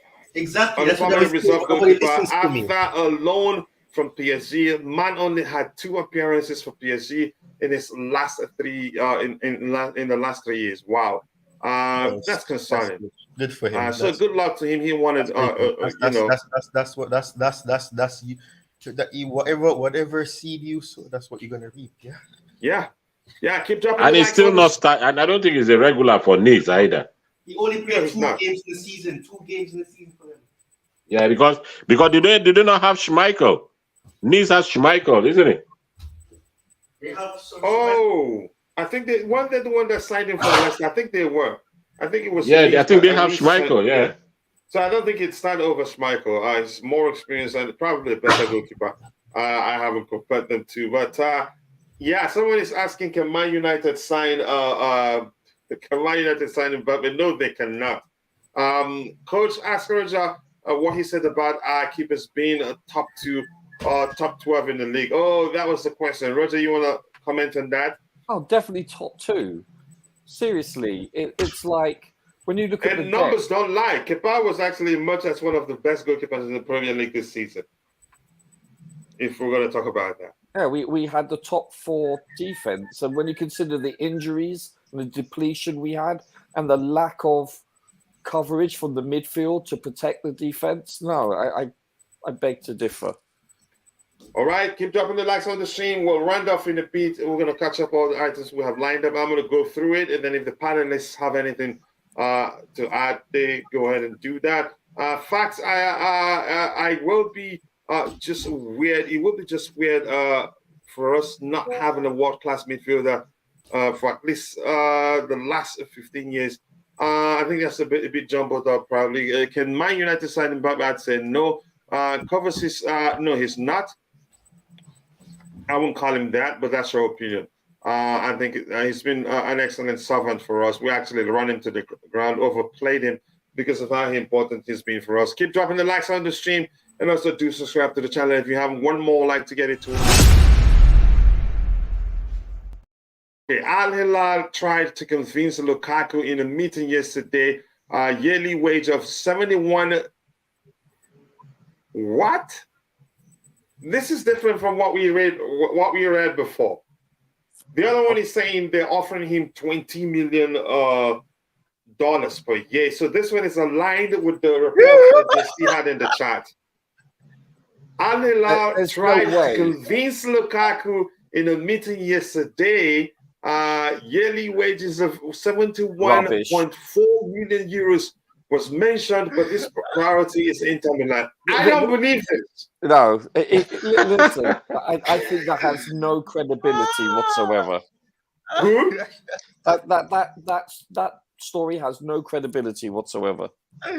Yeah, because I'd say whoever that's offering the money is stupid. Are they blind? You might well just go to Ibra. But coach, don't forget they're offering Kante 100 mil. Yeah, but I will offer Kante 100 mil, but not Lukaku. Yes, exactly. What?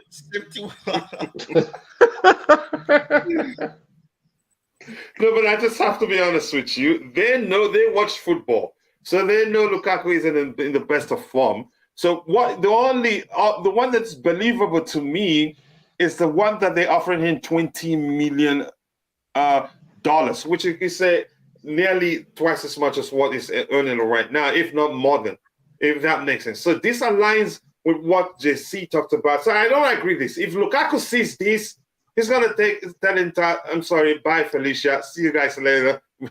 I'll come back later. I don't believe this one bit. Honestly, I'm going to say the same thing I said with N'Golo Kante. Even if it happens that my father or my mother, my brother owns Inter and this sort of money comes in, I would say, you know what, I'm going to take it. Then I can actually support your club. You're broke. I can actually give you some money to help you.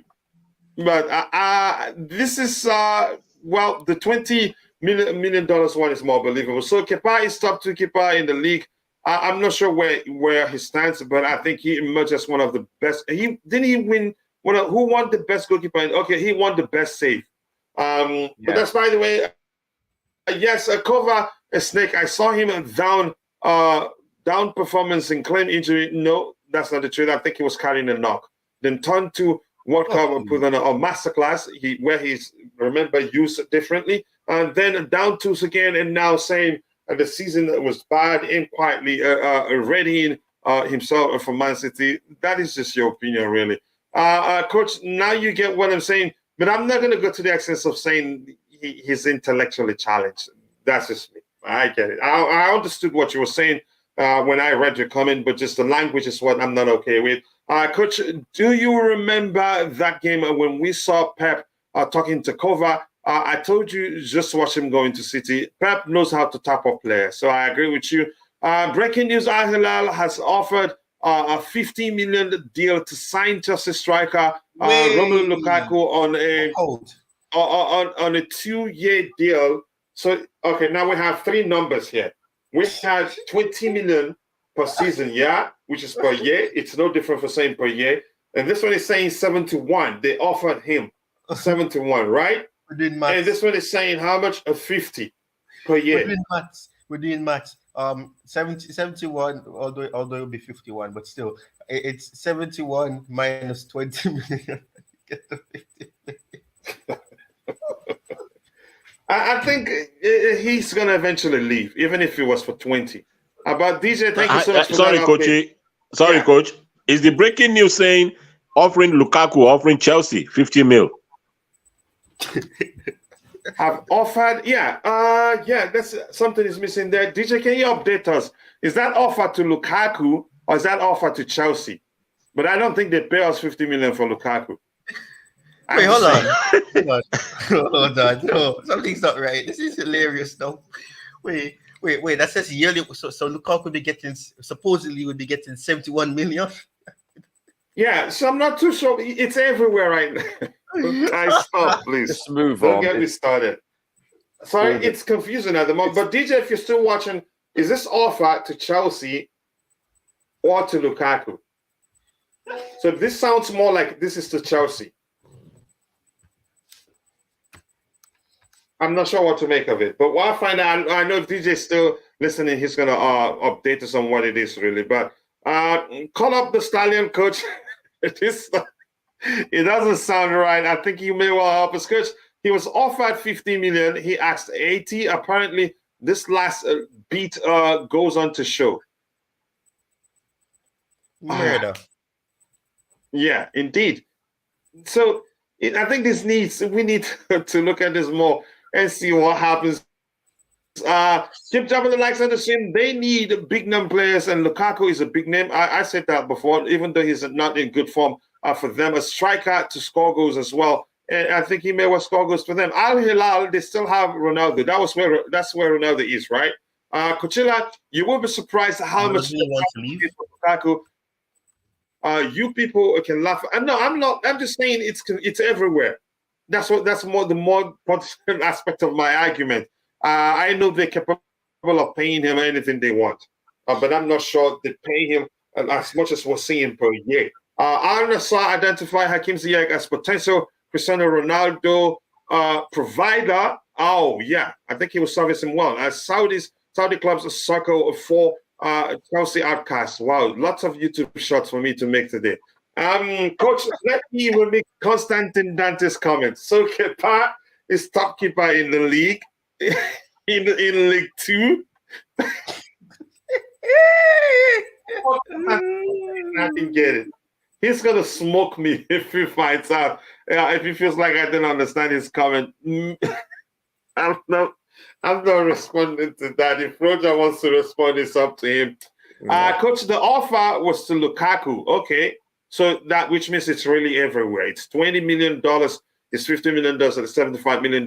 Different sources quoting different numbers, and that was per year. He asked to increase it to 80, but the last beat that he wants now, he was now loaned to Inter is off the charts. Yeah, I don't believe that one.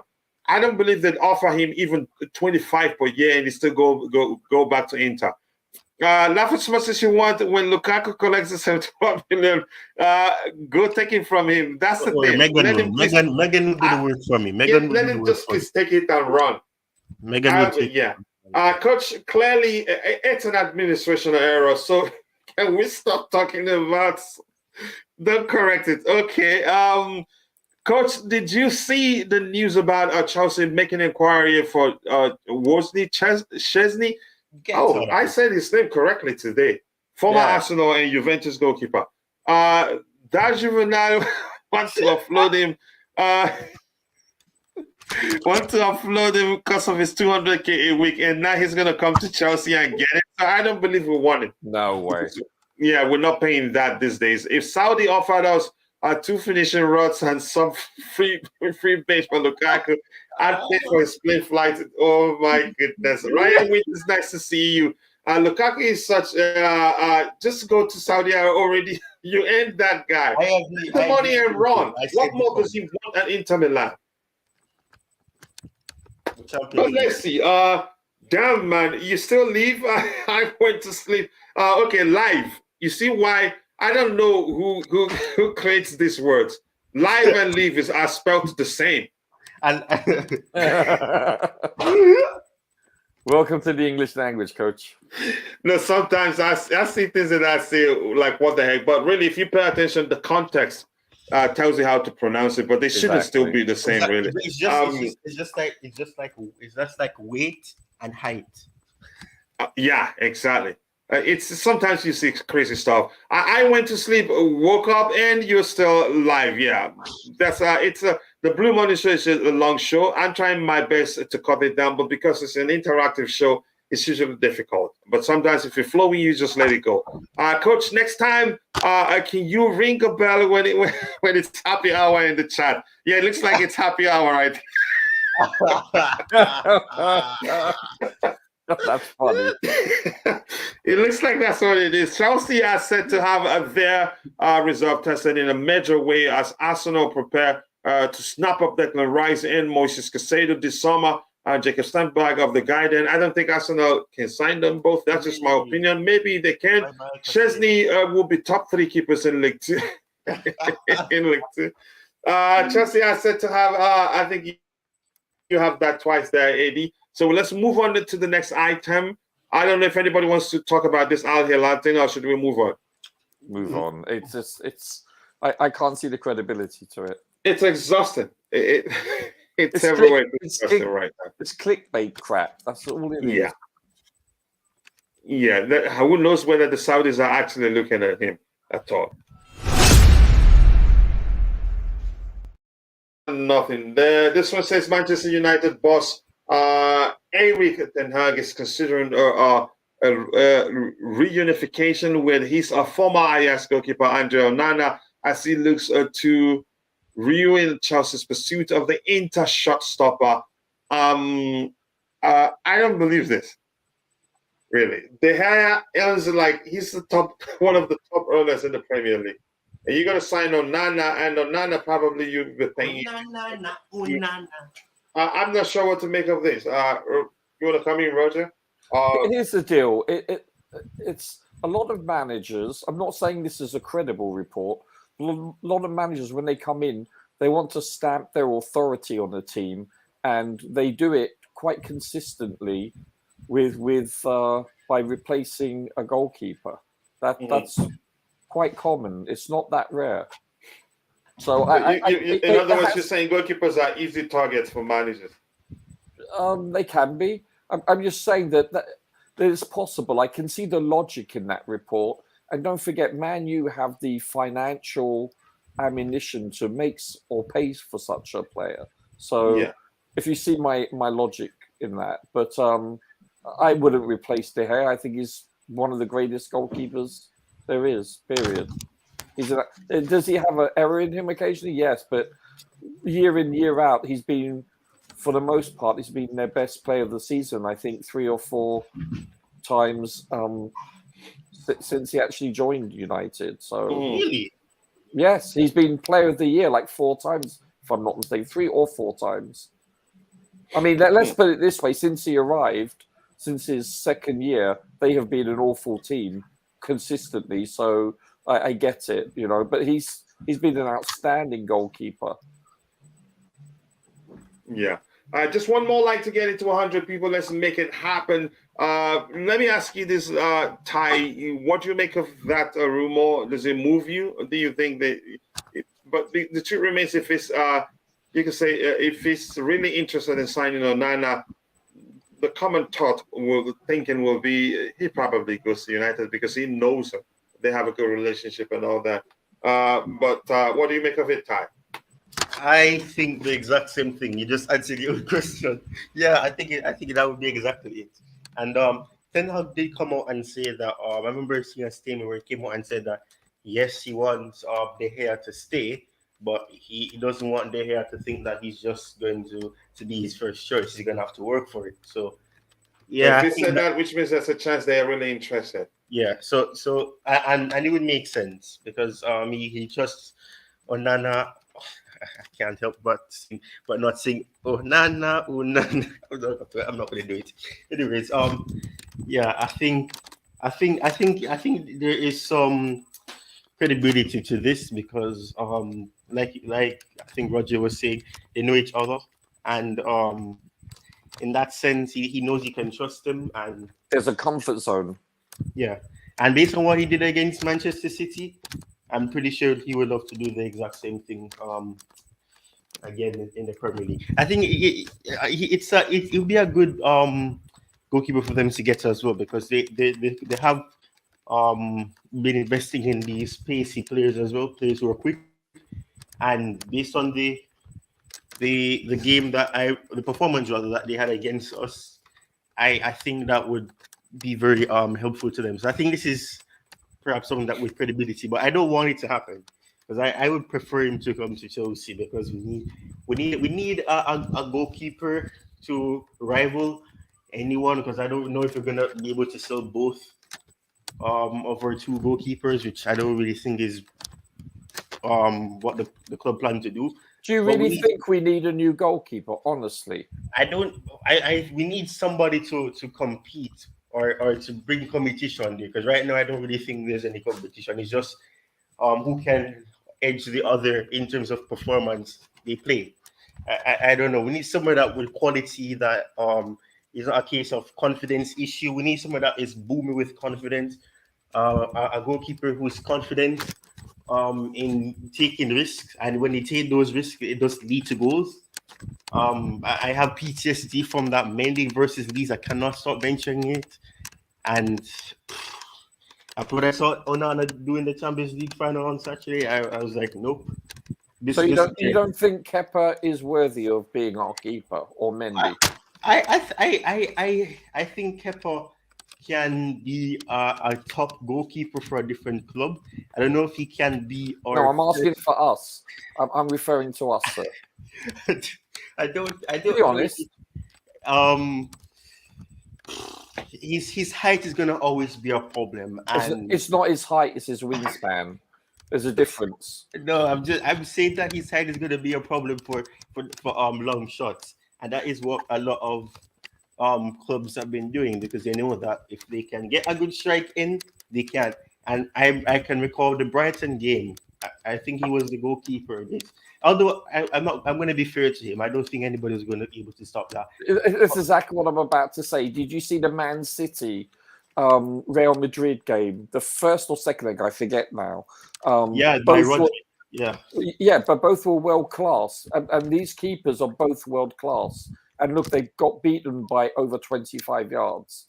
It's just, this is what I'm trying to say. But had Kepa been in goal for them, everyone would be saying that's Kepa's fault. Hologram! Which is ridiculous, you know. All right, let me catch up with what we have in the chat. Delicious says Constantine Dante. It is so outrageous that it's hard to believe, but imagine if it was true. Yeah, exactly. People don't underestimate Arsenal. They can get Rice and Caicedo. We'll finish 12th and sleepwalking. Now, I'm talking how much they'd be paying for both. That's where they're arguing and why they'd be able to get them both. We're lucky that there's still some fools in the world who want. I'm not going to call them fools, really. I don't even buy a lollipop for Lukaku, even if you put a shirt on. Lollipop, Wow. lollipop. I don't know why, because I read this now. I'm the one that God is going to be asking, what did you just say? Sell Lukaku for 50, but I'm not sure how much they're going to sell him, but I think we'll get a sizable fee if the Saudis want him. This says Golden Glove this year, the T, who? The guy you're talking about, would you take him over Kepa? No, I wouldn't, really. The guy from dropped when United refused his move to Real Madrid, possibly. I'm excited to see how Slonina gets on in the future. I think he goes on loan this season. De Gea needs to work on his footwork. He's suspect with regards to his ability on the ball. Not going to hide. I wanted the Saudis to buy Chelsea, and we would have been better off with them than the circus. The Saudis that wanted to buy us then, I think there were lots of questions how they were going to get the money, and we're all one of them. Stay, were you saying something?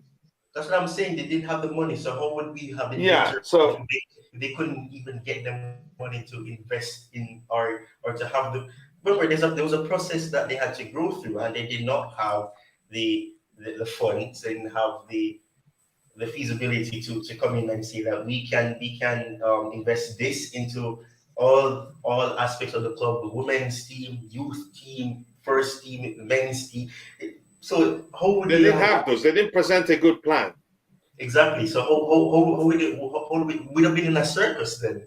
We'll be definitely in a circus. Yeah. Then. So when yes, then I think it was a very the process of selling the club was rigorous. It was they take the time to look at so many things. I think usually you should go watch Ty's a video where he explained the anti-Glazers clause that's on this Chelsea contract.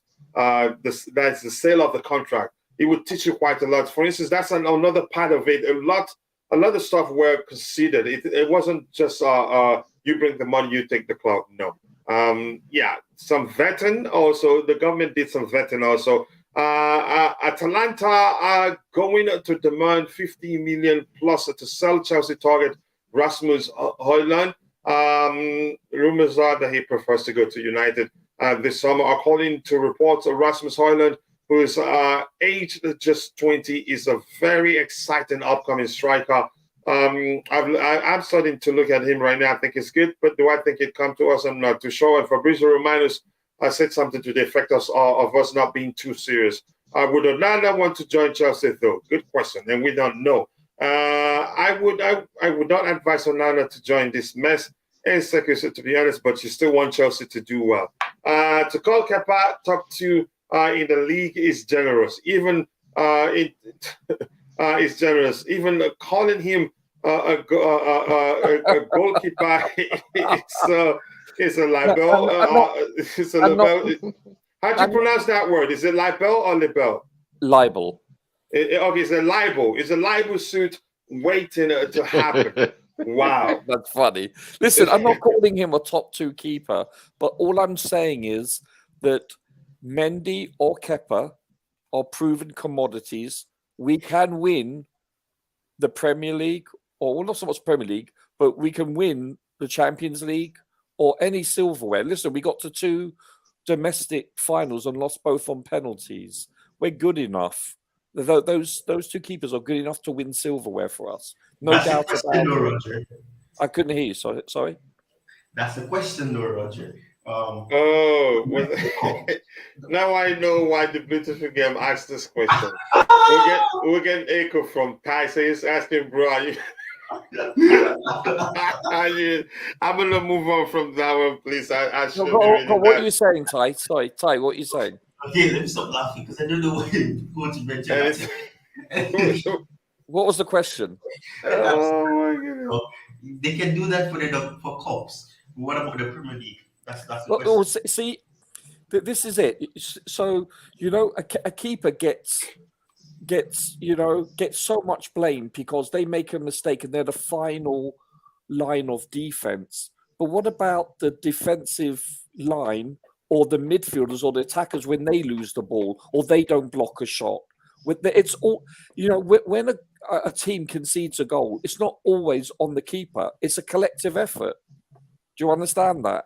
It's that simple. But we're the target of so much ridicule. It's a joke. If you actually understand the concept of the game, when you see Kepa being beaten long range, but then you see people like Courtois, you see people like City's goalkeeper being beaten by 25 plus yards. Because guess what? Their defensive line or their midfield didn't block the shot. Any keeper, and you look at those two keepers, for examples, are world class. I think no one can argue that. They're two of the top 5 keepers in the world. That's just it. A worldie can beat anybody because the ball moves so much more than it used to be in my day, for instance. And that's what I'm saying. Are they good enough to win the league? Yes, they are. If the defensive line is good enough, if the midfield is good enough, and if we score enough goals and or create enough chances, yes, they are. They're a proven commodity. Yeah, but Rogers, we don't need good enough over here.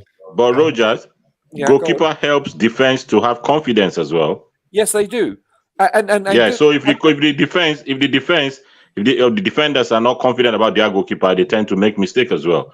But when your goalkeeper is solid behind you, then you know. So yeah, exactly. Good point. Hold on 1 second. I just want to address that. That's just it. So if they didn't have confidence, they wouldn't have won those trophies. It's that simple. No, because but when the mistakes were too many, then the confidence dropped. Not the last year. You cannot point to a keeper. Okay, Mendy had a faux pas against. I'm trying to think who it was. I apologize. When he let the ball just go in the net. I forget which team we played. I apologize. Was it Crystal Palace? I can't recall. But yes, we've had one faux pas from both of them. But other than that, you have a look. These goalkeepers, because they did both play in the Premier League this season, you can't say that we were 12th based on our goalkeepers. You cannot say that. Yeah, you can't. They were good enough. We had the 4th best defense in the league prior to the last 2 games, where we just put out basically the young teams, and they've won trophies. So for you to say, but would you be confident if we go into this season having 2 of them as our goalkeepers? Yes. Okay. Why not? Because they've won the Champions League, the Super. What is it called? The European Super Cup and the bloody Club World Cup. So if that was the case where they weren't confident, they wouldn't have won these trophies. Period. Yeah, go for it. The thing is, though, Roger, I'm hearing Eddie say that, but to me, that means that the players have a backward thought. If you don't trust the goalkeeper, that's when you should be more attentive, because you know that if you mess up, you can't trust the goalkeeper. And plus, Mendy, if you remember the Champions League run, our defense was not the greatest. Mendy is what saves most of those times, because everyone against Real Madrid, where Benzema had a header and Mendy had to claw the ball over the bar. The defense gets, and that's well, I can't say defense because the goalkeeper is part of the defense, but the defenders. I know what you're saying. Have not been. All right, that's sorry, Roger. Sorry, Roger. Just the final one. Sorry. If you had the choice of bringing back Courtois and keeping Kepa, what would you do? Yes, I would take Courtois. I agree. Yeah, that's because that settles it then. Courtois, no, hold on 1 second. Courtois is the best goalkeeper in the world. He won against Liverpool in the Champions League final. He was player. What about Ramsdale? Ramsdale for Arsenal. Arsenal, Kepa. I'd keep Kepa. I would keep Kepa. The point is, you said they're good enough, but we don't. At Chelsea, we don't have good enough players. We need better than good enough players. What? Okay. We need better than good enough players. We need great players. That's an oxymoron. So hold on 1 second. You don't win the Champions League with a crap goalkeeper. Period. You just don't. All right, let's so your move on from that. Your logic is basically. Well, let's put it this way. These players are good, but they're not good enough. They're good enough to win the Champions League, gentlemen. They're good enough to win the Champions League. Okay, They were I a part of the understand. team. Yes, they were a part of the team. They were And- they a and hold on major one point? second. Were they pivotal to us Yes, winning? because Mendy made some You can great. argue. Yeah, Mendy made some great stops. Exactly. Okay, and especially in the cup the Super European Cup, whatever it's called. You know, when we play the Europa League. Yes, Mendy and Kepa were pivotal. I'm But not Kepa saying made they're some bad. great, and in the World Club Cup, Kepa was pivotal, was he not, Coach? He was instrumental.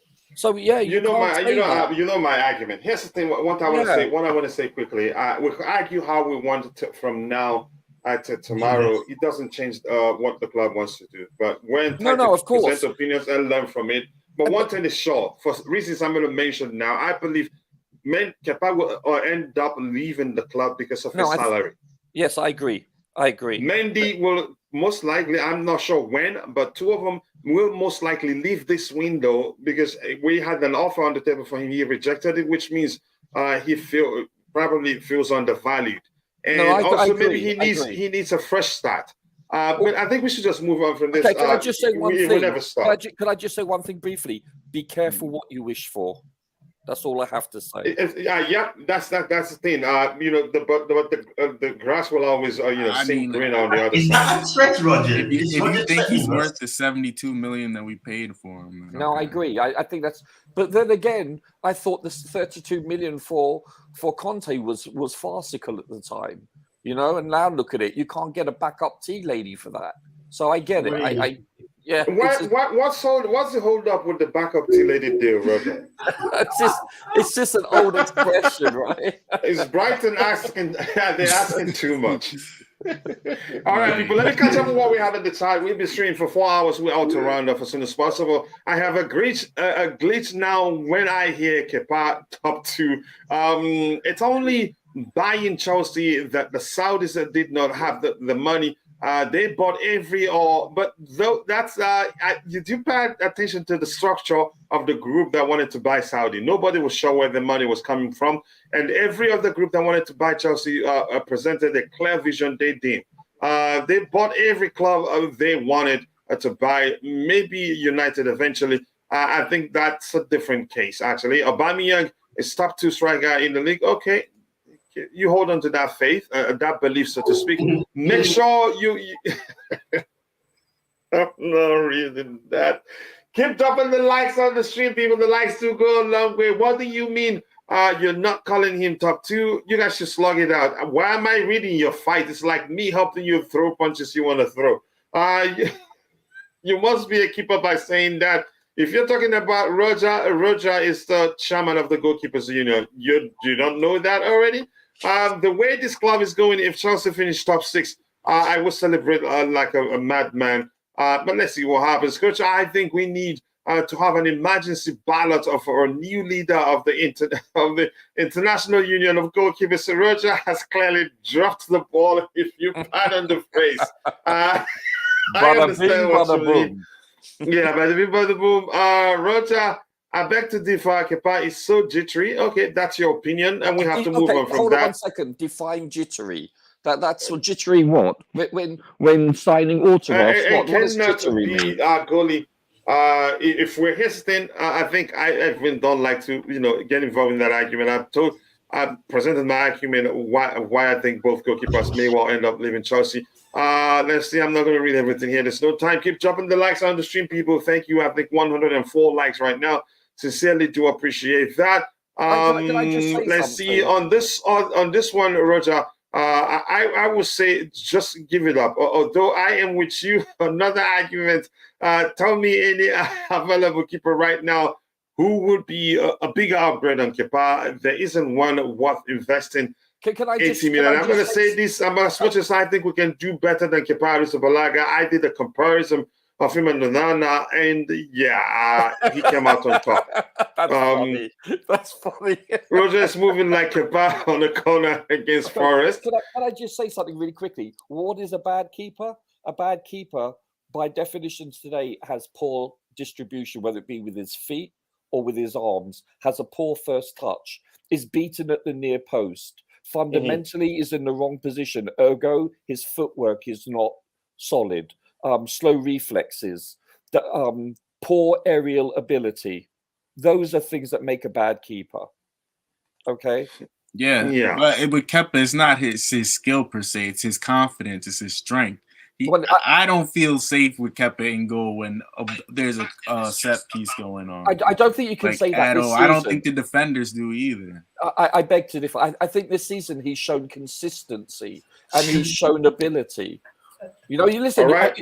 You won't be fourth best in the Premier League. You know, prior to the last 2 games. Our defense was good. Really? All right, we gotta wrap this one up before we get to 5 hours of streaming, please. Otherwise, I'm not gonna be fully fit for tomorrow because I'm still recovering. Kante Fee was a Fasico. I hope I pronounced that correctly.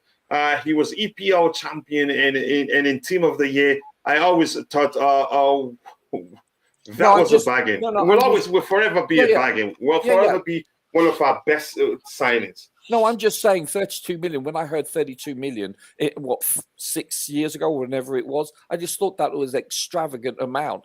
I valued him as a player. Don't get me wrong. It's like now, realistically, 60 to 75 million for your average starter, probably. To me, it sounds ridiculous. But in 5 years' time, we look back and say 75 million was a steal. It's just the way it is. It's. I can't see it being sustainable, but it's monopoly money, isn't it? Yeah. It's been too quiet here. I'm not too sure why they haven't broken the office. Why they haven't broken the office door? I just heard the voice of one of them. Oh, sorry. But, no. You don't have to say so. I'm just saying. I'm shocked that I haven't heard them try to break it down. Too quiet. Too. I like it. You know what that means? You know what that means when they're quiet? They're up to something, coach. In my experience, that's not a good sign. Here's the one for you, Roger. The tea lady picked up an injury trying to dunk on a rich tea. I love rich tea biscuits. Aubameyang is a top 2 striker in the league. I think he's just trolling. He's an Aubameyang campaign manager. You should know Kim So. You may be right if that league is Australian league. But Dante is going to fight you. In response to Roger, we deserve better than Mendy and Kepa if we want to challenge them for the top, except they find their confidence back. Except if they find their confidence back. Okay. I think Kepa, I think Mendy has a confidence issue for sure. No doubt about it. I think we can argue. I think Kepa, I don't agree with that. I think he's quite confident. He's quite the consummate. No. I beg to differ. No. Okay, go ahead. Let him drop, Kishan. Go ahead, Roger. Okay. I mean, you obviously know better than I do. I don't see that. I think he's quite confident. He's a spirited person. He's a leader. He gets the armband occasionally. What does that tell you? He's a leader. And majority of the argument I have been hearing is not with regards to his confidence. No, it's not. Listen, that's up to your interpretation. You're entitled to that. I respect that. I don't see that, though, personally. Yeah, Kashan, go ahead, Roger. Sorry, were you still talking? Because I don't see him making fundamental errors that are fundamental, like being beaten at the near post, etc. I don't see him making errors. Period. He's beaten because the defense has broken down, especially the last 2 games. Prior to that, and that's not a diss on the defense, because we put out a very young team, the youngest ever in Premier League history. So that was to be expected. Do you understand? What about Edison? What about Edison? Let's hear Kishan. Kishan, what's your counter argument? You wanted to say something. To what? He thinks that he's confident. I don't think he's confident at all. I think he's confident too. I think he's a confident goalkeeper too. I think he's confident. Yeah. No. Yeah, confident is a list of his problems. What? Actually, he doesn't. He's not strong. He's not confident at all. What? I don't think so. What does strong and confident are 2 different things? I don't think he's either. You can't. No. Let me tell you this. All right. So I'm going to use this analogy. Somebody has cancer. They're not strong, but they're confident they can beat it. Does that mean that they're not strong? They could be strong mentally or physically. Exactly. Mentally, he's weak. Physically, he's weak. Really? Elaborate, Kishan. How is he weak mentally? What's the proof? I don't mean mentally. Huh? How is he weak mentally? How's Kepa weak mentally? I feel like every game, if there's 1 or 2 strikes coming his way, he just loses all his confidence. Like he doesn't catch the ball with confidence. He doesn't knock the ball out the box with confidence. It's everything's just all like pitter patter. Like he's not strong. If you don't, like, if you don't, Onana, I can see Onana. He's strong. He plays with force. He plays with like he's assertive. Kepa's not assertive. All right, Roger, you want to add to that? I beg to differ. I beg to differ. Okay. Andy, I wanted to ask you something with regards to what we have on the screen. Do you think that will affect our, will mean that we're not going to get Onana, or do you think otherwise if you're still there? And you can always come in whenever you want to. You're OG here. OG? Yes, coach. It depends. If Ten Hag wants Onana badly, then I think they stand a better chance because he's worked with him before and they've got Champions League. So that's my take on that. Okay, thank you so much. Just having a conversation there. Easy, Roger, all this keeper talk. The kids are listening to the keeper debate. We should get Costa. You're talking about Diogo Costa. I'm not too sure about his ability on the ball, and that's why I don't know. Eddie, do you know Diogo Costa that well to present an argument with regards to how good he is on the ball? Not really. I only saw him in the World Cup for Portugal.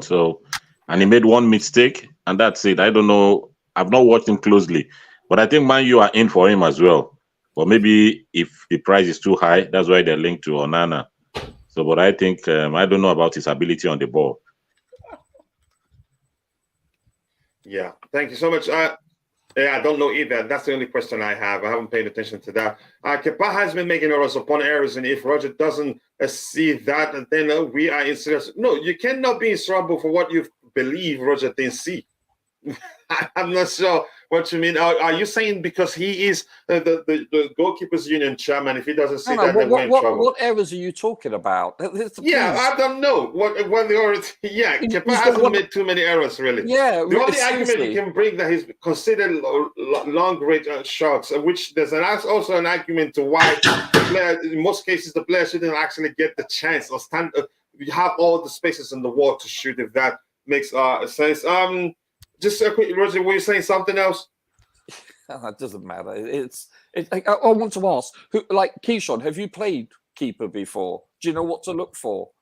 Do you understand the footwork? When the goalkeeper and the goal comes I got a question for you, Roger. Is Onana who's better?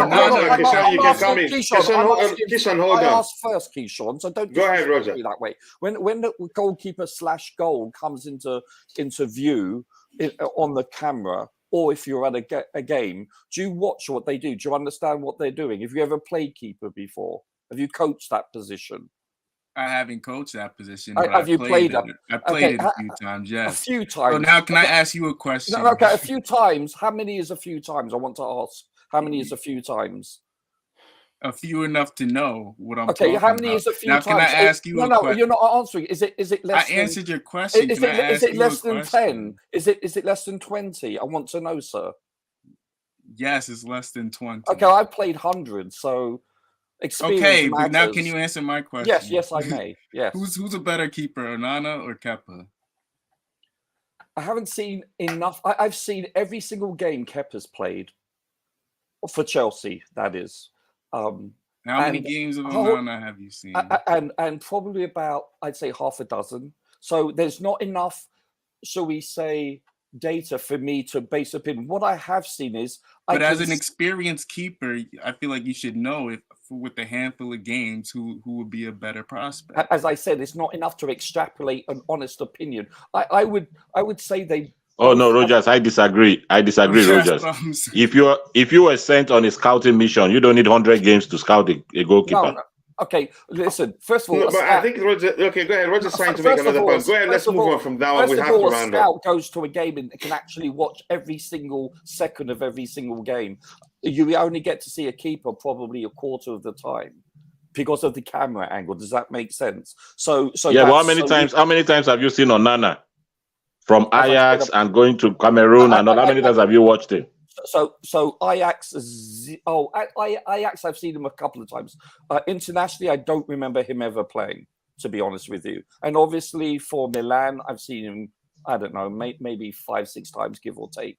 in the last. So that should be enough. That should be enough judgment. So over Kepa, between Onana and Kepa, who would you go for based on what you've seen on Onana? No, Rosa has every right to tell you he hasn't seen enough. It's up to him. No.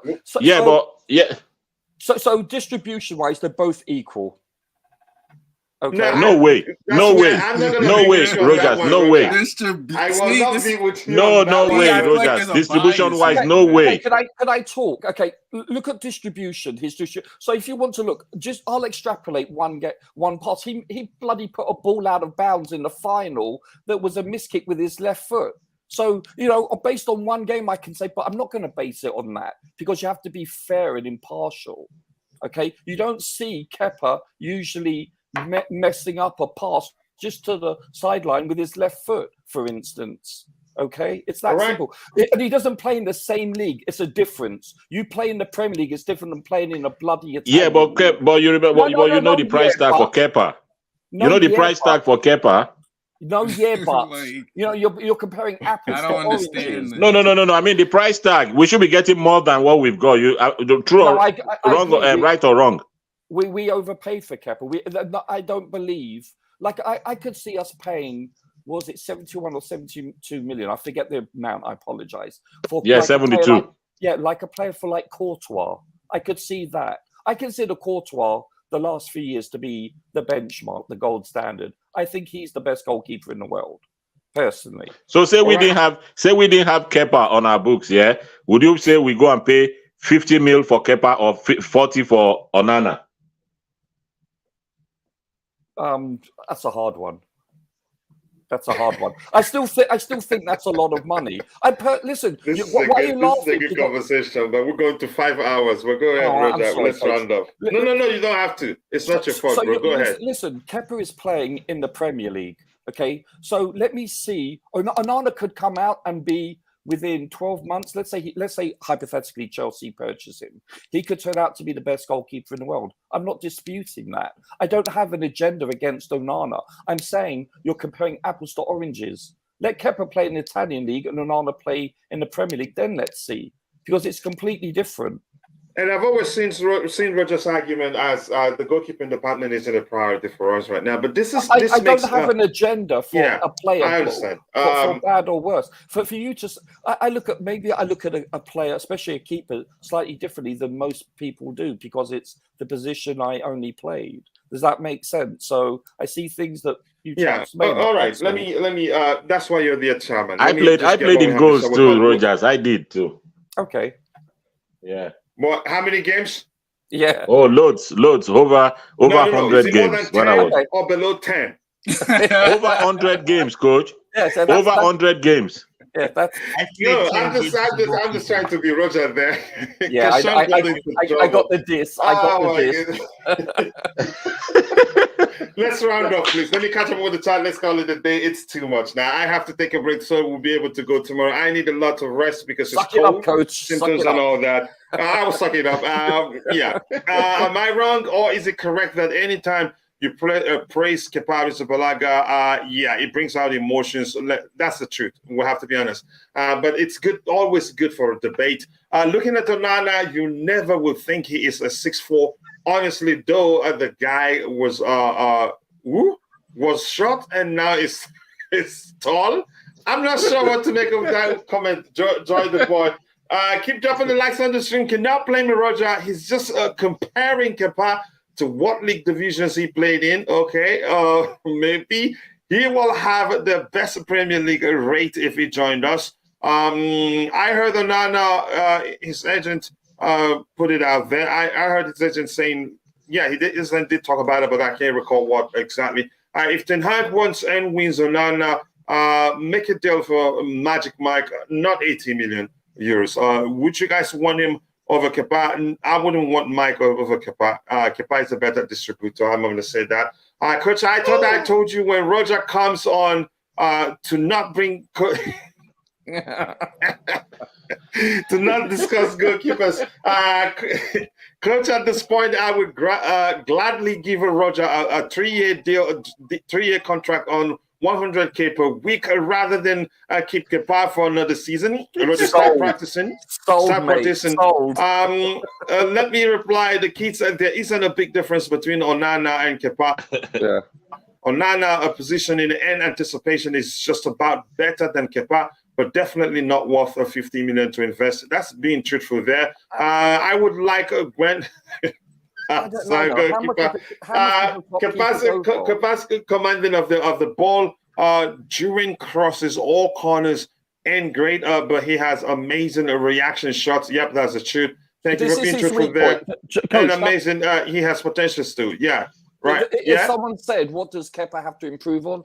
It's when I played, this is what you have to do, especially in England and Germany to a greater extent. You have to dominate your box aerially. You can come out from the goal line to the 18-yard line and catch the ball. Regardless, I'm only 184 centimeters tall. That's the basics of being a goalkeeper. And because we're lucky that we can come up with our knee base. I would go up against people that are far bigger than me, and you know what? Their back would meet my knee each and every time. Exactly. And these were in the days where you didn't punch the ball as much. I would come out and I'd claim it. And I agree. Listen, Kepa, and it reminds me of De Gea, his first couple of seasons. He was not dominant, and his upper body strength wasn't adequate enough. But he learned, and it's the same with Kepa. He needs to improve his upper body strength, and he needs to come out and catch 50 to 100 corner balls each day. Period. As simple as that. I totally concur. All right. The way Roger is beating this presser from all sides in the comment section. Go to Beck, sign him up, and Roger, I see you, bro. Yeah, little Roger is really press resistant. It was coming from AD, it's coming from Keshawn, it's coming from me. Roger, tell the boys it's definitely not worth investing additional 15 million. The upgrade from listen, is not worth that money. If we have the money, then you know what? Okay, but I don't think because of financial. We don't have the luxury right now, but it's like Guardiola. It's like why don't we get him then? This is what I'm trying to say. Mathematically, financially. Please, let's not let it get to 5 hours. It's like that's the target right now. Let's just push it. From there you go 5 hours 20 minutes. Kepa long shots bad. Claiming ball's bad. Playing from the back not good enough. Poor reach. Kepa must not be the reason to keep him. Okay, that's your argument. OMG coach, you're right. 5 hours. We're gonna run soon. And Roger, I played in goal too, but only when no one wanted me on their side. I agree with you. The beautiful game. Oh my goodness! Every time I Roger, play, I'm a goalkeeper. We do that. Yeah, when they say pick one, and then one left and they don't like you, that's okay. We'll take you, but go stand between the sticks. Yes, that always happens to me, coach. Oh my goodness, that's hilarious. That's funny. Let's move on, please. I want to round off. If Kepa was half good, as some clubs would have, some clubs would have inquired at least for him and get him. That's the truth. Kepa's reaction time and reflexes are elite. The way he gets out of the way of incoming shots. You see how it started. I'm not going to forgive you. Just stop the kids. I'll run in a bit. I think I'll run in a bit. For 5 hours, goalkeeper.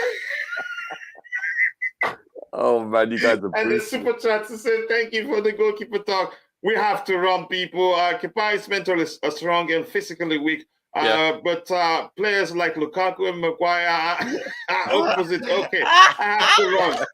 The beautiful game, same here. Thank you so much for each hour. Thank you so much. That's a huge pay. One of the highest pays worldwide. That's bloody funny. But more importantly, jokes aside, Constantine Dante, you did it in a very funny way. But thank you all for the $5 Australian dollars donation. It's not easy. Sincerely do appreciate that from the bottom of my heart. Thank you to everyone. It's been an excellent and enjoyable show. I hope you all enjoyed Thank you, yourself. gentlemen. See you guys next time. God bless us all, and bye. Adios.